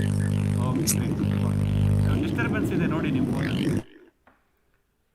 ಹೇಳಿಯಪ್ಪ, ಇನ್ನೇನಾದ್ರು ಪ್ರಶ್ನೆ ಇದ್ರೆ ಕೇಳಿ, ಮಾಹಿತಿ ಹೇಳ್ಕೊಳ್ಳಿ. ಸಮಯ ಆಗ್ತಾ ಬಂತು. ಇಲ್ಲ ಫೀಡ್ಬ್ಯಾಕ್ ಕೊಡಿ, ಚಕ್ರವರ್ತಿ ಅವ್ರಿಗೆ ಫೀಡ್ಬ್ಯಾಕ್ ಕೊಡಿ. ನಾವು ಫೀಡ್ಬ್ಯಾಕ್ ಕೊಟ್ಟಿಲ್ಲ. Yes put in a very good effort. ಹೇಗನ್ನಿಸ್ತು ಚಕ್ರವರ್ತಿ ಅವ್ರ ಶೇರಿಂಗು? ಫೀಡ್ಬ್ಯಾಕ್ ಕೊಡಿ. ಚಕ್ರವರ್ತಿ ಸರ್ ತುಂಬಾ ಹೆಲ್ಪ್ ಆಯ್ತು ಸರ್. ನಮ್ಗೆ ಇದೆ ತುಂಬಾ ಇಂಪಾರ್ಟೆಂಟ್ ಟಾಪಿಕ್ ಇತ್ತು. ಇವಾಗ ನಾವು ಆ ಲೆವೆಲ್ ಇನ್ನ ಬಂದಿಲ್ಲ, ಆದ್ರೆ ಅದು ತುಂಬಾ ಕಡೆ ಹುಡುಕಾಡ್ತಾ ಇದ್ದೆ. ಇನ್ನ ಕ್ವಶನ್ಸ್ ತುಂಬಾ ಇದೆ. ಇನ್ನ ನಾವು ಸ್ಟಾರ್ಟ್ ಮಾಡ್ಬೇಕಾದ್ರೆ ತುಂಬಾ ಬರುತ್ತೆ ಅನ್ಸುತ್ತೆ. ಸೊ ನಮ್ಗೂ ಇದೆ ಆಸೆ ಇತ್ತು sir. Actually solar of grid ಮಾಡ್ಬೇಕು ಅಂತಾದ್ರೆ ಒಂಥರ ಇನ್ಫ್ಲೂಯೆನ್ಸ್ ಎಲ್ಲ ಕಡೆಯಿಂದನೂ ಇಲ್ಲ, ಆಗಲ್ಲ. ಪೇರೆಂಟ್ಸ್ ಆಗ್ಲಿ ಅಥವಾ ಟ್ರಾನ್ಸ್ಫಾರ್ಮರ್ ಹಾಕ್ಬಿಟ್ರೆ ಈಸಿ ಕರೆಂಟ್, AC ಕರೆಂಟ್ ತಗೊಂಡ್ಬಿಟ್ರೆ, KV ಕರೆಂಟ್ ತಗೊಂಡ್ರೆ ನಿಮ್ಗೆ ಈಸಿ. ಇದರಲ್ಲಿ ಇದು ಸನ್ಲೈಟ್ ಹೆಚ್ಚು ಕಡಿಮೆ ಆಗ್ತಾ ಇರುತ್ತೆ, ಅಷ್ಟೊಂದು ರಿಸ್ಕ್ ಆಗಿ ತಗೊಳ್ತೀಯ, ಅದೆಲ್ಲ ತುಂಬಾ ಒಂಥರ ಬೇಡ. ಎಲ್ಲರೂ ಹೆಂಗ್ ಮಾಡ್ತಾರೆ ಅದೇ ತರ ಮಾಡು ಅಂತಾನೆ ಇದ್ರು. ನನಗೆ ನ್ಯಾಚುರಲ್ ಆಗಿ ನೇಚರಲ್ಲಿ ಏನ್ ಸಿಗುತ್ತೋ ಅದರಲ್ಲೇ ಆದಷ್ಟು ಮಾಡ್ಬೇಕು ಅಂತ ತುಂಬಾ ಇಷ್ಟ ಇತ್ತು. ನೀವು ಅವ್ರು ಮಾಡಿರೋ ನಮಗೆ ತುಂಬಾ ಧೈರ್ಯ ಸರ್. ಮಾಡಿ ಸಕ್ಸಸ್ ಆಗಿರೋದು ನಮಗೆ. ನಮ್ಗೂ ಸ್ಟಾರ್ಟಿಂಗ್ ಅಲ್ಲಿ ಹಾಗೆ ಅನಿಸ್ತು, ಏನಕ್ಕಪ್ಪ ಹಾಕ್ಸ್ಕೊಂಡ್ವಿ ಅಂತ. ಆಮೇಲೆ ನಮ್ಗೆ ಬೇರೆ ಆಪ್ಷನ್ ಇಲ್ವಲ್ಲ, ಇದ್ರಲ್ಲೇ ನಾವು ಮಾಡುವಾಗ ಇನ್ನೊಂದು ಮೋಟರ್ ಆಪ್ಷನ್ ಬಂತು, ಕೃಷಿ ಹೊಂಡ ಆಪ್ಷನ್ ಬಂತು, ಅವಾಗೆಲ್ಲ ಸಾರ್ಟ್ ಔಟ್ ಆಗ್ತಾ ಬಂತು. ಸೊ ನಾವು ಅದ್ರ ಮೇಲೆ ನಾವು ಫೋಕಸ್ ಮಾಡಿದ್ರೆ ನಮ್ಗೆ ಸೊಲ್ಯೂಷನ್ ಸಿಗುತ್ತೆ ಸರ್. ಅದೇ ಸುಮ್ನೆ ಯೂಟ್ಯೂಬ್ ಅಲ್ಲಿ ಯಾರೊಬ್ರು ಇರ್ತಿದ್ರು ಅಂದ್ರೆ ನಮ್ಗೆ ಅಷ್ಟೊಂದು ಅಂದ್ರೆ ನೇರವಾಗಿ ಮಾತಾಡಕ್ ಆಗ್ತಾ ಇರ್ಲಿಲ್ಲ. ಅಟ್ಲೀಸ್ಟ್ ನೀವು ತುಮಕೂರಲ್ಲಿ, ನಮ್ದು ಜಮೀನ್ ತುಮಕೂರ್ ಹತ್ರನೇ ಇರೋದು. ಸೊ ಅದಕ್ಕೆ ಇದು ಸ್ವಲ್ಪ ನಿಮ್ಗೆ ಗೊತ್ತಿರೋರು ಇರೋದಕ್ಕೆ ತುಂಬಾ ಸರ್. ಫೋನ್ ಮಾಡಿ ಸರ್, ಏನೇ ಡೌಟ್ಸ್ ಇದ್ರು ಫೋನ್ ಮಾಡಿ. ನಾನು ಬೇಕಾದ್ರೆ ನಾನು ನಿಮ್ಗೆ ಸಪೋರ್ಟ್ ಕೊಡ್ತೀನಿ. ನನಗೆ ವೆಂಡರ್ಸ್ ಪರಿಚಯ ಇದ್ದಾರೆ, ಡಿಸ್ಟ್ರಿಬ್ಯೂಟರ್ಸ್ ಎಲ್ಲ ಪರಿಚಯ ಇದ್ದಾರೆ. ಯಾಕೆ ನಾನು ಇವಾಗ ನಮ್ಮ ತೋಟಕ್ಕೆ ಹಾಕಿದ್ಮೇಲೆ ನಾನು ಇದೇ ಫೀಲ್ಡ್ ಅಲ್ಲಿ ನಾನು ಸ್ಟಾರ್ಟ್ ಮಾಡಿದೆ ಸ್ವಲ್ಪ ದಿವಸ. ಫುಲ್ ಪ್ಲೇಜ್ ಆಗಿ ಹೋಗಿಲ್ಲ, ಬಟ್ ಅದು ಹೋದ್ಮೇಲೆ ನಂಗೆ ಸ್ವಲ್ಪ ಐಡಿಯಾಸ್ ಎಲ್ಲ ಬಂತು. ಐಡಿಯಾಸ್ ನಾನು ಶೇರ್ ಮಾಡ್ತೀನಿ. ಸೊ ನನಗೆ ಗೊತ್ತಿರೋ ವೆಂಡರ್ಸ್ ಹತ್ರ ಬೇಕಾದ್ರೆ ನಾನು ಕಾಂಟ್ಯಾಕ್ಟ್ ಮಾಡ್ಕೊಡ್ತೀನಿ ಸರ್, ಕಮ್ಮಿ ರೇಟಲ್ಲಿ ಮಾಡ್ಕೊಡ್ತಾರೆ. Sure sir. ಆಮೇಲೆ ಡಯಾಗ್ರಾಮ್ ಬರ್ದಿರೋದು ಎಕ್ಸ್ಪ್ಲೇನ್ ಮಾಡಕ್ಕೂ ತುಂಬಾ ನೋಡ್ತಾ ಹೇಳ್ಕೊಟ್ಟಿದ್ದು ತುಂಬಾ ಹೆಲ್ಪ್ ಆಯ್ತು ಸರ್. ಇದು ನಂದು ನಮ್ ತೋಟದ ಆಕ್ಚುಲ್ ಹಿಂಗೆ ಇರೋದು ಅಂತ. Okay okay sir, sure sir. ತುಮಕೂರಲ್ಲಿ ಯಾವ ಊರು sir? Bellavi. Okay Bellavi. Thank you sir. Thank you. Chakravarthi ಬಹಳ ಚೆನ್ನಾಗಿ ಎಕ್ಸ್ಪ್ಲೈನ್ ಮಾಡಿದ್ರಿ ಎಲ್ಲ. Prabhu sir, thank you sir. Thank you. Definite ಆಗಿ ಒಂದ್ ದಿವಸ ನಿಮ್ ತೋಟಕ್ಕೆ ವಿಸಿಟ್ ಮಾಡಿದ್ರೆ ಇನ್ನೂ ನಮಗೆ ಕ್ಲಾರಿಟಿ ಸಿಗುತ್ತೆ ಅನ್ಸುತ್ತೆ. I don't think you mind about that. ನೀವು ನಾವು ಎಲ್ಲ ಇರೋದು ಒಂದೇ ಏರಿಯಾದಲ್ಲಿ ಇದೀವಿ, ಸಿಗೋಣ ಯಾವತ್ತಾರು ಹೋಗೋಣ ಬಂದು. Okay, thank you. Good explanation. Thanks a lot. Thank you sir. Thank you. Chakravarthy sir, thank you very much. ತುಂಬಾ ಚೆನ್ನಾಗಿ ಎಕ್ಸ್ಪ್ಲೈನ್ ಮಾಡಿದ್ರಿ. ಡಯಾಗ್ರಾಮ್ಸ್ ಎಲ್ಲ ತುಂಬಾ ಸೆಲ್ಫ್ ಎಕ್ಸ್ಪ್ಲನೇಟರಿ ಆಗಿದೆ. ನಿಮ್ಮ ಎಕ್ಸ್ಪೀರಿಯನ್ಸ್ ನ ಶೇರ್ ಮಾಡ್ಕೊಳೋದಕ್ಕೆ ತುಂಬಾ ಧನ್ಯವಾದಗಳು. Thank you Gopal sir. Thank you. ಈ ಡಯಾಗ್ರಾಮ್ ನ ಇವತ್ತು ಸಂಜೆ 5:30 6 ಗಂಟೆ ಟೈಮಲ್ಲಿ ಮಾಡಿದ್ದಾರೆ ಅನ್ಸುತ್ತೆ. ರಿಕ್ವೆಸ್ಟೆಡ್ ಮಾಡ್ಕೊಟ್ಟಿದ್ದಾರೆ. ಅಂದ್ರೆ ಅವ್ರ ಅಷ್ಟು ಅರ್ಥ ಆಗಿದೆ ಅವ್ರಿಗೆ, ಅವ್ರ ಸೊಲ್ಯೂಷನ್ ಅಂತ ಅರ್ಥ ಆಗುತ್ತೆ. Good sir. ಚಕ್ರವರ್ತಿ ಸರ್, ಒಂದ್ 2 ಕ್ವಶನ್ ಇನ್ನೊಂದು. ಒಂದು ಈಗ 2024 ಅಲ್ಲಿ ತುಂಬಾ ಡ್ರಾಟ್ ಅಂದ್ರೆ ಸರಿ ಮಳೆ ಬರ್ಲಿಲ್ಲ, 23 ಮಳೆ ಬರ್ಲಿಲ್ಲ, 24 ಮೇ ಏಪ್ರಿಲ್ ಮೇ ನಲ್ಲಿ ಎಲ್ಲಾ ಕಡೆ ಬೋರ್ ಫೈಲ್ ಆದವು. ಸೊ ನೀವು 350 ಫೀಟ್ ಅಲ್ಲಿ ನೀವು ಮೋಟರ್ ಮಾಡಿದಿರಿ, ಇನ್ಸ್ಟಾಲ್ ಮಾಡಿದಿರಿ ಈಗ. ಸೊ ಅವಾಗ ಸಪೋಸ್ ನೀರಿಲ್ದೇ ಡ್ರೈರನ್ ನಲ್ಲಿ ಮೋಟರ್ ಇದಾಗುತ್ತಾ ಅಥವಾ ಅವಾಗ ಏನಾದ್ರು ಫೇಸ್ ಮಾಡಿದ್ರೆ ನೀವು ಪ್ರಾಬ್ಲಮ್? ಮೋಟರ್ ಓಡೋದೇ ಇಲ್ಲ ಸರ್, ಅವಾಗ ಓಡೋದಿಲ್ಲ. ಇಲ್ಲ ಅಲ್ಲ, ಅವಾಗ ಡ್ರೈರನ್ ಎಲ್ಲಾರು ಫೀಡ್ ಆಗ್ತಾ ಇರ್ತದಲ್ಲ, ಸಪ್ಲೈ ಬರ್ತಾ ಇರ್ತದೆ ಮೋಟರ್. ಅದ್ ನೀರ್ ಬಂದಿಲ್ಲ ಅಂದ್ರೆ ಆಟೋಮೆಟಿಕ್ ಆಗಿ ಅದೇನಾಗತ್ತೆ, ಇದು ಸ್ಟಾಪ್ ಆಗತ್ತೆ. ಅದು ಫ್ರೀಕ್ವೆನ್ಸಿ ಅದು ಸೆಟ್ ಮಾಡಿರ್ತಾರೆ. ಸುಮ್ನೆ ಓಡ್ತಾ ಇದೆ ನಿಮ್ ನೀರ್ ಬಂದಿಲ್ಲ ಅಂದ್ರೆ ನಾವು ಸ್ವಲ್ಪ ನೋಡ್ಬಿಟ್ಟು ಆಫ್ ಮಾಡ್ಬಿಡ್ತೀವಿ. ನಾವು ಏನು ಇದ್ರಿಗೆ ಏನು ಆಗಿಲ್ಲ ನಮ್ಗೆ. ಅಲ್ಲ, ನಾವಿದ್ದಾಗ ಗೊತ್ತಾಗುತ್ತೆ, ನಾವಿಲ್ದಾಗ ಅದು ಮೋಟರ್ ಆಟೋ ಹಾಕಿ ಬಿಟ್ಟಿರ್ತೀವಲ್ಲ, ಆ ಟೈಪ್ ಅಲ್ಲಿ ಅದು ಸೆಟ್ಟಿಂಗ್ಸ್ ನೋಡ್ಬೇಕು ಸರ್. ಆತರ ನಾನು ಎಲ್ಲೂ ನೋಡ್ಲಿಲ್ಲ. ಸೆಟ್ಟಿಂಗ್ಸ್ ಎಸಿ ಮೋಟರ್ ಆ ಪ್ರಾವಿಷನ್ ಇದೆ ಸರ್. ಬಹಳಷ್ಟು ಜನ ರೈತರು ಮೋಟರ್ಗಳು ಸುಟ್ಟೋಗ್ತವೆ ಪಾಪ ಅವ್ರಿಗೆ. ಈ ತರ ರನ್ ಆಗಿ ಮೋಟರ್ ಸುಟ್ಟೋಗ್ತವೆ. ಇದ್ರಲ್ಲಿ ಇರುತ್ತೆ, ಬಟ್ ನಾನು ಎಲ್ಲೂ ನೋಡಿಲ್ಲ. ನಾನು ನಿಮ್ಗೆ ಅದು ಚೆಕ್ ಮಾಡಿ ಅಪ್ಡೇಟ್ ಮಾಡ್ತೀನಿ ಸರ್ ಆ ತರದ್ದು. ಓಕೆ. ಯಾಕಂದ್ರೆ 2024 ವಿ ಫೇಸ್ ದಟ್ ತುಂಬಾ ಡ್ರಾಟ್ ಇದಾಯ್ತು, ನೀರಿನ ಪ್ರಾಬ್ಲಮ್ ಆಯ್ತು ತುಂಬಾ ರೂರಲ್ ಏರಿಯಾದಲ್ಲಿ. ಹೌದು. ತುಂಬಾ ಥ್ಯಾಂಕ್ಸ್ ಸರ್. ತುಂಬಾ ನಿಮ್ಮ 3 years ಎಕ್ಸ್ಪೀರಿಯನ್ಸ್ ನ ಶೇರ್ ಮಾಡಿದ್ರಿ. ಬಹಳ ಯೂಸ್ ಆಗುತ್ತೆ. ಈಗ ನಾವು ಹೊಸದಾಗಿ ಹಾಕ್ಸೋರ್ಗೆಲ್ಲ ಬಹಳ ಇನ್ಪುಟ್ ಸಿಗುತ್ತೆ. ಧನ್ಯವಾದಗಳು ಸರ್. ಮಂಜುನಾಥ್ ಸರ್, ತಮಗೂ ಇಂಟ್ರೊಡ್ಯೂಸ್ ಮಾಡಿದ್ಕೆ ಬಹಳ ಧನ್ಯವಾದಗಳು ಸರ್. ಅದಕ್ಕೆ ತರ ಇದು ಶೇರಿಂಗ್ ಅಂತ ಇಟ್ಟಿರೋದು, ಎಲ್ಲ ಹಂಚ್ಕೊಳ್ಳೋಣ ಅಂತಾನೆ ಮಾಡಿದ್ದು. Thank you sir, thank you very much, very nice. Thank you sir. Dry run preventer ಅಂತ ಒಂದು ಸೆಟ್ಟಿಂಗ್ಸ್ ಇರುತ್ತೆ sir. Dry run preventer settings enable ಮಾಡ್ಕೊಂಡ್ರೆ ಆ ಸಮಸ್ಯೆ ಕಮ್ಮಿ ಆಗುತ್ತೆ. ಕರೆಕ್ಟ್. ಹಾ, ಸರಿಯಪ್ಪ, ಹೇಳಿ. Sir, Chakravarthy sir, very nice explanation from your side. In fact very nice. ಇದು ಯಾರು ಮಾಡಿಲ್ಲಲ್ಲ ನಮ್ ಗ್ರೂಪ್ ನಲ್ಲಿ, ನೀವೇ ಫಸ್ಟ್ ಮಾಡಿರೋದು. ಸೊ ನಿಮ್ಮ ಅನುಭವನೇ ನಮಗೆ ಒಂಥರ ಹೆಜ್ಜೆ ಇದ್ದಂಗೆ, ದಾರಿ ಇದ್ದಂಗೆ. So very nice sir. ಈ ತರ ಒಂದು ಅನುಭವ ಅಂದ್ರೆ ವಿವಿಧವಾಗಿ ಡೈವರ್ಸಿಫೈ ಆಗಿ ಅನುಭವ ಇರೋರು ಬರೋದು ತುಂಬಾ ಚೆನ್ನಾಗಿ. ನಾನ್ ಬರೇ ಬಾವಿ ನೀರೇ ಎತ್ತೋನು, ಇನ್ನು ಕೆಲವ್ರು ಕಾಲುವೆ ನೀರ್ ಇರ್ತಾರೆ, ಇನ್ನು ಕೆಲವ್ರು ಬೋರ್ ನೀರ್ ಇರ್ತಾರೆ. ನೀವು ಬರೇ ಇದ್ರಲ್ಲೇ ಈ ಸೋಲಾರ್ ನಿಂದಾನೇ ನೀರ್ ಎತ್ತೋದು ಇದು ಅಂತಿದ್ದೀರಾ. ಸರ್, 1.5 ಇಂಚ್ ನೀರ್ ಬರ್ತಾ ಇರೋದು ಅಷ್ಟೇ ನನಗೆ. ಸಿಕ್ಕಾಪಟ್ಟೆ ಕಮ್ಮಿ ಬರ್ತಾ ಇರೋದು ನೀರು. 1.5 ಇಂಚ್ ಬರ್ತಾ ಇರೋದು. ಆಪ್ಷನ್ ಪ್ರಾಬ್ಲಮ್ ಆದ್ಮೇಲೆ ನಾನು ರೀಚಾರ್ಜ್ ಮಾಡ್ಕೊಂಡೆ. ರೀಚಾರ್ಜ್ ನನಗೆ ಸೊಲ್ಯೂಷನ್ ಕೊಟ್ಟಿದೆ. ಇವಾಗ ನನ್ಗೆ ಸ್ಟಾಪ್ ಆಗ್ತಾ ಇಲ್ಲ. ಒಂದು ಒಂಥರ ಇದ್ದಂಗೆ, ಗೈಡ್ಲೈನ್ಸ್ ಇದ್ದಂಗೆ ಮುಂದೆ ಹೋಗೋದಕ್ಕೆ. ಯಾಕಂದ್ರೆ ಇದು ಇದನ್ನ ಯೂಟ್ಯೂಬ್ ನಲ್ಲಿ ಬ್ರಾಡ್ಕಾಸ್ಟ್ ಮಾಡ್ಬಿಡ್ತಾರಲ್ಲ, ಯಾವಾಗನ ವೆರಿಫೈ ಮಾಡ್ಕೊಂಡು ಮಾಡಕ್ ಅನುಕೂಲನೂ ಇರುತ್ತೆ. Very nice explanation from your side. Thank you very much sir. Thank you sir. Thank you very much Tirumala sir. Chakravarthi ಅವರು ಪಂಚಭೂತಗಳಾದಂತ ಸೂರ್ಯನ ಬೆಳಕು ಮತ್ತು ಮಳೆ ನೀರನ್ನ ಸದ್ಬಳಕೆ ಮಾಡ್ಕೋತಾ ಇದ್ದಾರೆ. ಹೌದು ಸರ್. ಆಕ್ಚುಲಿ ನಾನು ಫುಲ್ ಫ್ಲೆಜ್ ಆಗಿ ಏನು ಆಚೆ ತಗೊಂಡ್ ಬರಬಾರ್ದು ಅಂತಾನೆ ಇದೀನಿ. ಒಂದು 2 years ಮಾತ್ರ ಕುರಿ ಗೊಬ್ಬರ ತಗೊಂಡ್ ಬಂದ್ಬಿಟ್ಟಿದ್ದೀನಿ ಸರ್. ಇವಾಗ ನಿಮ್ಮದ್ ನೋಡಿದ್ಮೇಲೆ ನಾನು ಇನ್ನು ಏನು ಆಚೆ ತಗೊಂಡ್ ಬರೋದೇ ಇಲ್ಲ. ಬೆಲ್ಲ ಬಂದ್ಬಿಟ್ಟು ಬರುತ್ತೆ. ಖಂಡಿತ ಸರ್, ಖಂಡಿತ. ನೈಸರ್ಗಿಕ ಕೃಷಿ ಹಾದಿನೇ ಆ ತರ. ನ್ಯಾಚುರಲ್ ಫಾರ್ಮಿಂಗ್ ವೇ ಹೈಡ್ ಅಂತಾನೆ ಹೇಳ್ಬಿಟ್ಟಿದೀವಿ ನಾವು. We hide for us. Okay, thank you. ಇನ್ಯಾರು ಫೀಡ್ಬ್ಯಾಕ್ ಕೊಡ್ತೀರಾ? Thank you Chakravarthy sir. Thank you sir. Uday sir, thank you. Yogesh sir, ಹೇಳಿ. ಸರ್, ಬೆಳ್ಳವಿಲ್ ಎಲ್ಲಿ ಸರ್ ನಿಮ್ದು? ತೆನೆನಹಳ್ಳಿನಾ? ನಮ್ದು ತುಮಕೂರೇ sir.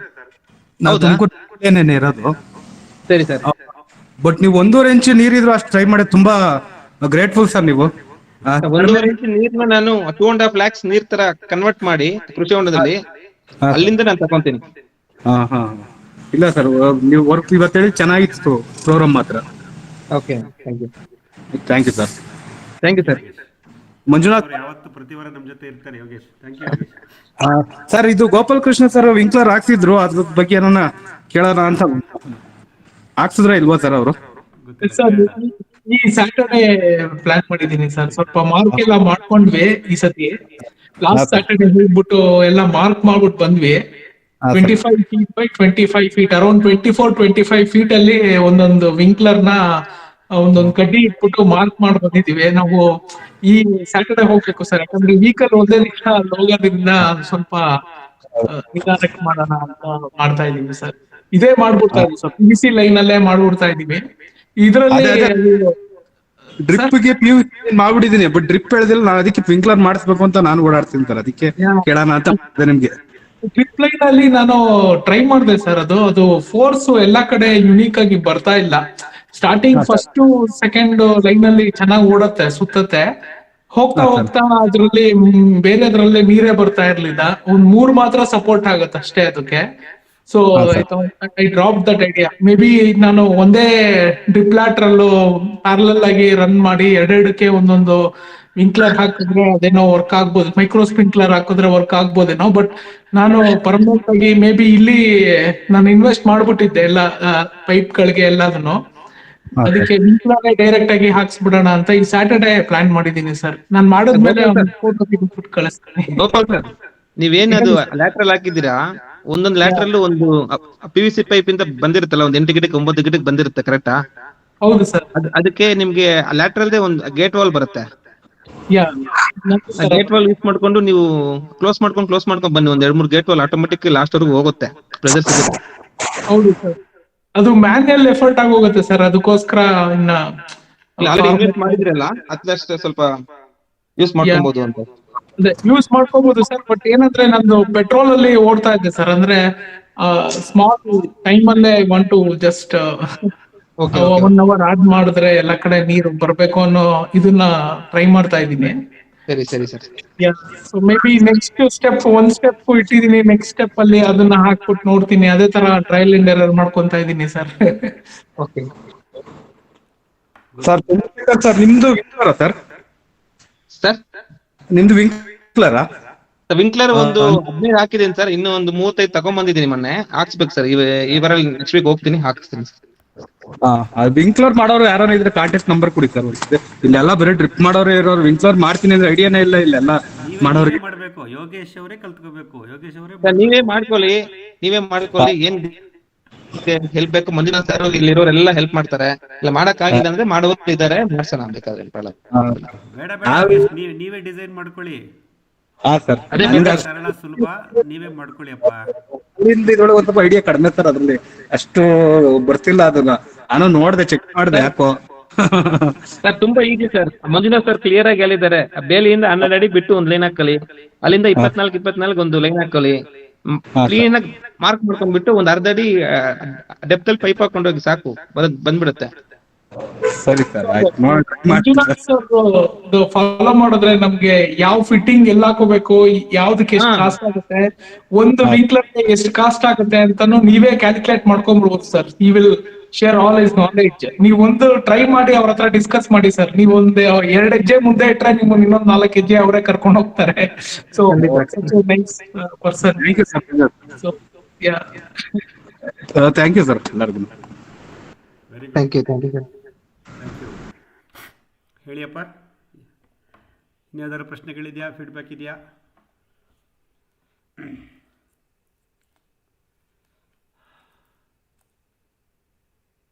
Okay, so mostly close ಮಾಡ್ಬೋದು ಅನಿಸುತ್ತೆ. ಸೊ ಒಂದು ಕಡೆ ಮತ್ತೆ ಚಕ್ರವರ್ತಿ ಅವರೇ, ಭಾಳ ಸಂತೋಷ. ಕಡಿಮೆ ಸಮಯದಲ್ಲಿ ನೀವು ಇದೆಲ್ಲ ಪ್ರಿಪೇರ್ ಮಾಡಿದ್ರಿ, ಹಾಗಾಗಿ ಸಾಕಷ್ಟು ಮಾಹಿತಿಗಳು ಸಿಕ್ತು, ಕ್ಲಾರಿಟಿ ಬಂದಿದೆ. ಮತ್ತೆ ಸರ್ ನಮಸ್ತೆ, ಒಂದೇ ಒಂದು ನಿಮಿಷ ಸಾರಿ. ಹೇಳಿ. ಸರ್ ಸರ್ಜಾಪುರದಲ್ಲಿ ಎಲ್ಲಿ ಮಾಡಿದ್ದ ಸರ್ ಮಾಹಿತಿ ಕೊಡಿ ಸರ್. ಸರ್ಜಾಪುರದಲ್ಲಿ ಅದೇ ಒಂದ್ಸರಿ ಒಂದ್ ಕಡೆ ಮಾಡಿದೀವಿ ಅಂತ ಹೇಳಿದ್ರಿ, ಅದು ಎಲ್ಲಿ ಮಾಡಿದ್ರೆ, ಯಾವ ಊರ ಹತ್ರ, ಏನು? ದೊಮ್ಸಂದ್ರ.